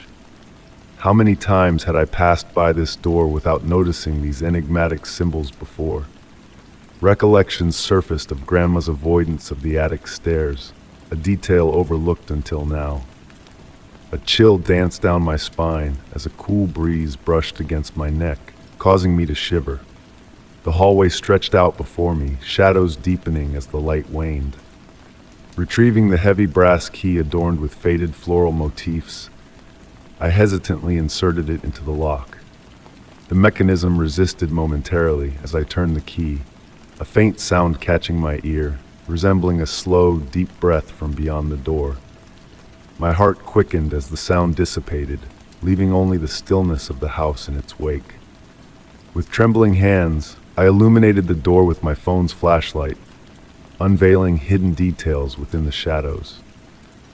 The scratches formed a circular motif, a spiral of mystery leading to a central revelation, a sequence of numbers delicately etched into the wood, barely visible to the naked eye. A distant memory surfaced of Grandma mentioning a secret diary concealed within the house, a repository of family history and mysteries. Her cryptic demeanor hinted at a desire to protect this hidden knowledge. As the wind outside intensified, the windows groaning in protest, the hallway shadows swayed in a ghostly ballet. A connection stirred within me, linking the numbers on the door to the elusive diary. Yet an unspoken restraint held me back from opening that portal to the unknown. Was it intuition or the ancestral wisdom passed through generations of women in my family? As I slowly retreated, a faint scratching sound emanated from the attic, not menacing but rhythmic, as if a gentle hand traced new messages. Casting a final glance back, the scratches on the door seemed to shimmer in the fading light, a spectral glow of their own. That night, nestled in bed, the enigmatic numbers occupied my thoughts, transcribed in my notebook with a vow to investigate further come daylight. But with the dawn's arrival, the attic door appeared unblemished, devoid of any markings, save for the brass key glistening with a hidden significance. Since that night, each visit to Grandma's house finds me pausing before the attic door. Sometimes I glimpse the scratches reappearing in the twilight or hear that faint breath from within. Yet I resist the urge to unlock the mysteries held beyond, recognizing that some enigmas are best preserved in the hushed confines of an ancient abode, safeguarded within the whispers of those attuned to its secrets. Story 58. The ancient house had always murmured to me, but that cold winter night held a different kind of magic. Outside, the snow drifted down softly, each flake shimmering in the moonlight before settling on the ground with a hushed sigh. Nestled in my cozy reading nook, cocooned in a threadbare woolen blanket, I savored the quiet crackle of the fireplace. The familiar sounds of the house settling, the gentle creaks and groans usually brought me comfort. Yet on this night, they carried a new quality, a whispering undertone that tugged at my senses. At first it was a mere whisper, a faint rustle that could have been the wind playing tricks through the ancient timbers. Setting down my book, I held my breath, straining to catch the elusive murmurs. The sound repeated, like distant conversations muffled by heavy velvet drapes. Though the words eluded me, the rhythm spoke of human cadence. I reached out, tracing my fingertips along the rough texture of the vintage wallpaper beside me. Beneath the surface, a subtle vibration hummed, akin to a slumbering cat's contented purr. The wall emitted an unexpected warmth, a stark contrast to the winter chill that enveloped the rest of the house. Pressing my ear against the wall, I closed my eyes, surrendering to the symphony of whispers within. The voices grew clearer yet remained shrouded in mystery, drifting through the walls like subterranean streams. They ebbed and flowed, traversing from room to room, at times fading only to resurface from a different direction. There was no malice in their tones, no threat, just the familiar intimacy of a late-night family gathering, where loved ones share secrets in hushed tones. Drawn by the enigmatic voices, I began to roam the house, my bare feet soundless on the ancient carpets. Room by room, I pursued the elusive whispers. In the kitchen, they seemed to emanate from behind the gleaming copper pots. In the hallway, they reverberated beneath the faded paintings of distant landscapes. Each time I neared deciphering the words, they shifted and morphed, slipping from my grasp like elusive dreams upon waking. As the grandfather clock tolled midnight, its deep chimes intertwining with the ethereal murmurs, I noticed a peculiar anomaly in the wallpaper of a dimly lit corner. A slight bulge protruded, as if a hidden presence pushed against the surface from within. Approaching cautiously, the voices crescendoed, causing the wallpaper to ripple, as though someone exhaled behind a diaphanous veil. With trembling hands, I reached out, feeling the warmth pulsating beneath the surface. Amidst the chorus of whispers, a name, my name, was softly uttered, suffused with tender affection. The bulge receded gradually, leaving the wall smooth once more, yet the warmth lingered, a lingering imprint of the mysterious encounter. Throughout the night, I uncovered more of these enigmatic bulges, each appearing fleetingly before vanishing, leaving behind only a residual warmth and murmurs. Laughter snippets, unfamiliar lullabies sung in a foreign tongue. The voices wove a tapestry of intrigue and comfort, never straying into the realm of menace. With the approach of dawn, the voices waned like dissipating mist, their final whispers embracing me in a serene symphony. The walls gradually cooled, relinquishing their ethereal warmth as the first light of day filtered through the frost-kissed windows. The source of the voices remained a mystery, a secret whispered only in the silent depths of night, when the snow falls gently outside. I often ponder if the house harbors the memories of past inhabitants, their conversations and laughter imprinted in its very essence. Or perhaps on certain nights, the walls thin, granting us a fleeting glimpse into hidden realms where unseen spirits dwell. One certainty remains: the voices have become a peculiar solace, a lullaby from a forgotten era, whispering that even in solitude we are never truly alone. The walls safeguard their enigmatic secrets, unveiling them solely on winter nights when the world hushes and the line between reality and reverie blurs like aged wallpaper. Story 59. The mysterious journal materialized on my nightstand one frosty winter morning, its deep crimson cover illuminated by the soft rays of the rising sun.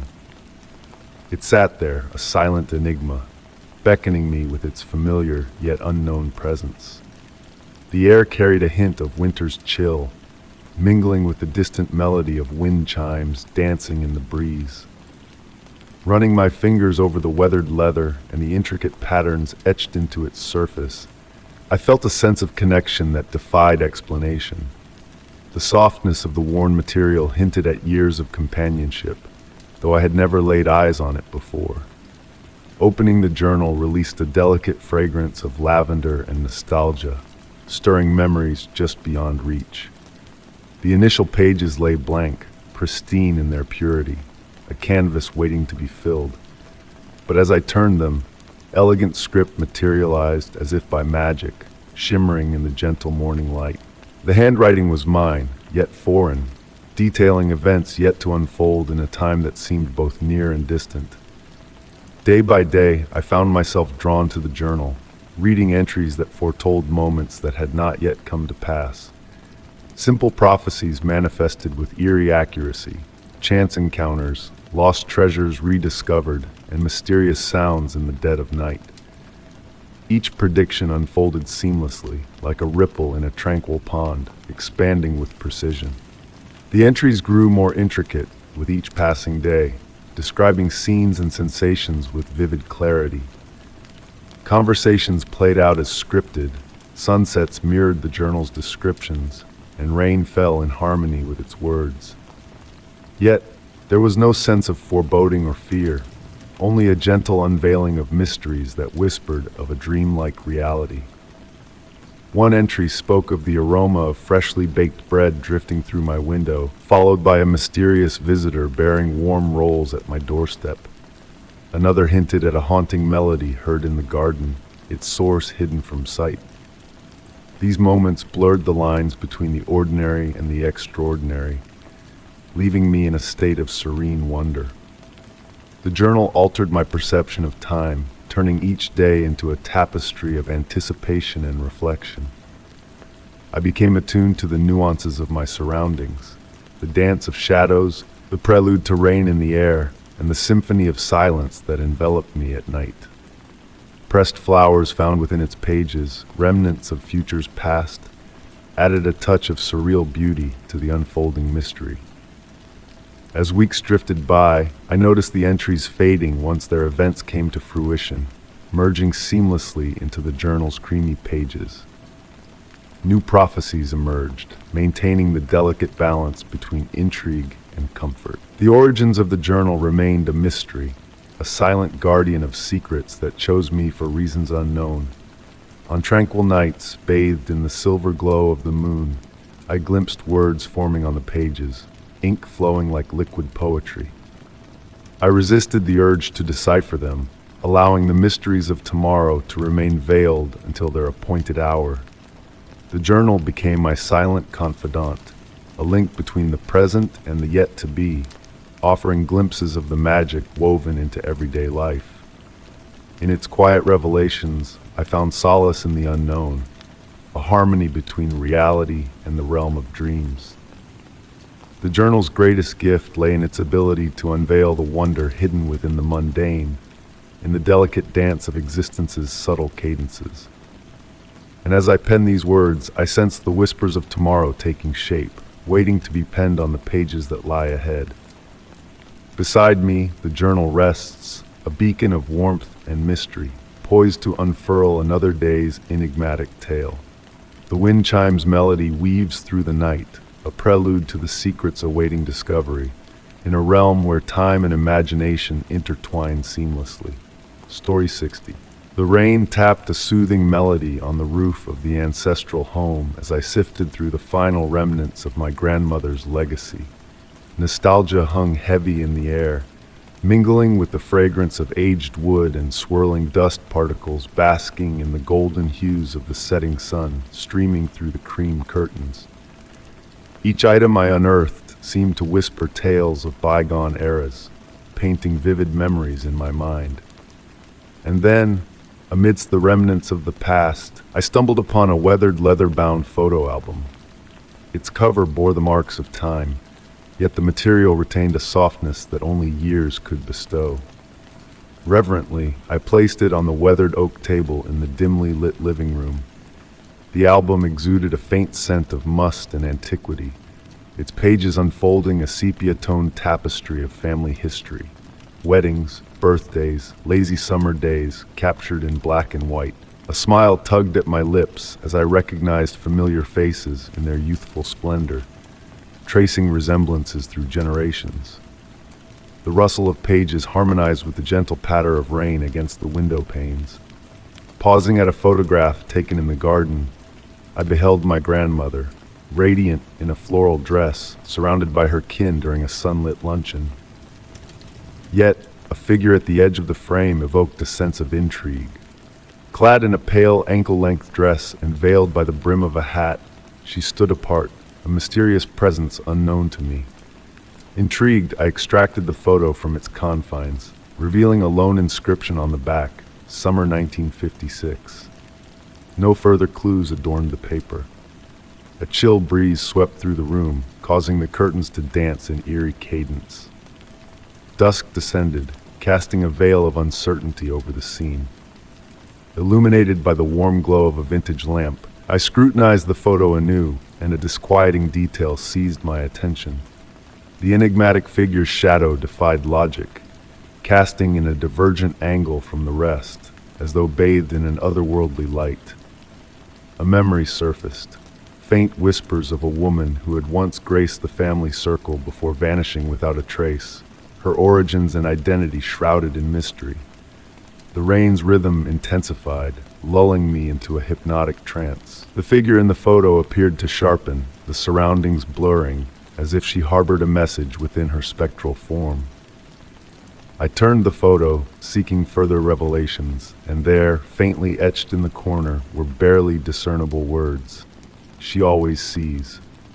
Placing the photo back in its album, I hesitated to close it fully, an unspoken force compelling me to unravel the secrets veiled within. How many untold stories lay dormant within these walls, how many enigmas captured in the silence of time. The rain persisted in its gentle descent, cloaking the house in a hushed embrace of night. Seated by the window, the album cradled in my lap, I pondered the woman's enigma. What had she witnessed, and did her gaze still linger in the shadows? Leaving the album open on the table, I retired for the night, stealing a final glance from the threshold. In the flickering lamplight, a fleeting notion crossed my mind, that the figure in the photo had shifted, as if casting a gaze in my direction. Or was it a trick of light, a mystery fated to remain entombed within the aged pages of a family heirloom? Story 61. The night was draped in a cloak of profound silence, broken only by the rhythmic symphony of the train wheels dancing on the tracks. Nestled in the final carriage, I found myself enveloped in a soft, gentle glow cast by the delicate fixtures hanging above. The warmth of the air, coupled with the steady swaying of the train, wove a spell of tranquility around me. Peering through the window, I watched as the mist outside pirouetted lazily in the darkness, morphing into fleeting shapes that dissolved into the night's embrace. In that solitary car, or so I believed, my reflection mingled with the obsidian night beyond, conjuring the illusion of an enigmatic presence observing me from the other side. The melodic chime of the rails held a soothing quality, akin to a mechanical lullaby coaxing me towards slumber. It was in that hushed ambiance that a peculiar anomaly caught my eye in the window's reflection. A shadow loomed behind me, a figure seated a few rows away. I racked my memory but could recall no one boarding, yet there they were, a silent sentinel in the dimly lit carriage. The train pressed on through the nocturnal expanse, its wheels murmuring tales of yore in a language long forgotten.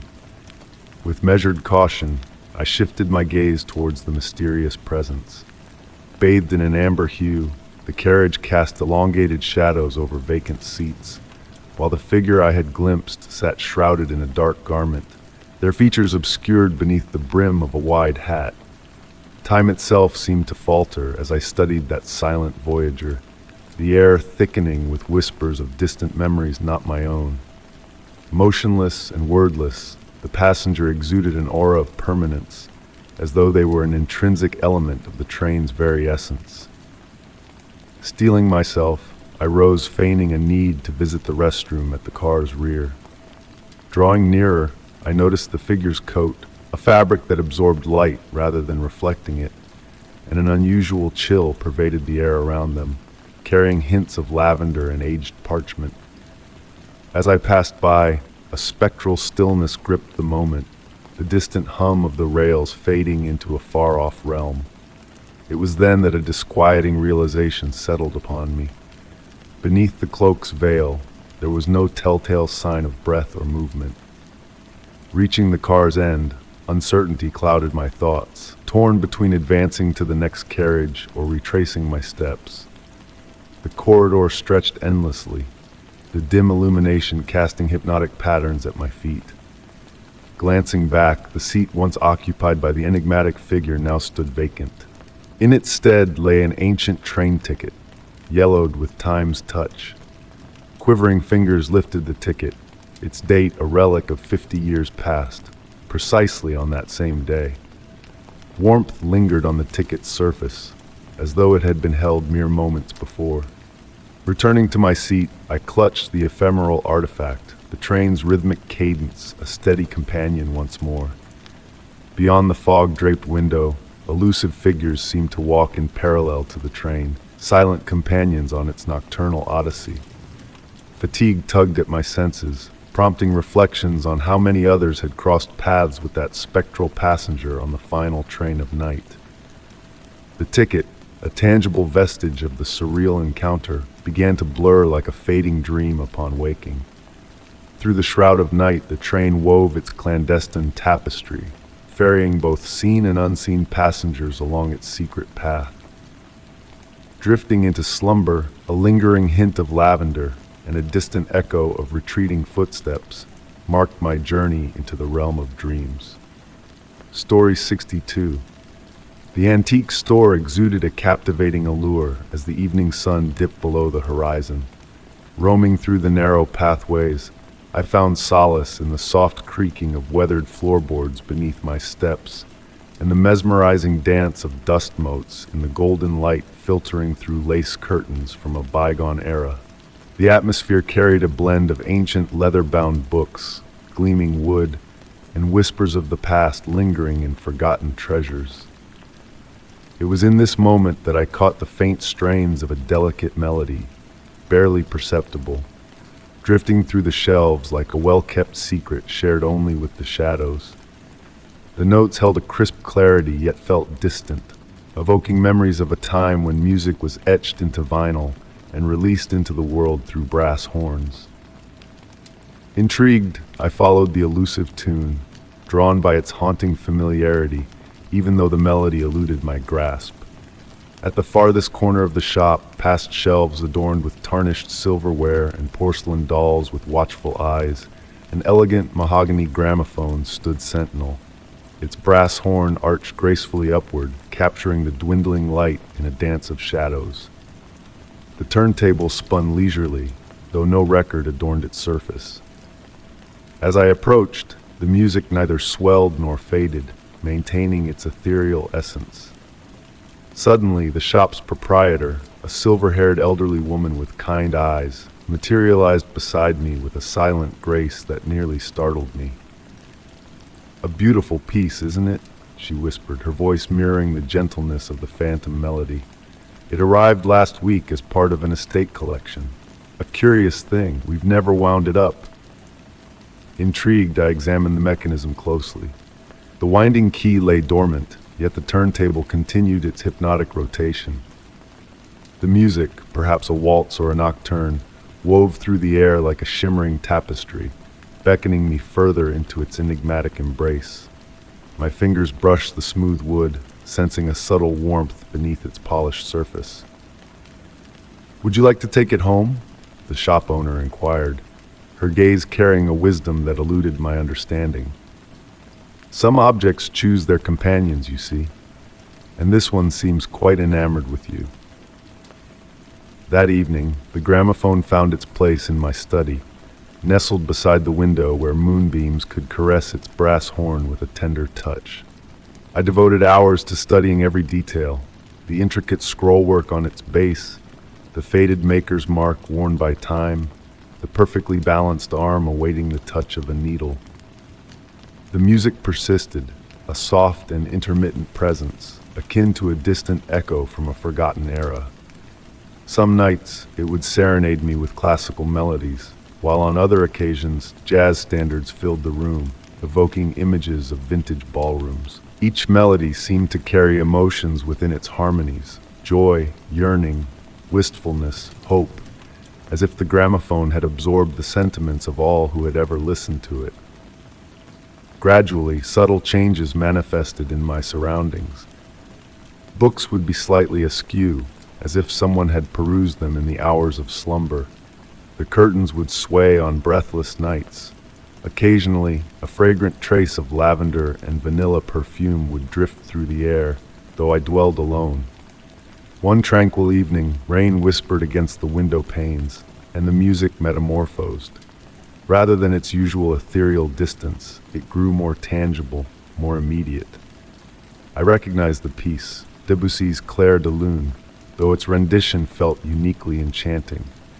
The notes painted vivid scenes in my mind's eye: moonlight cascading on still waters, leaves pirouetting in a midnight breeze, lovers strolling along gaslit avenues. Surrendering to the music's embrace, I sensed a gentle pressure on the cushion beside me, as if a spectral companion had settled for a shared listening session. The perfume intensified, and the air bore a weighty anticipation, akin to the hush before snowfall. When I dared to open my eyes, the pressure lingered, though only shadows graced my furniture. The music ebbed once more, returning to its ethereal allure, yet a shift had occurred. The gramophone transcended its role as a mere relic, evolving into a conduit between realms, a custodian of untold tales yearning to be heard. Now, as twilight descended, I would ensconce myself in the study. Sometimes I would read, other times I would simply listen. The gramophone would weave its mysterious melodies, and occasionally I would sense that ethereal presence at my side. I refrained from attempting to record the music, understanding that certain enigmas are meant to be experienced, not dissected. The shop owner's words resonated within me. Some objects do select their guardians. By choosing me, the gramophone imparted a precious gift: the revelation that music, memory, and magic intertwine in ways beyond our comprehension. As another melody unfurled in the air, I smiled, knowing that within those notes lay a truth that spoke directly to the soul, transcending the confines of language or rationale. Story 63. In the hush of the night, a delicate mist swirled around, moving like a waltzing ghost in the stillness. Nestled in my cherished armchair, draped in burgundy velvet beside the grand antique mirror, I lost myself in the pages of a book, bathed in the gentle glow of a vintage lamp. The pendulum clock's steady beat echoed through the room, lulling me into a trance, while the crackling warmth of the fireplace cocooned me in its comforting arms. Amid this serene moment, a whisper of unease brushed against my senses. At first, it was but a fleeting whisper, akin to a fleeting shadow in the corner of one's eye. I tore my gaze from the book, meeting my own reflection in the aged mirror. The ornate golden frame shimmered softly in the flickering firelight, casting an ethereal sheen. Yet as I peered at my mirrored self, a subtle chill crept down my spine. An imperceptible wrongness lingered in the air, disrupting the tranquility of the room. A slight tilt of my head revealed the disquieting truth. My reflection seemed to move out of sync, a fraction delayed in its mimicry. It was as though a veil of imitation draped over the mirror's surface, distorting reality. Despite my attempts to dismiss it as fatigue or mere play of light, a growing sense of disquiet gnawed at me, urging me to unravel the mystery before me. With each gesture, the mirrored image faltered, mirroring my actions with an eerie lag. The crackling of the fireplace took on an ominous tone, a hidden language that seemed to beckon my attention. The room's atmosphere thickened, laden with an unspoken tension, coaxing me to breathe in measured cadence. A blend of candle wax and ancient musk hung in the air, weaving a tapestry of bygone tales and faded echoes. As I rose from the armchair, every movement deliberate and measured, my reflection mirrored my actions with an unnatural grace, as if dancing to an unseen melody. Those mirrored eyes held depths unknown to me, veiling secrets that whispered of forbidden truths. Drawing nearer to the mirror, I discerned further discrepancies. The room and the reflection bore subtle divergences from reality, a parallel world veiled in glass. Books stood rearranged on shelves, unfamiliar objects dotted the room, and a framed photograph bore an enigmatic figure that seemed to peer into my soul. The pendulum clock's hypnotic swing appeared sluggish in the mirrored realm, as if time flowed at a different pace beyond the looking glass. Shadows waltzed along the walls, casting fleeting specters that hinted at silent observers. Reaching out to touch the mirror's cool surface, my reflection mirrored my gesture with a tantalizing allure. Fingertips brushed against the frigid glass, a meeting of worlds separated by a fragile divide. While my skin recoiled from the icy touch, my mirrored self bore an expression that whispered of divergent sensations. A step back revealed a reflection hesitating, torn between following my lead or forging its path. With a sense of foreboding, I draped a velvet cloth over the mirror, concealing the unsettling doppelganger within. Yet, an enigmatic smile lingered on the mirrored face, a smirk that mocked my sense of reality. Since that fateful night, the mirror remained veiled, a silent sentinel in the dimly lit room. In the quietest hours, faint whispers of movement teased my ears, as though a phantom presence wandered behind the velvet shroud. And in the deepest stillness of the night, a question lingered. Did that mirrored reflection lead a parallel existence, a shadow life entwined with mine in a realm of silver and glass? Uncertainty clouded my thoughts, mingling truth with illusion. Now each glance into a mirror stirs a doubt within me, a nagging suspicion that what gazes back may not be truly me. Perhaps it is a specter, a mimicry so flawless that reality blurs into fiction. The line between reflection and truth blurs, leaving me to ponder the enigma of the mirrored world and the secrets it guards in its shimmering depths. Story 64. The autumn evening wrapped itself around the old family house, cradling it in a gentle embrace. Raindrops tapped softly on the roof, a soothing melody that seemed to slow down time itself. Nestled in my favorite armchair, I gazed at the warm glow cast by the floor lamp that had been passed down to me by my grandfather. This lamp, with its vibrant glass lampshade, painted the room with playful patterns of light and shadow. As the evening unfolded, a peculiar sight caught my eye. The shadows dancing on the walls, usually mere silhouettes, now seemed to possess a life of their own. They moved with a fluidity that defied logic, creating intricate shapes that whispered stories of a forgotten past. Intrigued, I rose from my seat and approached the lamp, drawn by its enigmatic allure. The colored glass exuded a subtle warmth, as if concealing a secret within its intricate design.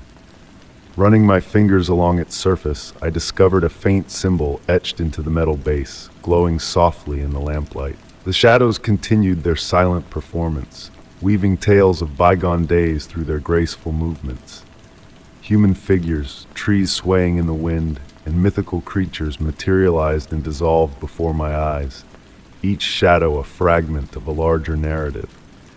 It felt as though the lamp was a storyteller, using light and darkness to convey memories that transcended time and space. Seated on the floor, I became lost in this surreal spectacle, the shadows responding to my presence as if guided by an unseen force. A haunting melody, like a whispered lullaby, accompanied their dance, wrapping me in a cocoon of tranquility. The night unfurled its mysteries, unveiling scenes that blurred the line between reality and dreams.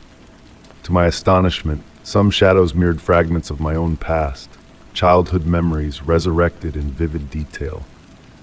I saw myself as a young child, exploring the very backyard where I now sat, my grandfather's gentle voice guiding me through the wonders of the lamp. The rain outside added its gentle rhythm to this ethereal performance, merging with the shadows in a silent symphony. Time lost its meaning as I surrendered to the enchantment of the lamp, each shadow a chapter in a tale woven from light and shadow.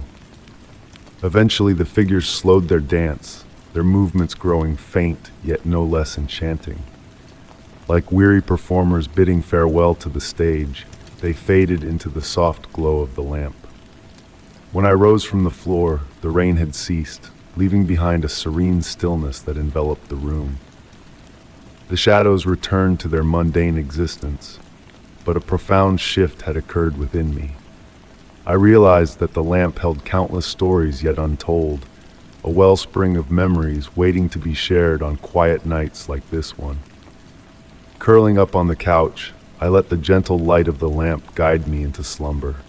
In the hazy borderland between wakefulness and dreams, I glimpsed one final shadow on the wall, the figure of my grandfather, his smile a silent reassurance that some mysteries are meant to be cherished, not unraveled. And as I drifted into sleep, the lamp stood sentinel, a silent guardian of forgotten tales and unspoken dreams. Story 65. The rain softly tapped against the windows of my vintage country home, weaving a hypnotic tune that harmonized with the gentle creaking of the hardwood floor beneath my steps. It was one of those autumn nights when reality and fantasy blurred together seamlessly. The leaves of the trees outside swayed in the darkness, casting elusive shadows on the cream walls of the hallway through the misty glass panes. Nestled in my cherished armchair, cradling a cup of now chilled chamomile tea, I absent-mindedly watched as the floor lamp's glow painted a golden circle on the wooden floor. There was a subtle shift in the air that evening, a mysterious presence lingering in the corners of my perception. Perhaps it was the thickness of the atmosphere, or the profound silence that enveloped the house, almost palpable in its depth. Slowly rising, I was drawn to a flicker of movement caught in my peripheral vision. The hallway leading to the bedrooms appeared elongated, stretching beyond its usual confines. Shadows nestled in the corners seemed denser, darker, almost pulsing with life. Standing at the threshold of the living room, I peered into the deepening darkness that shrouded the far end of the hallway. The temperature dropped gradually as I ventured closer, the floor beneath my feet whispering unfamiliar tales. The family portraits adorning the walls gazed at me with altered expressions, as if the familiar faces had undergone a subtle transformation. Midway through the hallway, I halted. A peculiar aroma wafted to my nostrils, an ancient blend of old books and damp wood foreign to my home. Swiveling towards the window on my right, raindrops had etched intricate patterns on the glass, following an enigmatic design. And then I saw it. A shadow darker than the rest, gliding with ethereal grace along the opposing wall. Unattached to any tangible object, it possessed a solidity, a form crafted from condensed mist. The shadow moved with a delicate slowness, almost hesitantly, as if acknowledging my presence. I breathed deeply, my gaze unwavering. Instead of fear, a sense of recognition washed over me, as though this entity had always lingered, awaiting my notice. Pausing by the guest room door, the shadow assumed a faintly human shape. Stepping closer, it seemed to react to my approach, flickering subtly. The rain sound evolved into a constant murmur, as if attempting to convey a message. Straining my ears, I detected faint whispers in an unfamiliar yet strangely intelligible tongue. The chill in the air intensified, though not unpleasantly so. It was akin to being enveloped in a cool silk sheet on a balmy summer eve. The shadow resumed its motion, drifting towards me in a fluid dance. I stood motionless, observing as it neared. Just a few paces away, it halted. In the hush of the house, my heartbeat echoed, steady and calm. The shadow inclined slightly, a silent greeting. Compelled by an inexplicable urge, I raised my hand. Mirroring my action, the shadow extended a misty limb, almost touching mine. Though no physical contact occurred, a warmth radiated where our hands nearly met. With the same graceful ease it had appeared, the shadow began to dissolve. Like smoke carried by an unseen breeze, it dispersed into the air, leaving behind a faint scent of jasmine and a profound sense of tranquility. I lingered in the hallway, time seeming to stretch infinitely. Returning to the living room, I found my tea still warm, as if time had paused during our encounter. Since that evening, on rainy nights, I tread down that hallway with heightened awareness. At times I catch a glimpse of that familiar form dancing at the edge of my vision. The mystery of the shadow remains unsolved, yet its presence instilled not fear, but an acceptance of the unknown. The hallway now cradles its secret, and on quiet nights when rain taps against the windows, I wait with a blend of curiosity and peace for another rendezvous with the shadow that dances beyond the hallway. Story 66. As the autumn fog draped the park in a gentle cloak of gray, the leaves swirled lazily in the cool evening breeze. Walking along the gravel path, I relished the earthy aroma that mingled with the hushed crunch of my steps. Soft halos of light from the street lamps pierced the mist, casting a dim glow on the path ahead. And there, on a weathered wooden bench, lay a dark coat, neatly folded with precision. The park was deserted, the garment resting alone as if placed deliberately in its spot. Approaching cautiously, I observed the woolen fabric absorbing the moisture in the air, exuding a lingering warmth as though recently shed. A sense of intrigue, not fear, washed over me as I examined the coat, its fine craftsmanship evident in the delicate mother-of-pearl buttons that faintly shimmered in the fading light. Exploring the pockets in search of clues to its mysterious owner, I found only a lone bus ticket from 1985, its aged paper remarkably intact, as if shielded from the passage of time. Seating myself beside the coat, I let my thoughts drift amidst the thickening fog. A subtle fragrance of lavender and pipe tobacco wafted from the fabric, evoking memories of days long past, of forgotten snapshots in time. Upon closer inspection, a faint detail caught my eye. A faded embroidery inside the coat, bearing the initials JM in golden thread, a relic of a bygone era.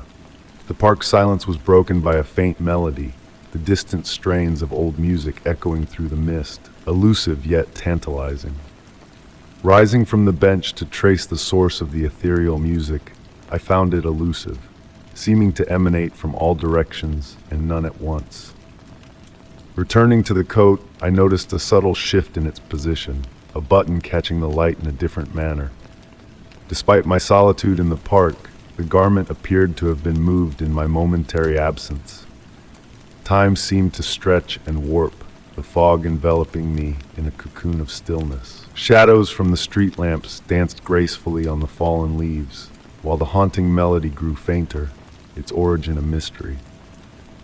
Lost in contemplation of the enigmatic JM, I felt a fleeting touch on my shoulder, gentle as a whisper of the wind. Startled, I turned to find only the swirling fog in response. The coat now bore the weight of time, its fabric weathered and colors faded, a silent testament to the passage of years. Respecting the mystery that surrounded it, I chose to leave the coat undisturbed, a silent guardian of its own secrets. As I walked away, the music momentarily swelled, a waltz unfamiliar yet strangely nostalgic, teasing at the edges of memory. Returning to the park the next morning, my curiosity piqued. I found the bench empty save for the lingering imprint where the coat had rested, a silent witness to its presence. Beside it lay a fresh bus ticket, dated for the current day, a cryptic continuation of the enigma. Even now, on misty evenings, I pass by that bench and catch a whisper of that haunting melody, the hint of lavender and tobacco lingering in the air. Sometimes, as the streetlights flicker in the fog, I glimpse the silhouette of a refined figure strolling away in the park, only to have it vanish like a mirage upon closer inspection, leaving behind the dance of leaves in the evening breeze. Story 67. The gentle hues of twilight seeped through the sheer drapes, casting a soft, warm glow that enveloped my study in a comforting embrace.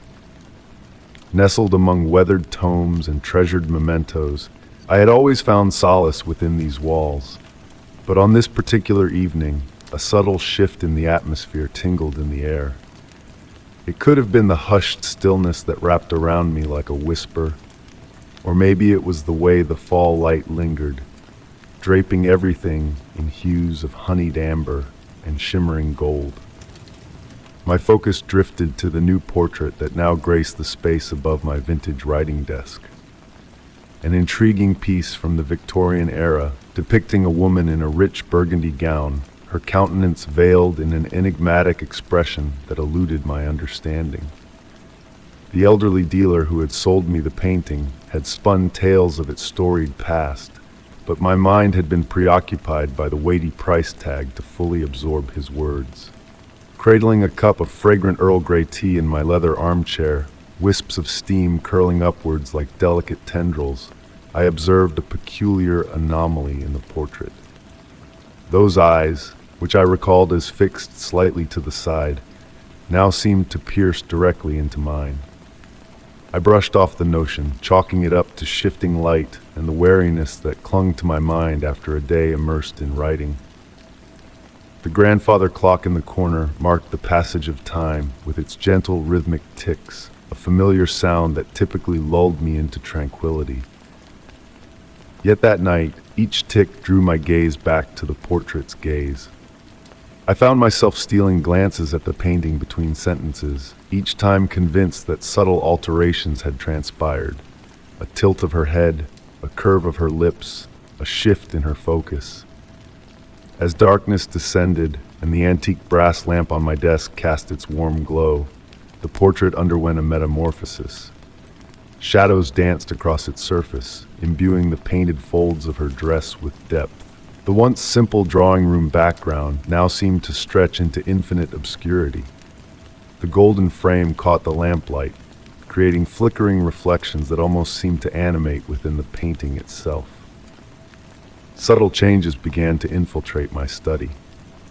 Books I knew I had closed would be found open to passages recounting tales of vanished art and enigmatic disappearances. My fountain pen would skitter across the desk, despite my certainty of securing its cap.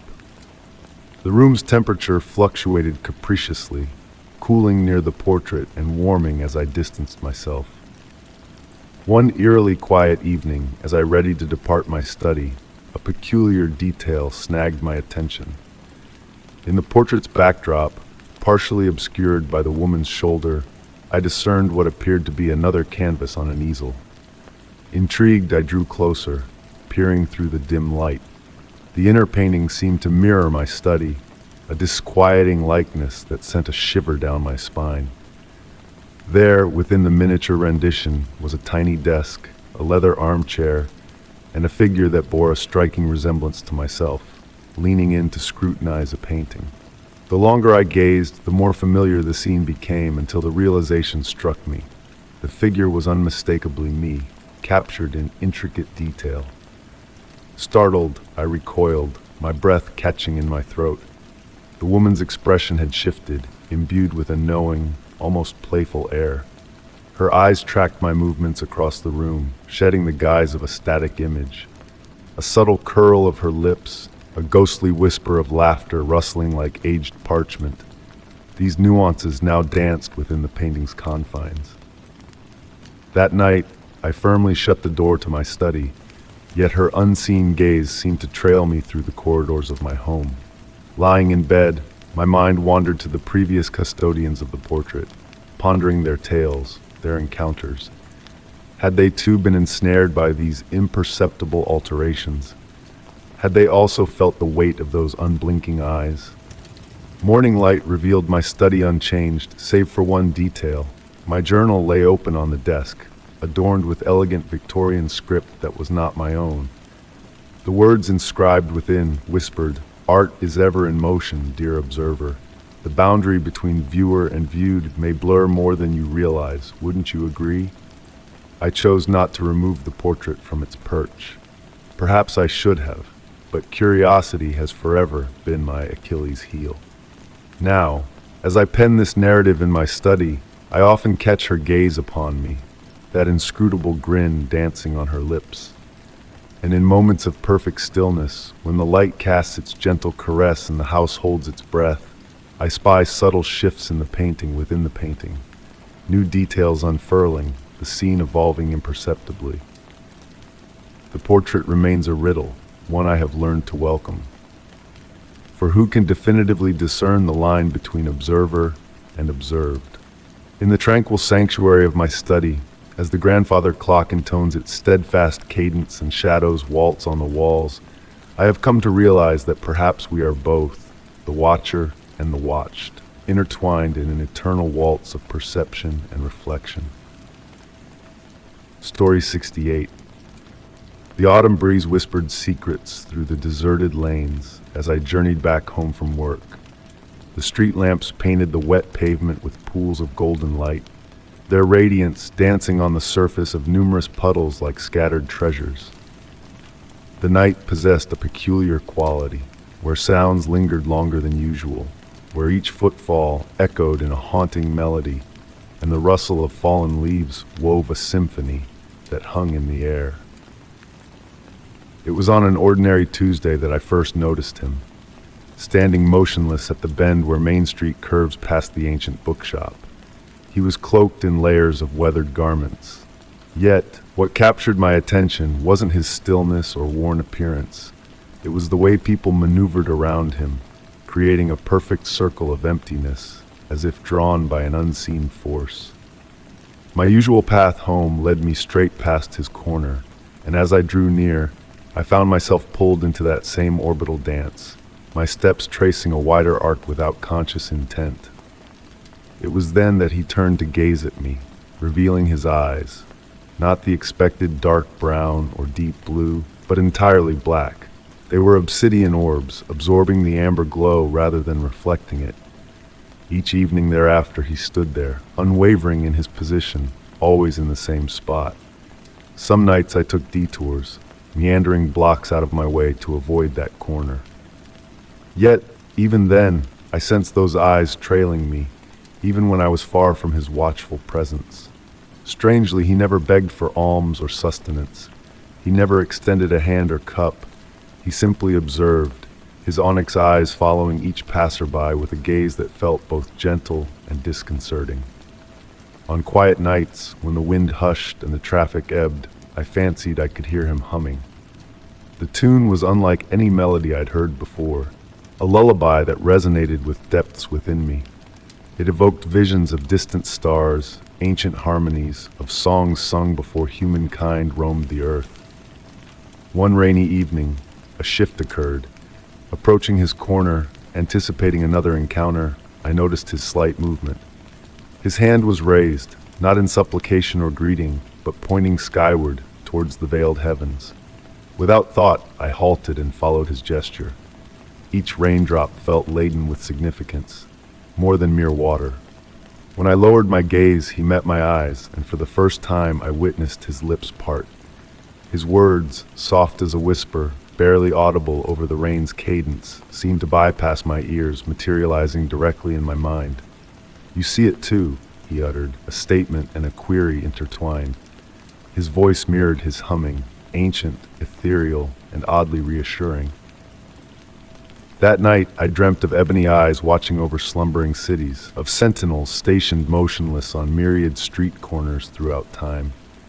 I dreamt of melodies shaping the world, of rain bearing messages from distant stars. Upon waking, my window bore intricate frost patterns despite the autumn air being too warm for ice. The following evening, he was absent from his post, nor did he appear the subsequent days. The void he left behind held significance, more profound than the surrounding pavement.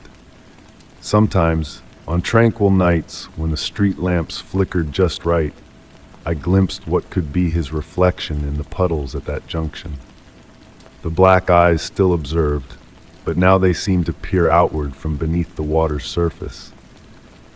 Passers-by still avoided that specific spot, forming that perfect circle of emptiness, though likely unaware of why. And occasionally, when the wind carried that familiar melody, I paused to gaze at the sky, pondering the secrets the rain conveyed. I've not encountered another beggar with black eyes, yet I comprehend now that he was no ordinary beggar. He was something else, something that selected that corner to watch, to wait, and perhaps to remind us that certain enigmas are destined to elude our grasp. I continue to pass that corner each evening on my way home. At times I halt to listen for that ancient lullaby, and sometimes when the light caresses the puddles just so, I discern those black eyes peering back at me from every reflection. Strangely, it brings solace, knowing that whatever he embodied, whatever he symbolized, still watches over our serene streets as the world gently drifts into night. Story 69. The gentle breeze whispered through the evening, carrying the delicate fragrance of night blooms from the garden. Nestled in my cherished armchair, I found myself entranced by the shadows pirouetting on the walls of the living room, cast by a flickering candle's dance. Beside me rested my trusted Polaroid camera, an heirloom gifted by my grandmother, its presence a soothing weight in my hands.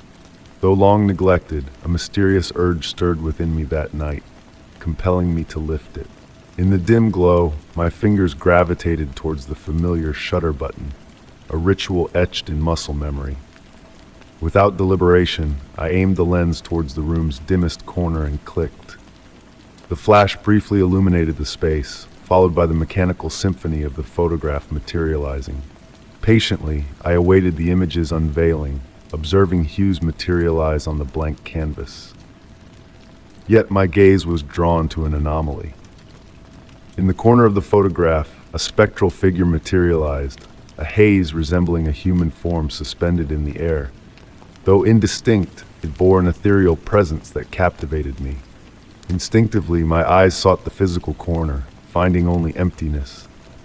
Intrigued, I snapped another photo in the same direction.